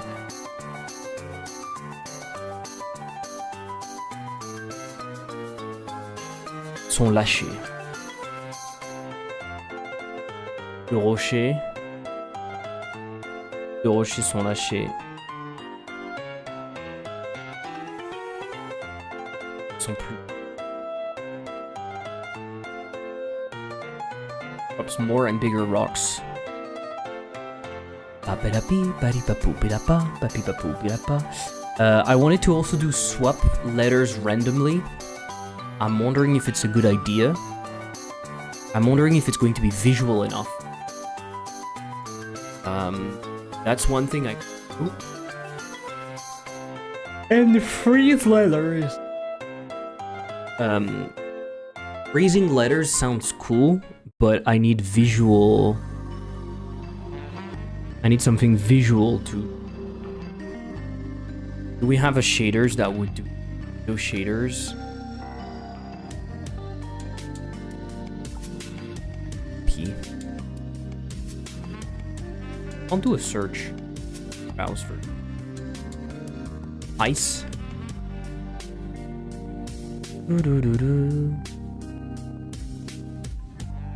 Ice covering. Ah.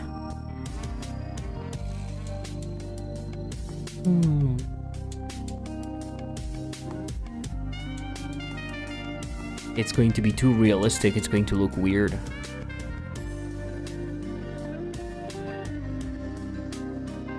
Or we do something like that. We kind of grab this. Why do we see nothing?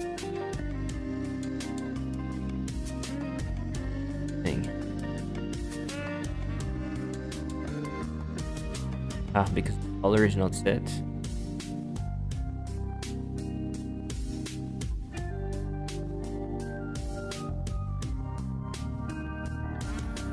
Does it change anything?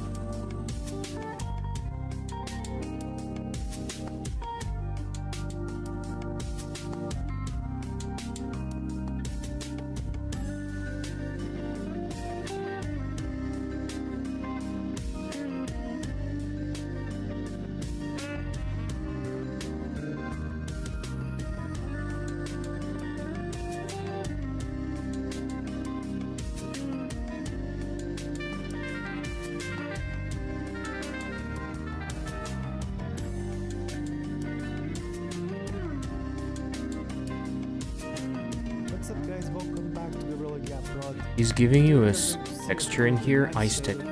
And there's several types.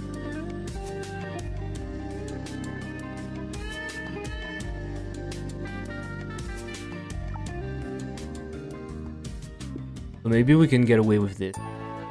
Just applying the texture.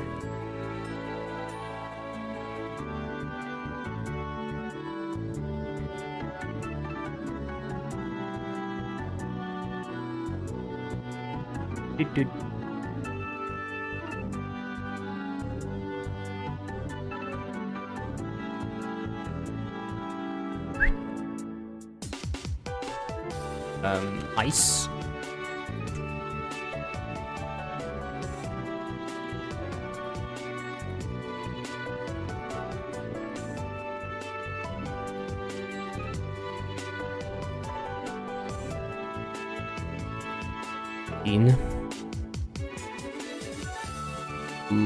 Letters visual. Could call that ice.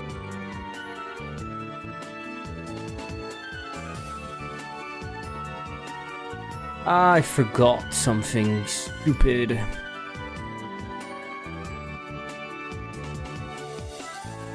What I could do.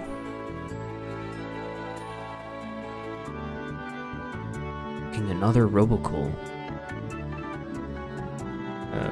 Here it could be the mass. Sir. Will you circle 225? 512, I mean. Flip. Only.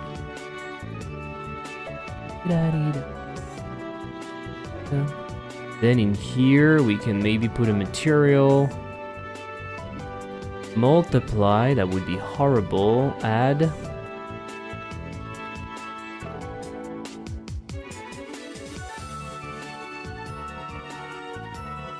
Does it look frosted?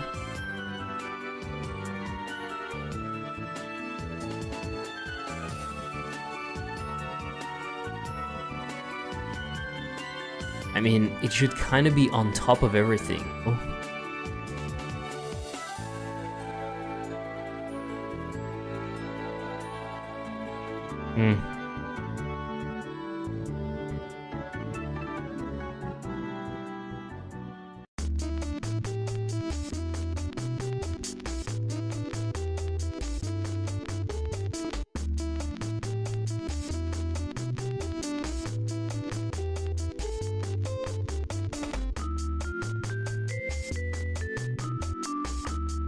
Yeah, we would kind of need shader on top of that to make.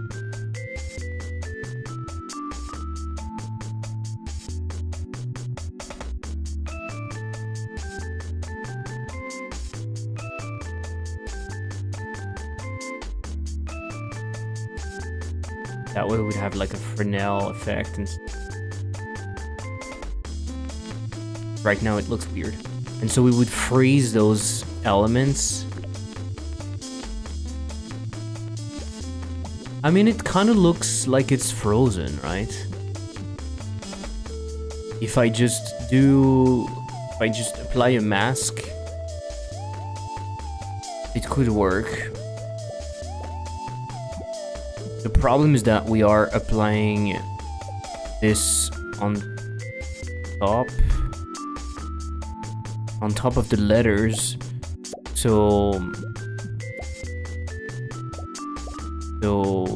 it shows on top of the other things.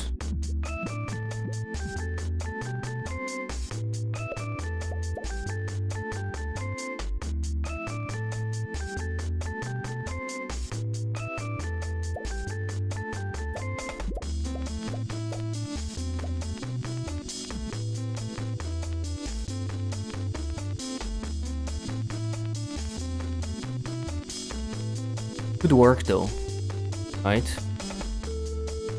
Could work. Making them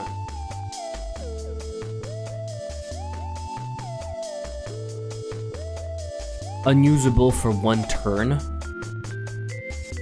could be interesting. Interesting. The Android show coming soon, guys. The I/O is starting.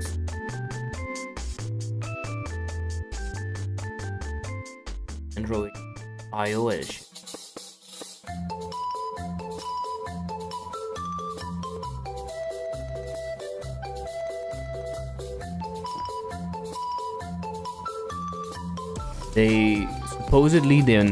They're announcing big stuff. Serve Android starts now. It's just going to be a refresh, I think. Just afraid that it's very bad. Hey, you know what? I will define those bosses, and I might just not use them for now if they don't work. Right. Let's just define those. So this is boss UI. Where did I define it? It's boss. Dieter. Freezer. And Swapper. Swapper 2P or what? Swapper? Swapper. Puzzle platform game. Swapper. I think it should have to. Shit. Put the history in here.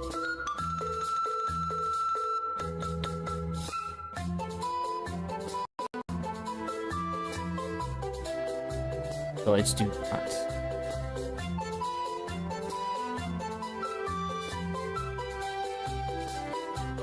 And here we'll have freezer. Here we'll have freezer. Here we'll have swapper. That might be enough bosses, honestly. I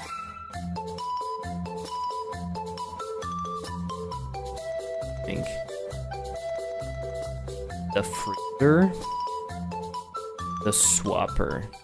Need to freeze just one letter. Do you think it should freeze one letter per turn? Maybe. Okay. I'm trying to imagine. Either I'm freezing one letter per turn and it takes multiple turns for it to be unfrozen, or it freezes multiple letters. That might be hard. Freezing multiple letters might be difficult.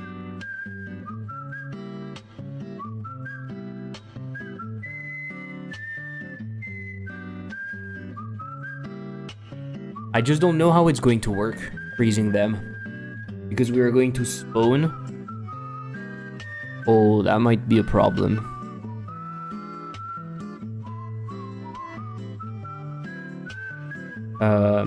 Freeze a random letter. Freeze a random letter for 2 turns. Each turn. Freeze each turn a random letters. Freezes each turn a random letter for turns. Swapper swaps 2 letters each turn.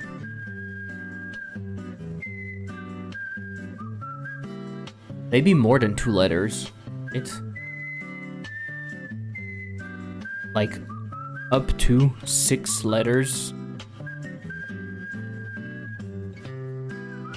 But that might be a problem, finding 6 letters.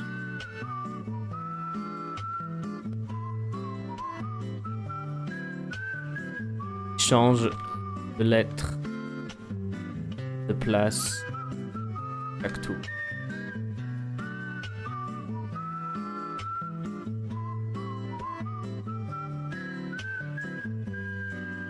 Échangiste.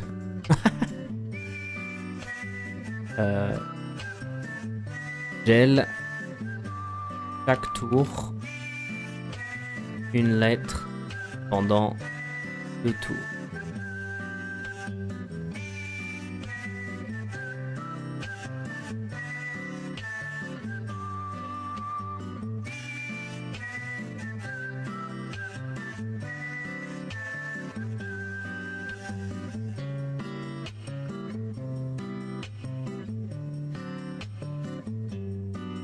Révélateur. congé. Diet or... I need to find something for that. Okay, give me a very quick break. I'll see you in 3 minutes.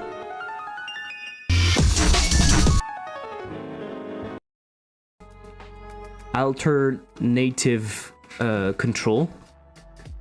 Alternative control. I'm going to take that player control and I'm going to put it right there in the fucking middle.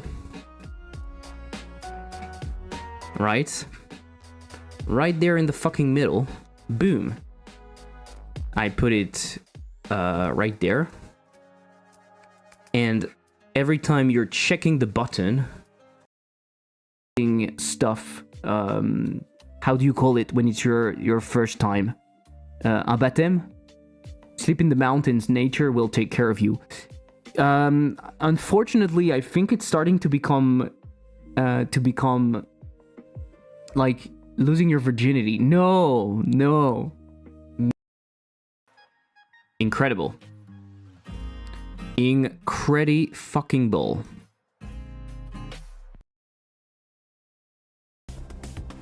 Wow, it's so freaking hard. But this is good. But this is really, really good. This is hard. This is hard and good. Is to automate my standing desk, because at the moment I have to hold the button. So I want to use a simple thingy to do that.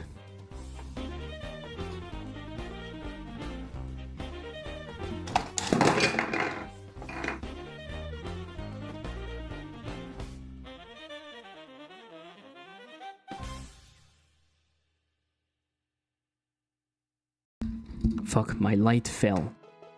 Sorry. I was lying on the back, like, before going to the party or something, like, for like 5 minutes.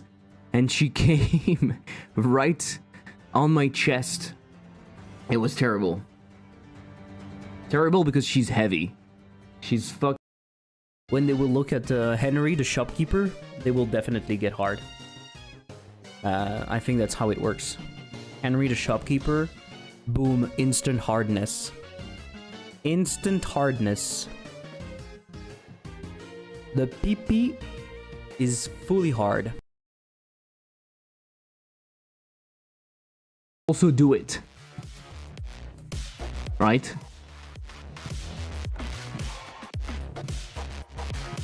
You can do it. But no pressure.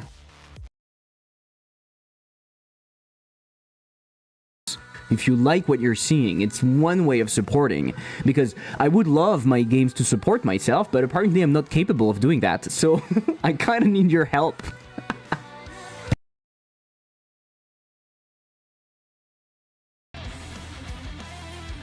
Oh, I'm stupid. I'm fucking stupid. I forgot. I forgot to add the dash bounce.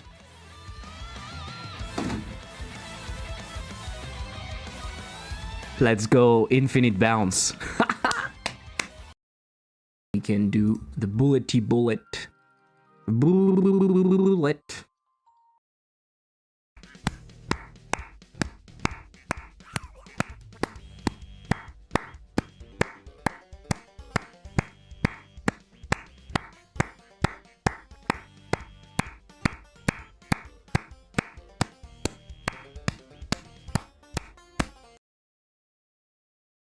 Congrats. Huge congrats to Daniel Mullins. Huge congrats. I'm going to follow you, of course, because I want to see what you're doing. What are you usually doing? Bloop, keep it alive. Sacrifices must be made. It looks like... Okay, what? Okay, what? What?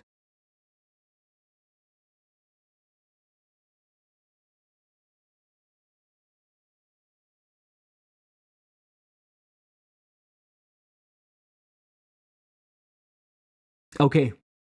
Okay. Okay. Okay.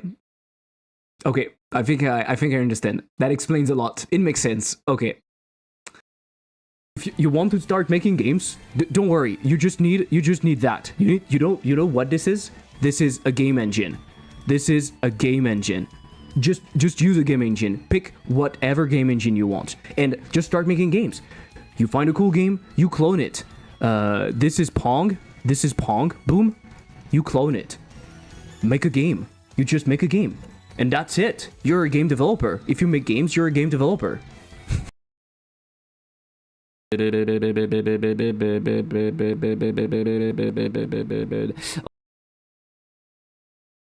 Okay, so there's no music, so I will do the music myself. Two. Are you ready? Let's go.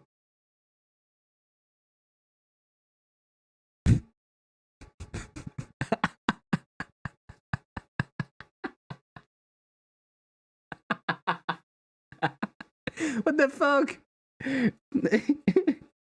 What the fuck? Why is it only visual stuff? It's not working. Thank you somewhat. You want to listen? You want to listen to the I/O?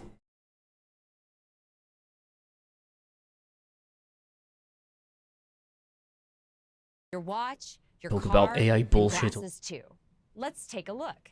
You keep on running around. You keep on running around. Hey there, hi, hello, what's the word, baby? Tell me. Book 2 floor seats to this concert. Word is this 10 years in the making. Word is I'm bringing home the bacon.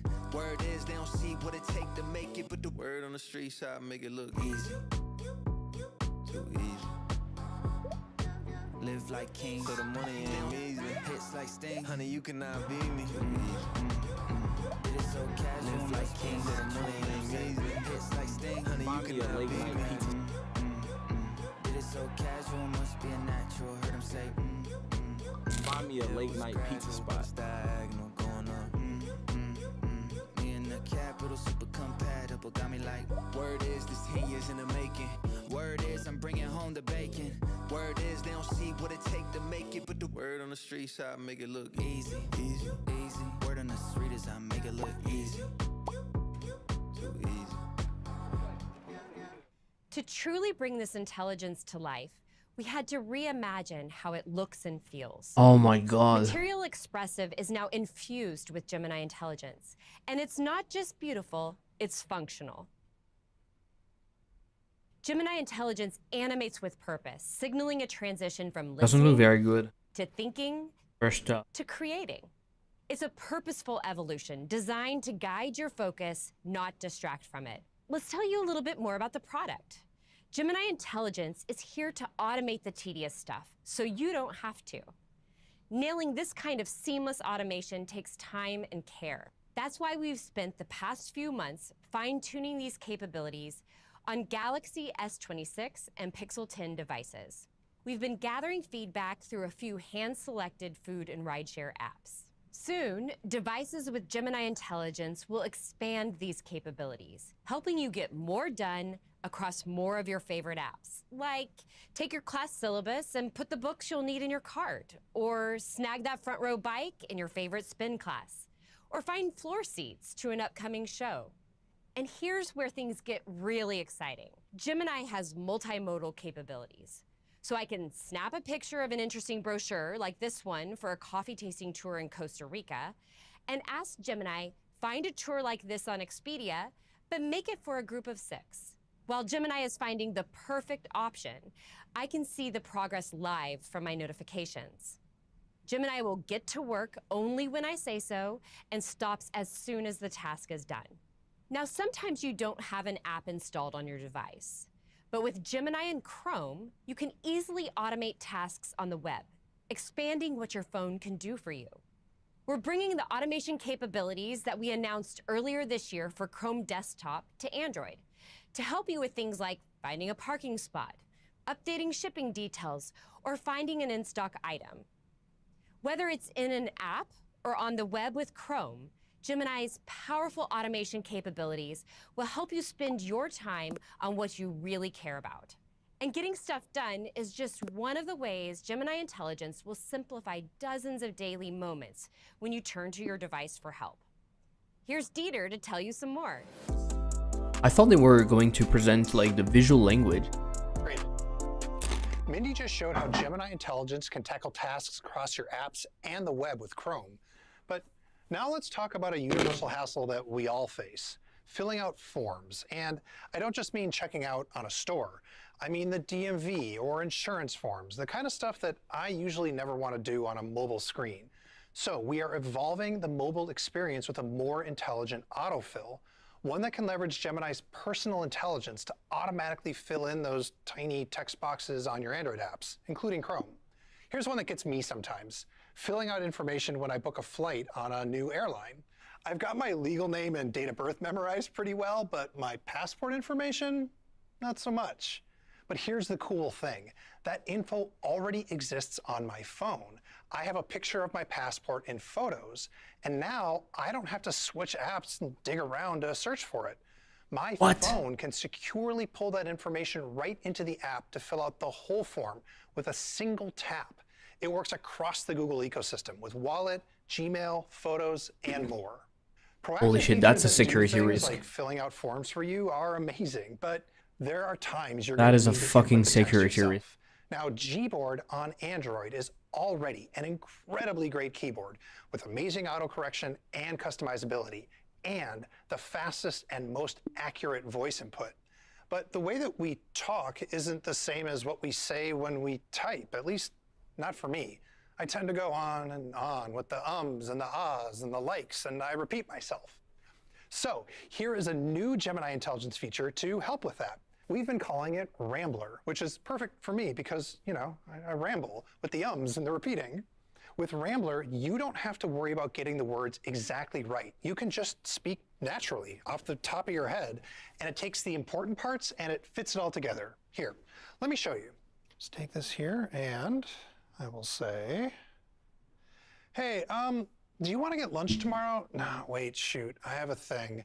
Let's do Wednesday at Mario's. No, actually, let's do Amy's Pizza. And yeah, I will let you order the pineapple. And Rambler can follow what I'm saying. All of that organize it, AI and shit turn all it the into time. what I wanted to write. And this I don't is know how way you feel cleaner. about AI Dang, stuff, it's but also really fast. kind of I think this is great, but that's it needs painful. just a little more, so I can push this button again and revise it. Add a couple of emoji to that. Perfect. Rambler is also great for people who speak multiple languages, and it works in the way that people speak. Okay, so Switching let's between them in do a single conversation. Gemini's multilingual model can code switch Let's do between many Rocker. languages, so you can get that text just Rocker right. should be Wait, Dieter, that relatively sounds easy. amazing. Can I try? Hey, Richie, sure, give it a shot. Okay, this is a message I'd send my cousins to complain about bedtime. Okay. My bedtime routine वैसे तो काफी intense होता है. 7:30 p.m. sharp except for Fridays and Saturdays क्योंकि तब boys को पता है कि मामा थोड़ी chill होगी. Okay. और फिर शुरू होती है अस्ती मस्ती. Wow, that's amazing. And really fast. How do I check too. if there's Can a I keep this boss? for a little bit longer? Sure. Okay, Yeah, thanks, okay. Dieter. Well, I guess it's a good thing I brought a backup demo phone. Okay, now let's talk about something that Android has always been really check good current at. boss. Personalization. With colors and themes, you have so many ways to make your device truly yours. But what if the UI itself could adapt to you? With Gemini Intelligence, we're working towards that future with generative UI. We're early on, but I wanted to show you just the first piece of it, starting with a hallmark of Android personalization, widgets. There are so many incredible widgets out there, but the team thought, what if people could just make their own? So if you ever thought, I wish I had a widget that had this specific bit of info. So let's say we have or I wish I Rocker. could combine this widget and this widget. Then what and I'm this widget doing into one super widget. is then I the think you're going to like this override next Gemini scale. Intelligence experience. Create my widget. Let me show you how to make one. I can just describe what I want using We natural don't want to language. So come I from the wanna data, right? Suggest 3 meal prep recipes. Don't want to every come week from that are the high in save. protein. And here it goes off to work creating that widget just for me. Don't want to Now, come these from the widgets aren't save. just for your phone. So, for example, an when I LF. go out on my bike, the only weather things that I actually care about are wind speed and rain. So I made a widget that shows me just that. So I don't I have make to go it digging bigger. into a I make weather it app to find how it. many? Here, check How it out. It's right here on 25% my bigger? watch. And the custom widget on my phone is now ready to roll. So let me just add this to my home screen, and then I'm going to resize it so I can see all 3 recipes, and voila, perfect. Now here on my home screen, these are just some of the widgets that work for me. But what's great about Create My Widget is you're going to be able to make the ones that work for you. From handling your digital laundry to form-filling superpowers and even building personalized UI It's for just you. going to be generative This is just text. the beginning of how Gemini Intelligence is So transforming the way that you use your devices. And with even more features rolling out later this year, Okay. your experience will continue to bring I more think what we want to do is we intelligence want to all the time. have more Of course, also. there is so much more So when happening we on are the over Android here, platform. We're also rolling out massive updates to the foundational features that you rely on every single day. Here's Gabby to tell you more. show me some normal things that are not AI based. Every day, billions of people turn to Android to express themselves, find balance, and stay connected. With Android 17, we're improving these core experiences with new features and upgrades. Let's start with expression. Now, if you're anything like me, you're always the designated photographer for the group. And let's be honest, it's because Android phones consistently have the best cameras. But we know that capturing the photo is only half the fun. World-class devices should deliver world-class This is at the experiences beginning, so it should that not extend be all the way from that initial snap action count right through to updated. editing and posting. So we've teamed Button up with dropped. Meta to bring the best of Instagram to our most advanced Android devices. This means you get ultra HDR capture and playback for colors that pop, built-in stabilization for smooth video, and night mode to get that perfect shot of that dark concert. I think But we're the going to biggest do upgrade that. is what happens when you actually hit post. Together, we completely optimized how you share. Photos That and videos rock are stunningly amount, sharp, and your the normal reels and amount is stories this, load the second you and tap if we it. have In fact, this, side-by-side tests confirm that video captured and uploaded from Android flagship devices now score then we the add same or one to better than the leading competitor. And for when you need a larger canvas to edit your reels and photos, Instagram is now inclusive. fully optimized for Android tablets. When it comes to capturing yourself in the moment, we're making it super easy with screen reactions. Now, you can drop your authentic reaction right in front of trending clips, that spicy comment section, or even your latest shopping haul. Now, capturing the moment is only the beginning. To make the final edit as effortless as the first shot, we're bringing new magic to Instagram's Edits app, exclusively on Android. First, we're making it a breeze to improve the quality of your old photos and videos with Smart Enhance. A single tap reveals breathtaking detail and clarity you didn't even know could be there. So images go from this to this. Now that's officially feed-worthy. And we're bringing a massive upgrade to the audio experience with sound separation. It basically recognizes and separates audio layers like wind, noise, and music, so you can boost the sounds you want and strip away the distractions you don't. We've been putting these new capabilities to the test with one of our own Android friends, Ananya. Let's take a look. So the shoot was giving, and I feel so lucky to do what I do. But honestly, I look forward to really just coming home, getting comfy, and catching up with you guys on social media. But I've been gatekeeping something. I've been working behind the scenes with the Android team on testing some creator tools, and I have early access. And guys, it's a game changer. You guys know I love posting throwback photos. This is special. And I Okay. just love I just how put that. cute and tiny she looks. But I feel like core memories shouldn't be blurry. It's like it And I put a finds the boss in details. here. I The put phone true. remembers the day better than I do. Pixel perfect and post. You guys keep commenting on my posts saying, "Where's this Annie? Where's this?" A separator. Letters today, can't I will merge. spill the beans on how Annie gets this stand. A new Uh, Android feature that's coming to no. Pixel this summer. This one is from Goa. This is just me chilling with my furry friend. And this one is Peak 26. Andrew, dinner's ready. Dad, I'm recording. Hello, recording. I am Ananya, the out of this world father chunky. See what I have to deal with? Bye, Dad. Come soon. I love sharing my perfectly imperfect life with all of you. With a little help from my Android. Okay, I see what the problem Thanks, is. Ananya. Now, let's talk about another big way we express ourselves on our phone. Treasure Emoji. We seems send billions of them every to day. be And that adding includes my favorite, Carl the the Turtle, who I will value protect with my life.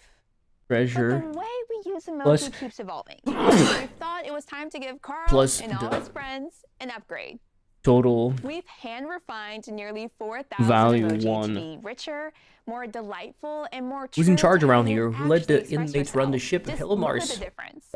And they are coming your way later What? this year on Android devices, starting with Pixel, across popular apps Why is it like written the Keyboard, separators? YouTube, Letters and can't Gmail. merge. Now, over to Alana. Twist it back, copy that. It's not true. Why is it the separator? We are so excited about how Android is becoming an even better platform for self-expression. But we get it. Because it's Sometimes also our phones loading can the be a demo loss. ones. We've all been there. You open your phone just to check the weather, and 45 minutes later, you're scrolling with no clue how you got there. If you're like me, you've already tried setting app time limits. But here's the thing, they're just as easy to snooze as they are to set. And on the other hand, Better. How are you doing, extreme Mars? measures that completely lock you out of apps are simply not The practical. rocker What I drops need more rock, is something more in and the bigger middle rocks. that can That's what we stop want. me from opening apps on autopilot and start using them with intention.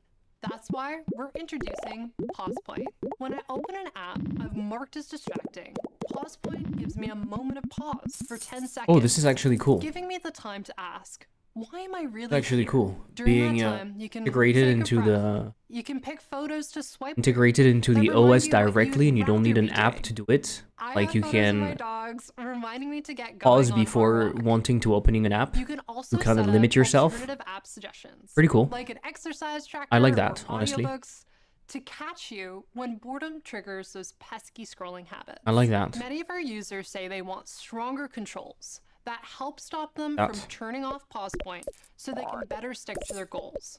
So if you choose, you can have your phone set to restart before turning off Pause Point. We've learned that a one-size-fits-all Got more and solution bigger doesn't rocks. actually create healthy habits. That's why Pause Do you Point feel gives like the rocks are options, bigger right so now? you get to decide what works best for you. And that makes a difference. We've seen that tools like Pause Point can help people reclaim time every single day.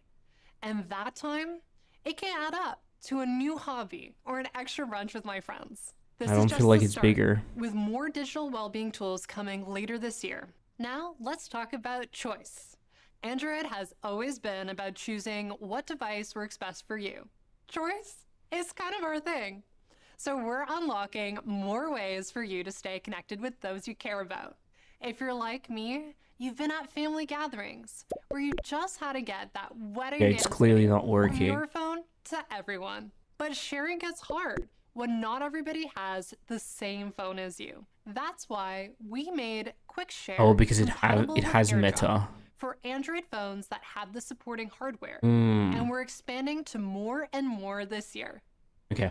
And if you don't What we have can one do of those i- devices, or maybe If you grandma have doesn't, Meta, and but you still don't have a wanna stay in the scale, loop, I can WhatsApp will set be able the to scale. share instantly using Quick Share. We're also making the choice to switch to Android easier. We've overhauled the iOS to Android transfer process. Mm. So the important stuff But moves this isn't with you. Your passwords, overhauling the photos, favorite iOS apps, contacts, and even the layout of your home screen iOS are all to sent Android. wirelessly from your old phone to your new phone. This will launch first on Samsung Galaxy and Google Pixel devices coming later this year. So you've been waiting for that perfect moment to switch to Android. It's finally here. Okay, we just covered a lot of ground on how we're elevating the core Android experience. Powerful new tools for creators, an emoji glow up, and digital well-being tools that put you back in control. And of course, instant file sharing experiences across phone platforms. Okay. The Plus, rocks there's are even more coming to Android 17. But Android is so much more I than think they could just be the bigger. phone. Here's Gimme to get you up to speed. Let's give them with like a everything new 40% boost. in the car. Also happens when rocks. From the very beginning, our mission for Auto has been simple but powerful. Android to make every Auto. journey more seamless, safe, and connected. In 2026, we're Free, but- stepping on the gas with the next The generation Auto. of Android Auto. I don't have that. I have a With very stunning new simple car experience, premium with no entertainment, Android and a more helpful integration. Gemini. Modern cars have screens that come in all shapes and sizes. Our new experience is tailored to fit any screen. It adapts seamlessly to Yeah, okay, that's a W, big and problem. just as easily to this Mini, this Lucid, and to your car too. But we didn't just want the experience to fit your car.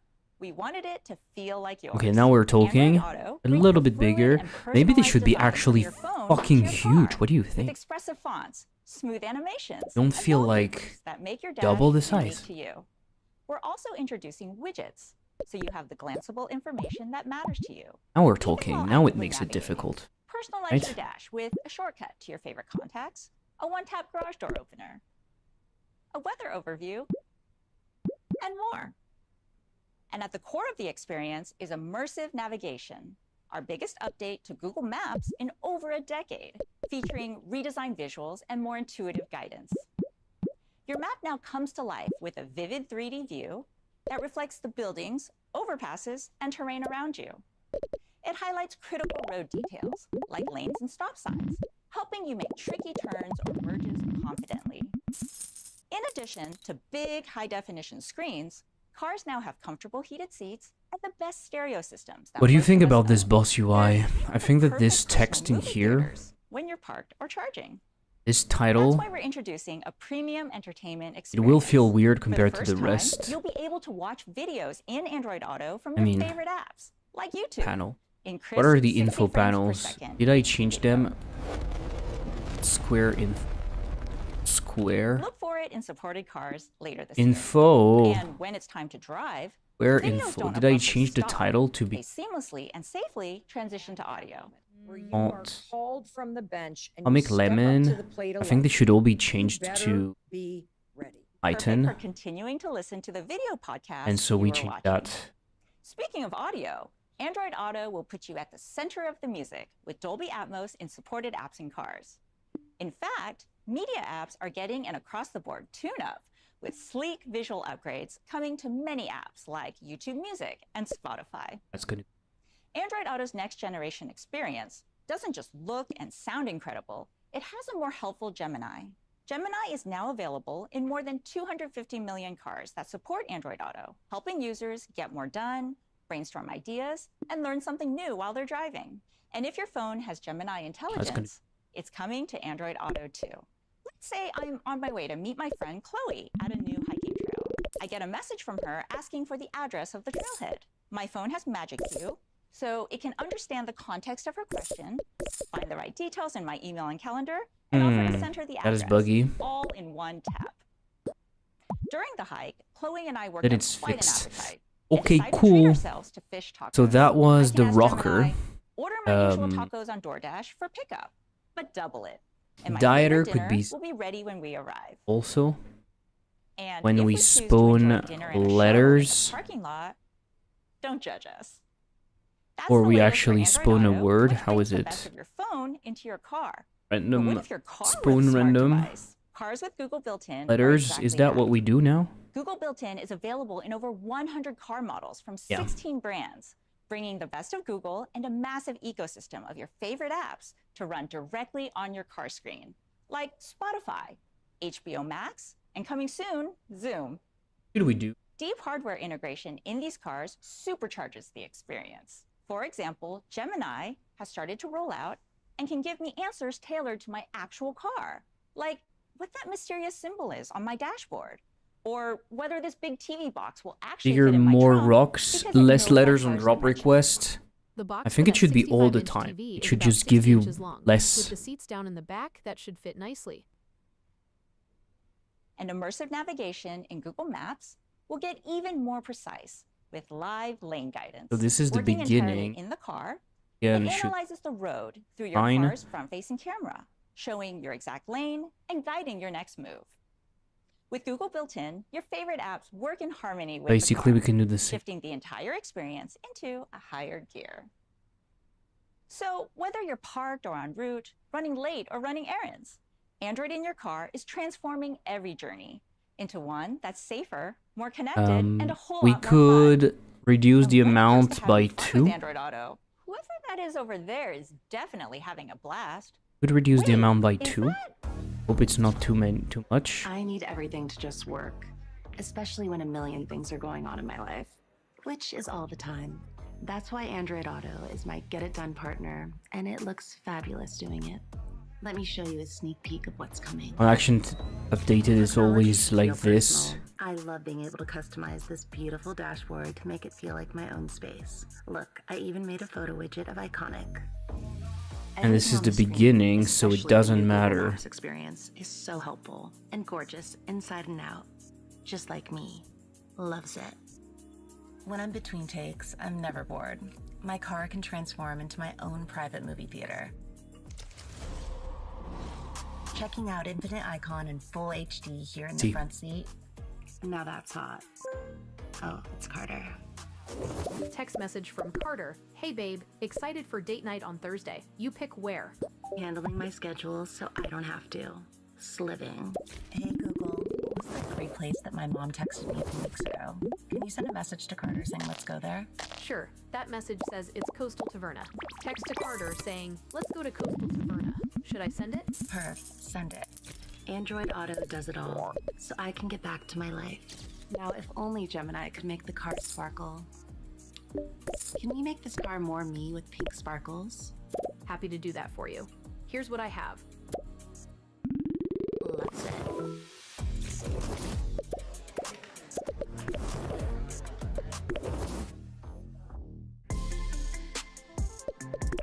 I feel a little bit like I'm delivering the German even in here. Okay, -2 is kind of cool. It gives you way less letters. We promised we'd end the show with a surprise, and That works. Paris was a pretty good one. I think that works. One more for you. Over Freezing letters and swapping letters randomly for the cloud-first world with a Chromebook, with a shift from is going to be operating kind of system difficult. to intelligence system. We thought it was time for another this. fundamental reinvention. This year, we are taking the best of Android. I thought it would be visually cool, but in fact it's super.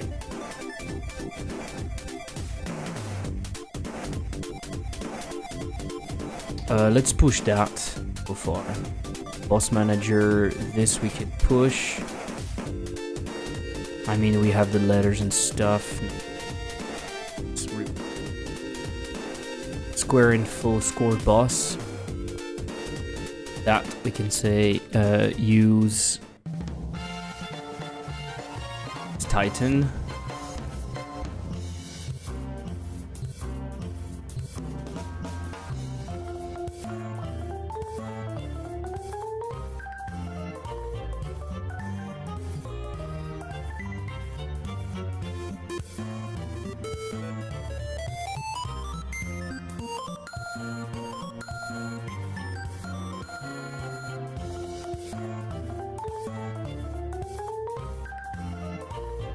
Okay. I don't think I'm gonna do them right now. The difficult thing about those two bosses is that they need to act on the letters, but need to make sure that we can act on those letters. Like, for example, they have been spawned already, but at the same time, if we do it too late,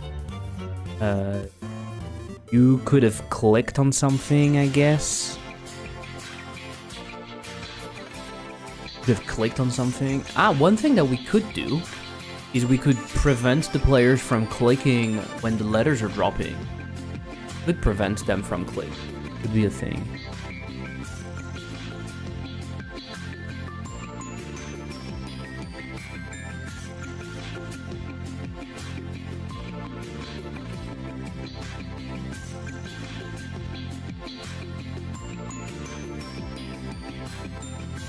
Right. Okay, I think I'm stopping.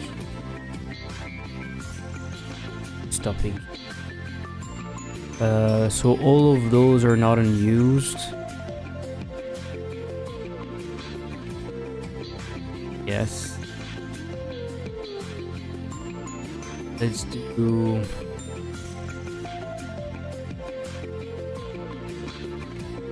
separate boss pool and demo. One demo. Add bigger. We'll add a rocker and a dieter bosses. Pretty cool. There's a slight bug I've been seeing. Was thinking of changing. Or would it? So a slight.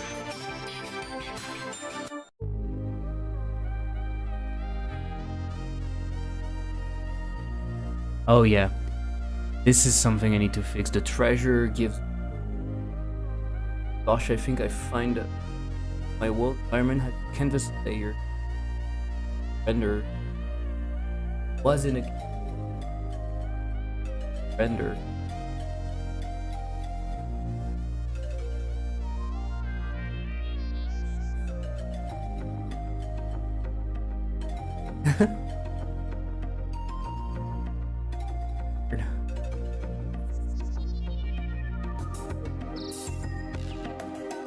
So, there's an issue when the treasure is opened.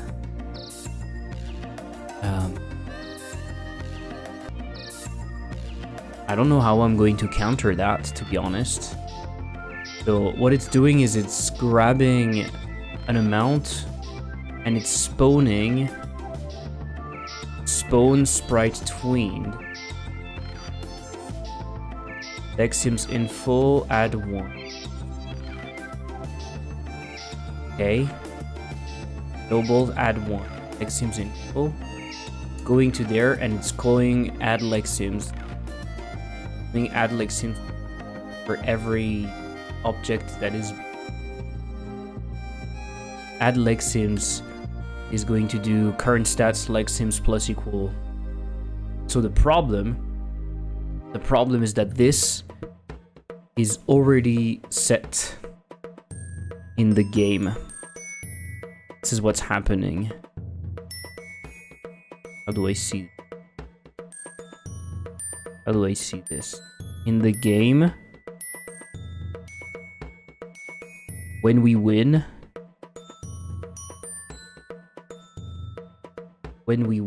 console add Lexim.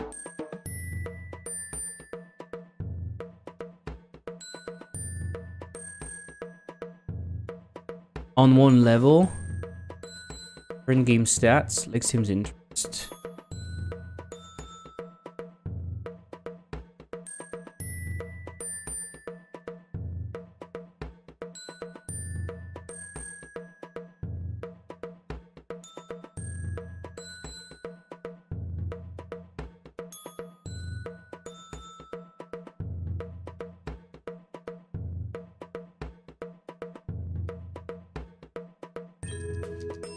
Mike is cutting. Didn't heard anything. Oh, sorry. I said that's weird, but okay. You still hear me well?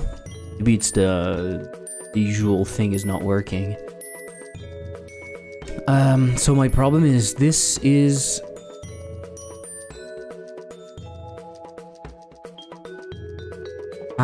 Save Lexims immediately to save them, then the VFX will just animate the value.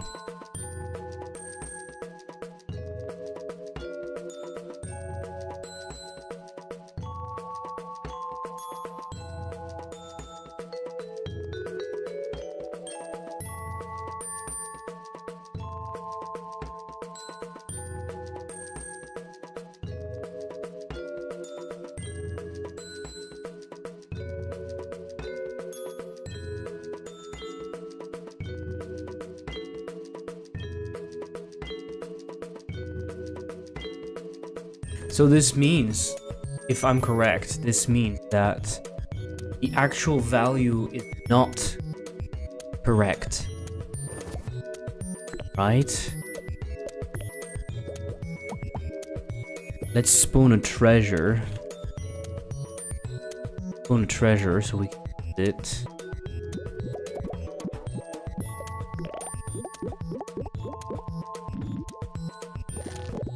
What do we see?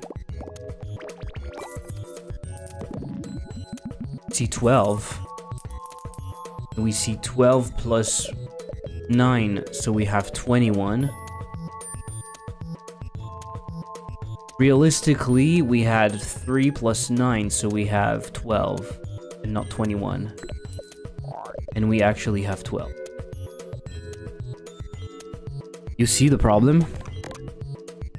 I don't know if you get it. Also, it's a weird problem to have, to be honest.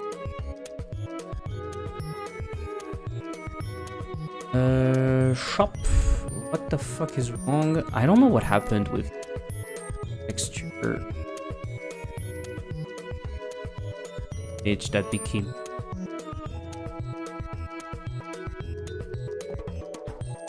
25, 35, 35 might.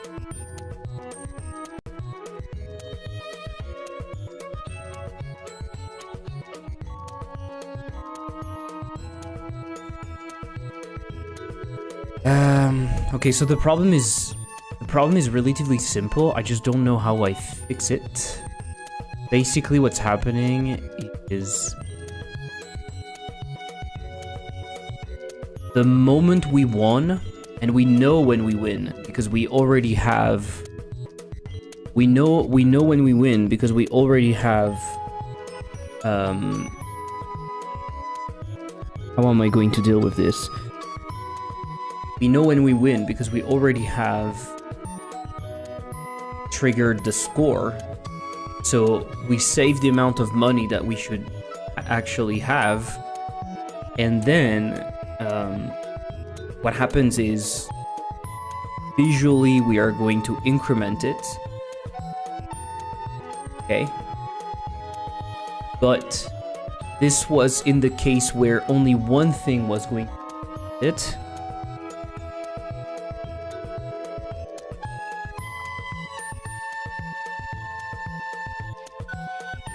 We have the visuals over there. There's like a value.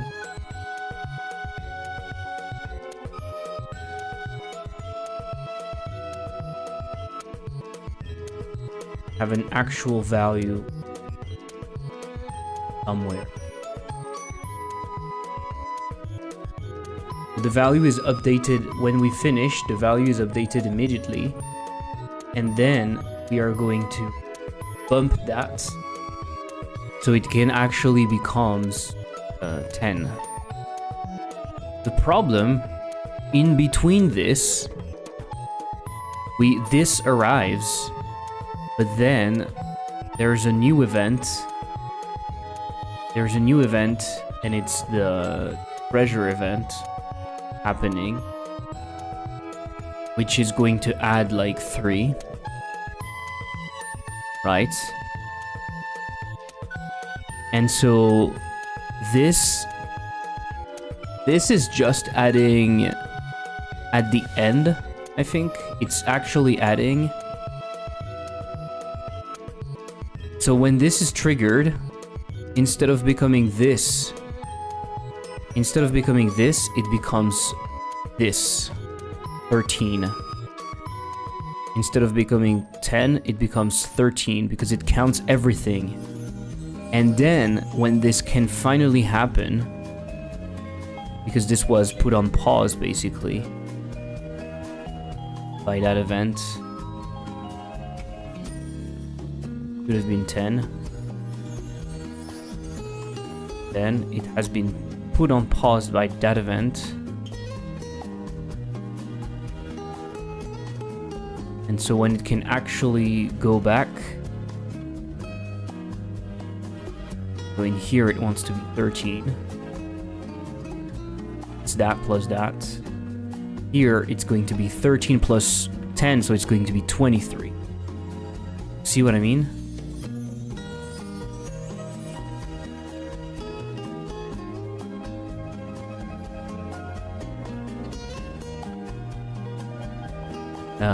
And this is because this is kind of done too early,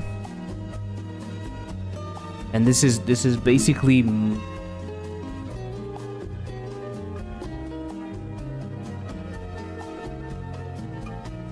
how can I fix this?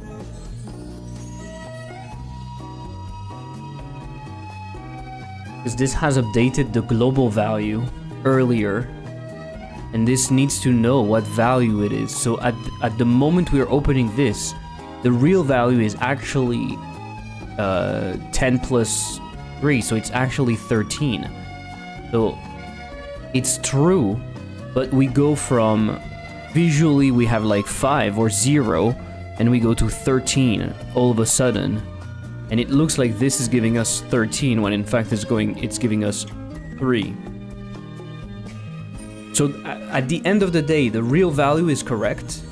The real value is correct, but the updated visual value is.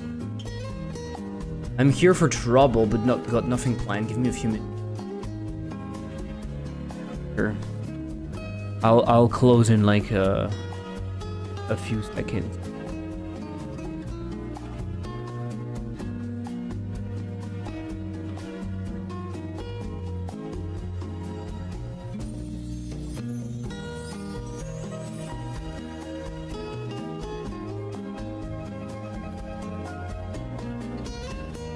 Okay, this happens because the global Lexispell value is updated immediately, and the treasure rocks use it to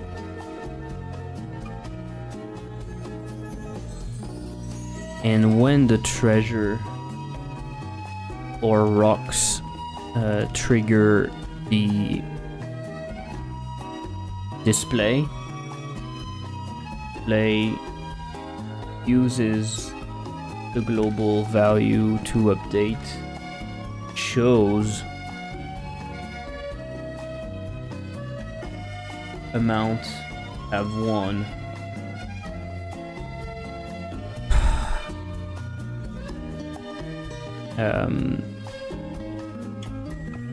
When the UI finally adds up the Lexims and adds them to the visuals,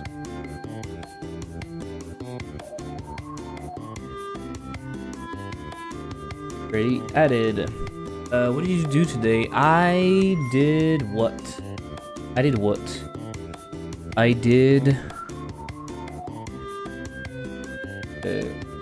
I fixed an upgrade.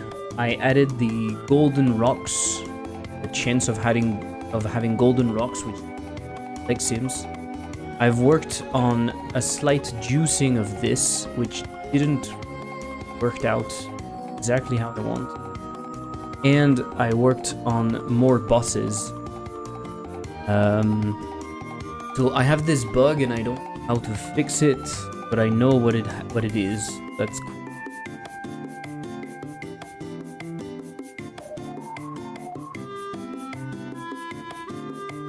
Last letter description doesn't show in the well. 35 consecutive streams. Let's go. Know what I should do? Well.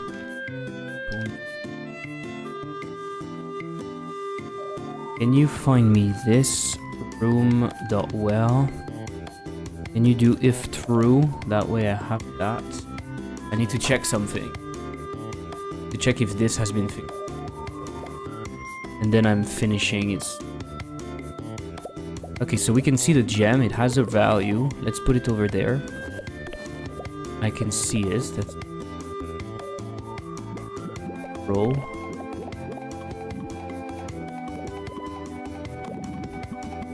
Yeah. And even people playing the demo could still have like surprises because many of the new upgrades, consumables, and things are not added in the demo. Even that is not going to be in the demo, I think. The enchantment and the well is not going to be part of the demo. I don't know why this is broken in here. It's broken on both parts.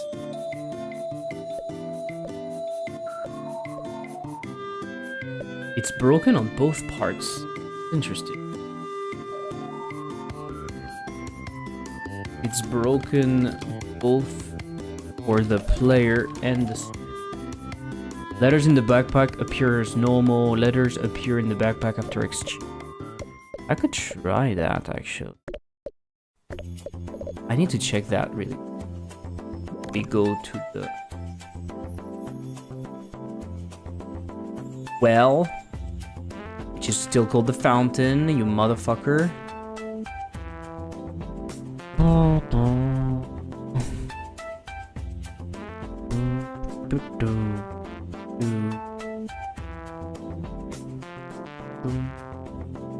Okay, remove from exchange. Add to exchange. We don't care about that. Do the exchange. Let's take a look at that. So I'm... actually, let's do it with R. Let's see. Okay. Backpack is letter. Yes. So we free the letter in here.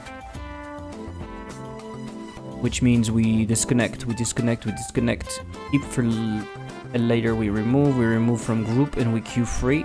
And then we update the count. Updating the count that early is not going to work, by the way. Right?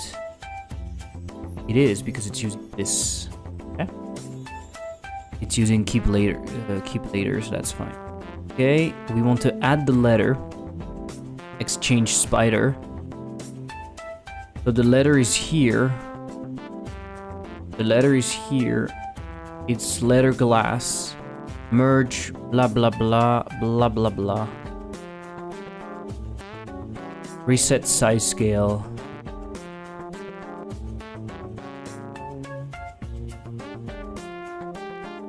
Big to merge, false. Okay, it's doing a bunch of that. It's putting the encore grow, the mass, the dude. It's adding to this, it's adding to that. It's moving this. Move the letter to the container. Add later. Add letter. Sorry. Enable after. So the toggle custom freeze is false. Enable after is false. Wow, wow. We are freezing. We are putting it in for later. Then we are setting the transform mode. We are calling reparent. Am I not just forgetting to change the transform? Isn't that the problem? Don't you think it's the problem?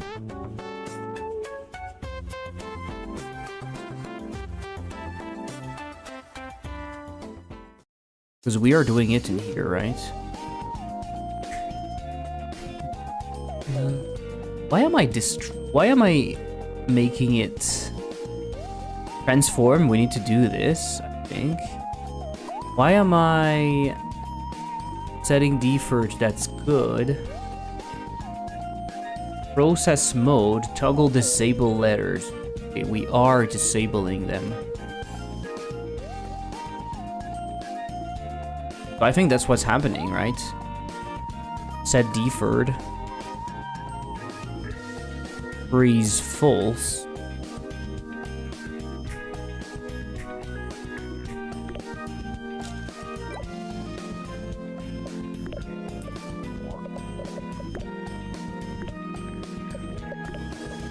Yeah, it's not at the right spot. That's kind of the problem. That doesn't surprise me. So I think I fixed it.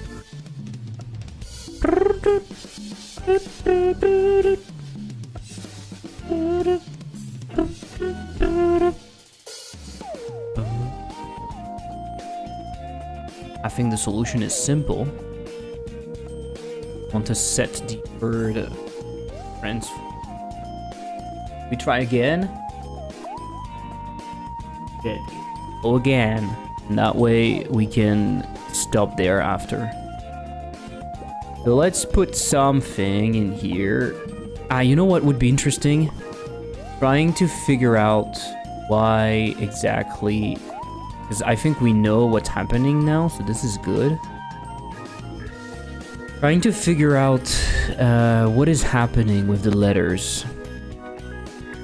Global backpack, fill in letters. So let's do this.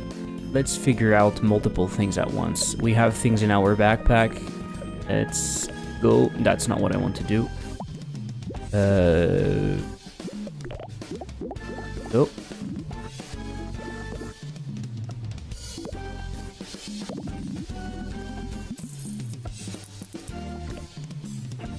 Okay, player, fill in.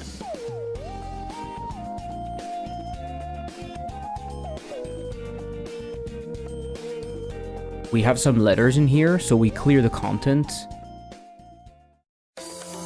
Let's go right there. Okay.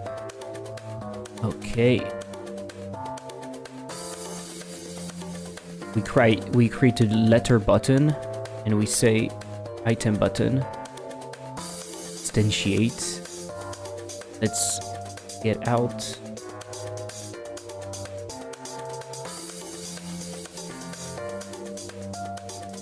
Description label.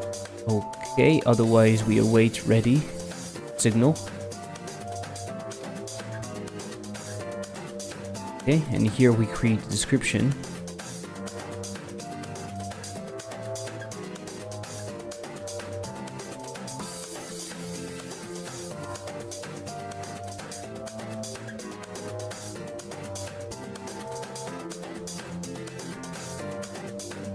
Do I have access to that?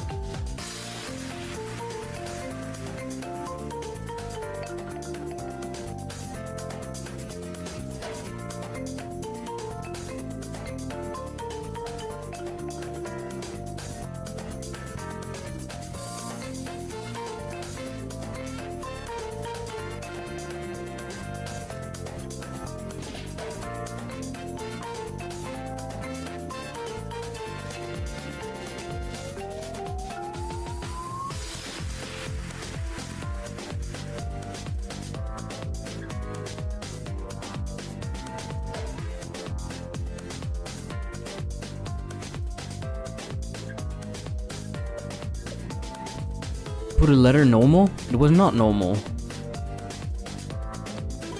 No? Oh my god. Did it happen? Did something happen that I didn't realize? Tell me it was that.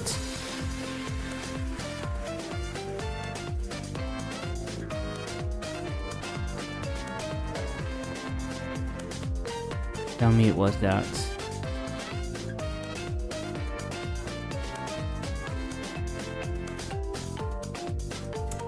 Ah,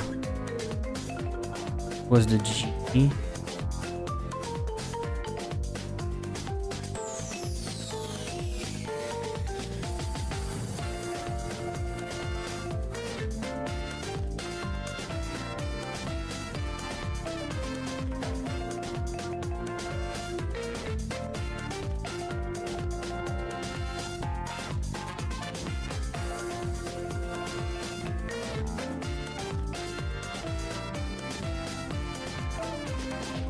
Okay.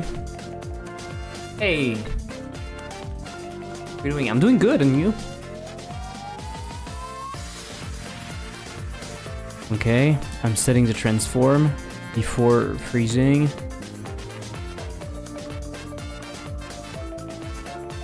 Sorry, I'm taking stream that way. I understand what happened.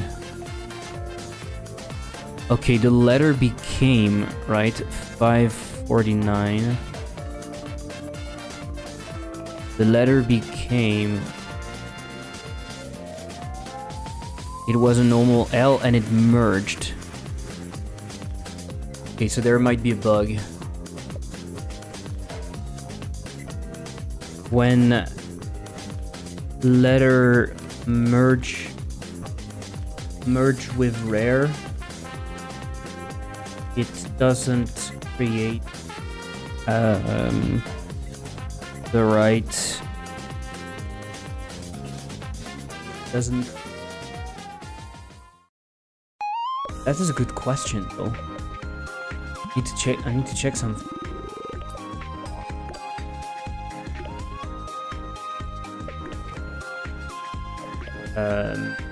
For some reason it lost the thing. Doesn't create the right resource. Okay, I think I understand what's happening. It looks like the letter is not grabbing error. Okay. Interesting. Check if it's also happening with the change rare function. Might also happen with special. Okay, I think this is a pretty big bug. And that explains why the description is not created, I guess. I guess that would explain. It's a very specific case. If the letter is created correctly, then it should work, I guess. Or there's something else that is missing.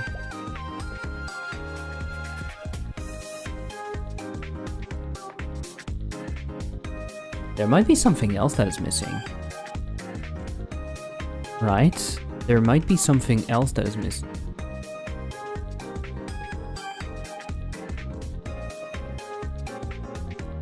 Maybe.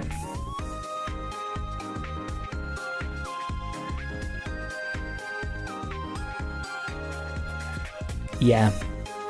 The tooltip and description still has to be created. Because we don't know in advance what is going to be the probability. So it has to be created, and I guess we are not doing it.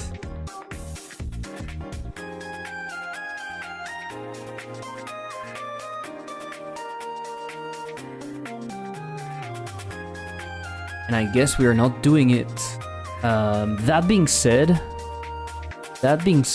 we are updating the tooltip description.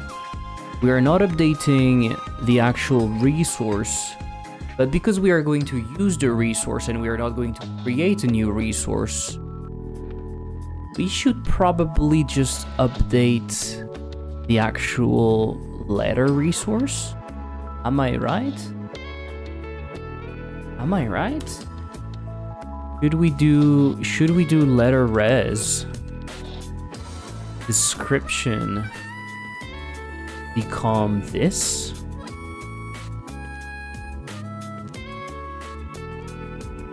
Basically.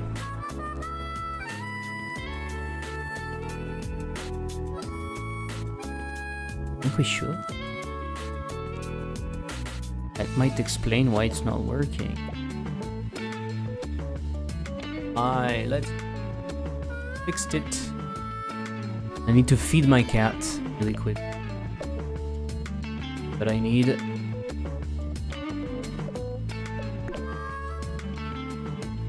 have a rare letter. Can I spawn rare?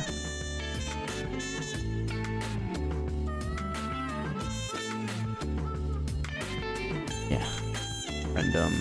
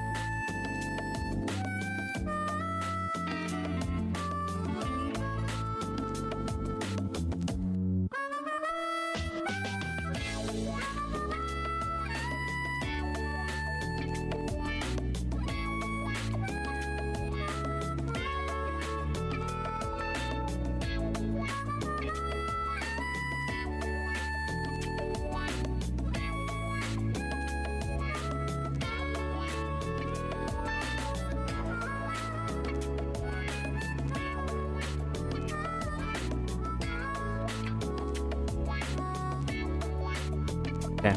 So it's possible that we don't have the letter res. It's fine. Give me a sec. Give me a sec.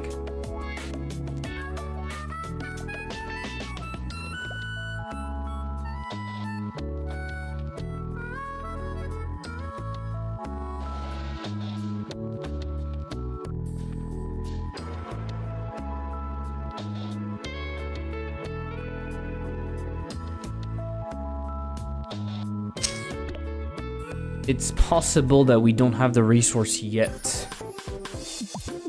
That being said...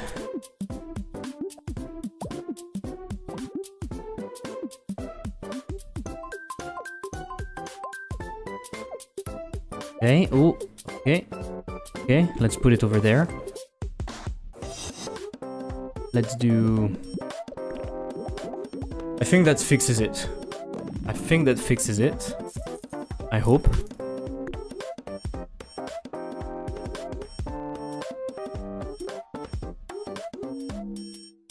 Wap. I hope that fixes it. Fixes it. It's good. So now we can try the exchange, see if it works fine. Gonna do add letter. We go over here. And it's here. Perfect.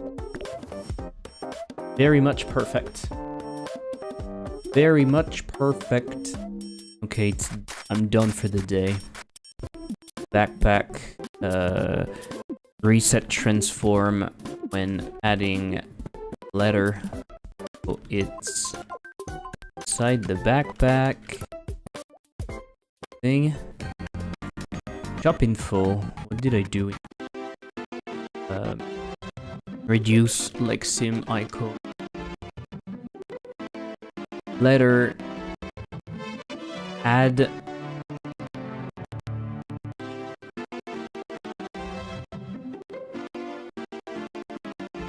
Add the updated last description letter res. And in here, it was just for testing. Cool. New visual update. So this is done then. This is done.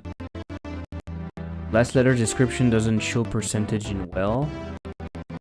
Finished.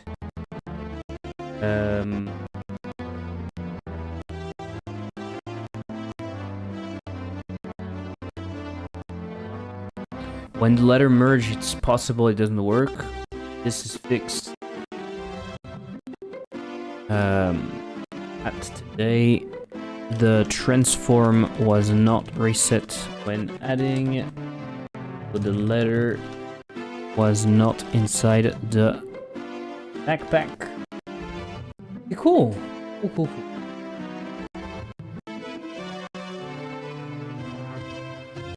No, you know what? It's been a long time. Rated no, so let's go for that. Done for the day. Done for. It was okay. I feel like I fixed stuff, but also many of those things not present. I don't know. I feel like I'm making progress, but at the same time I'm going back. Horrible. We'll see. I'll be live again on Thursday. Exhausted to go around. Good luck, Seto. I'll try to do that boring stuff until then, and on Thursday we either do content or new game mode. Would be nice if new game mode was done, or that way test. Maybe do a very small play test where I give you access to that. I don't know. Let's go for the raid. Thank you guys. I'll see you. Finish. Enjoy the rest of your day. Bye.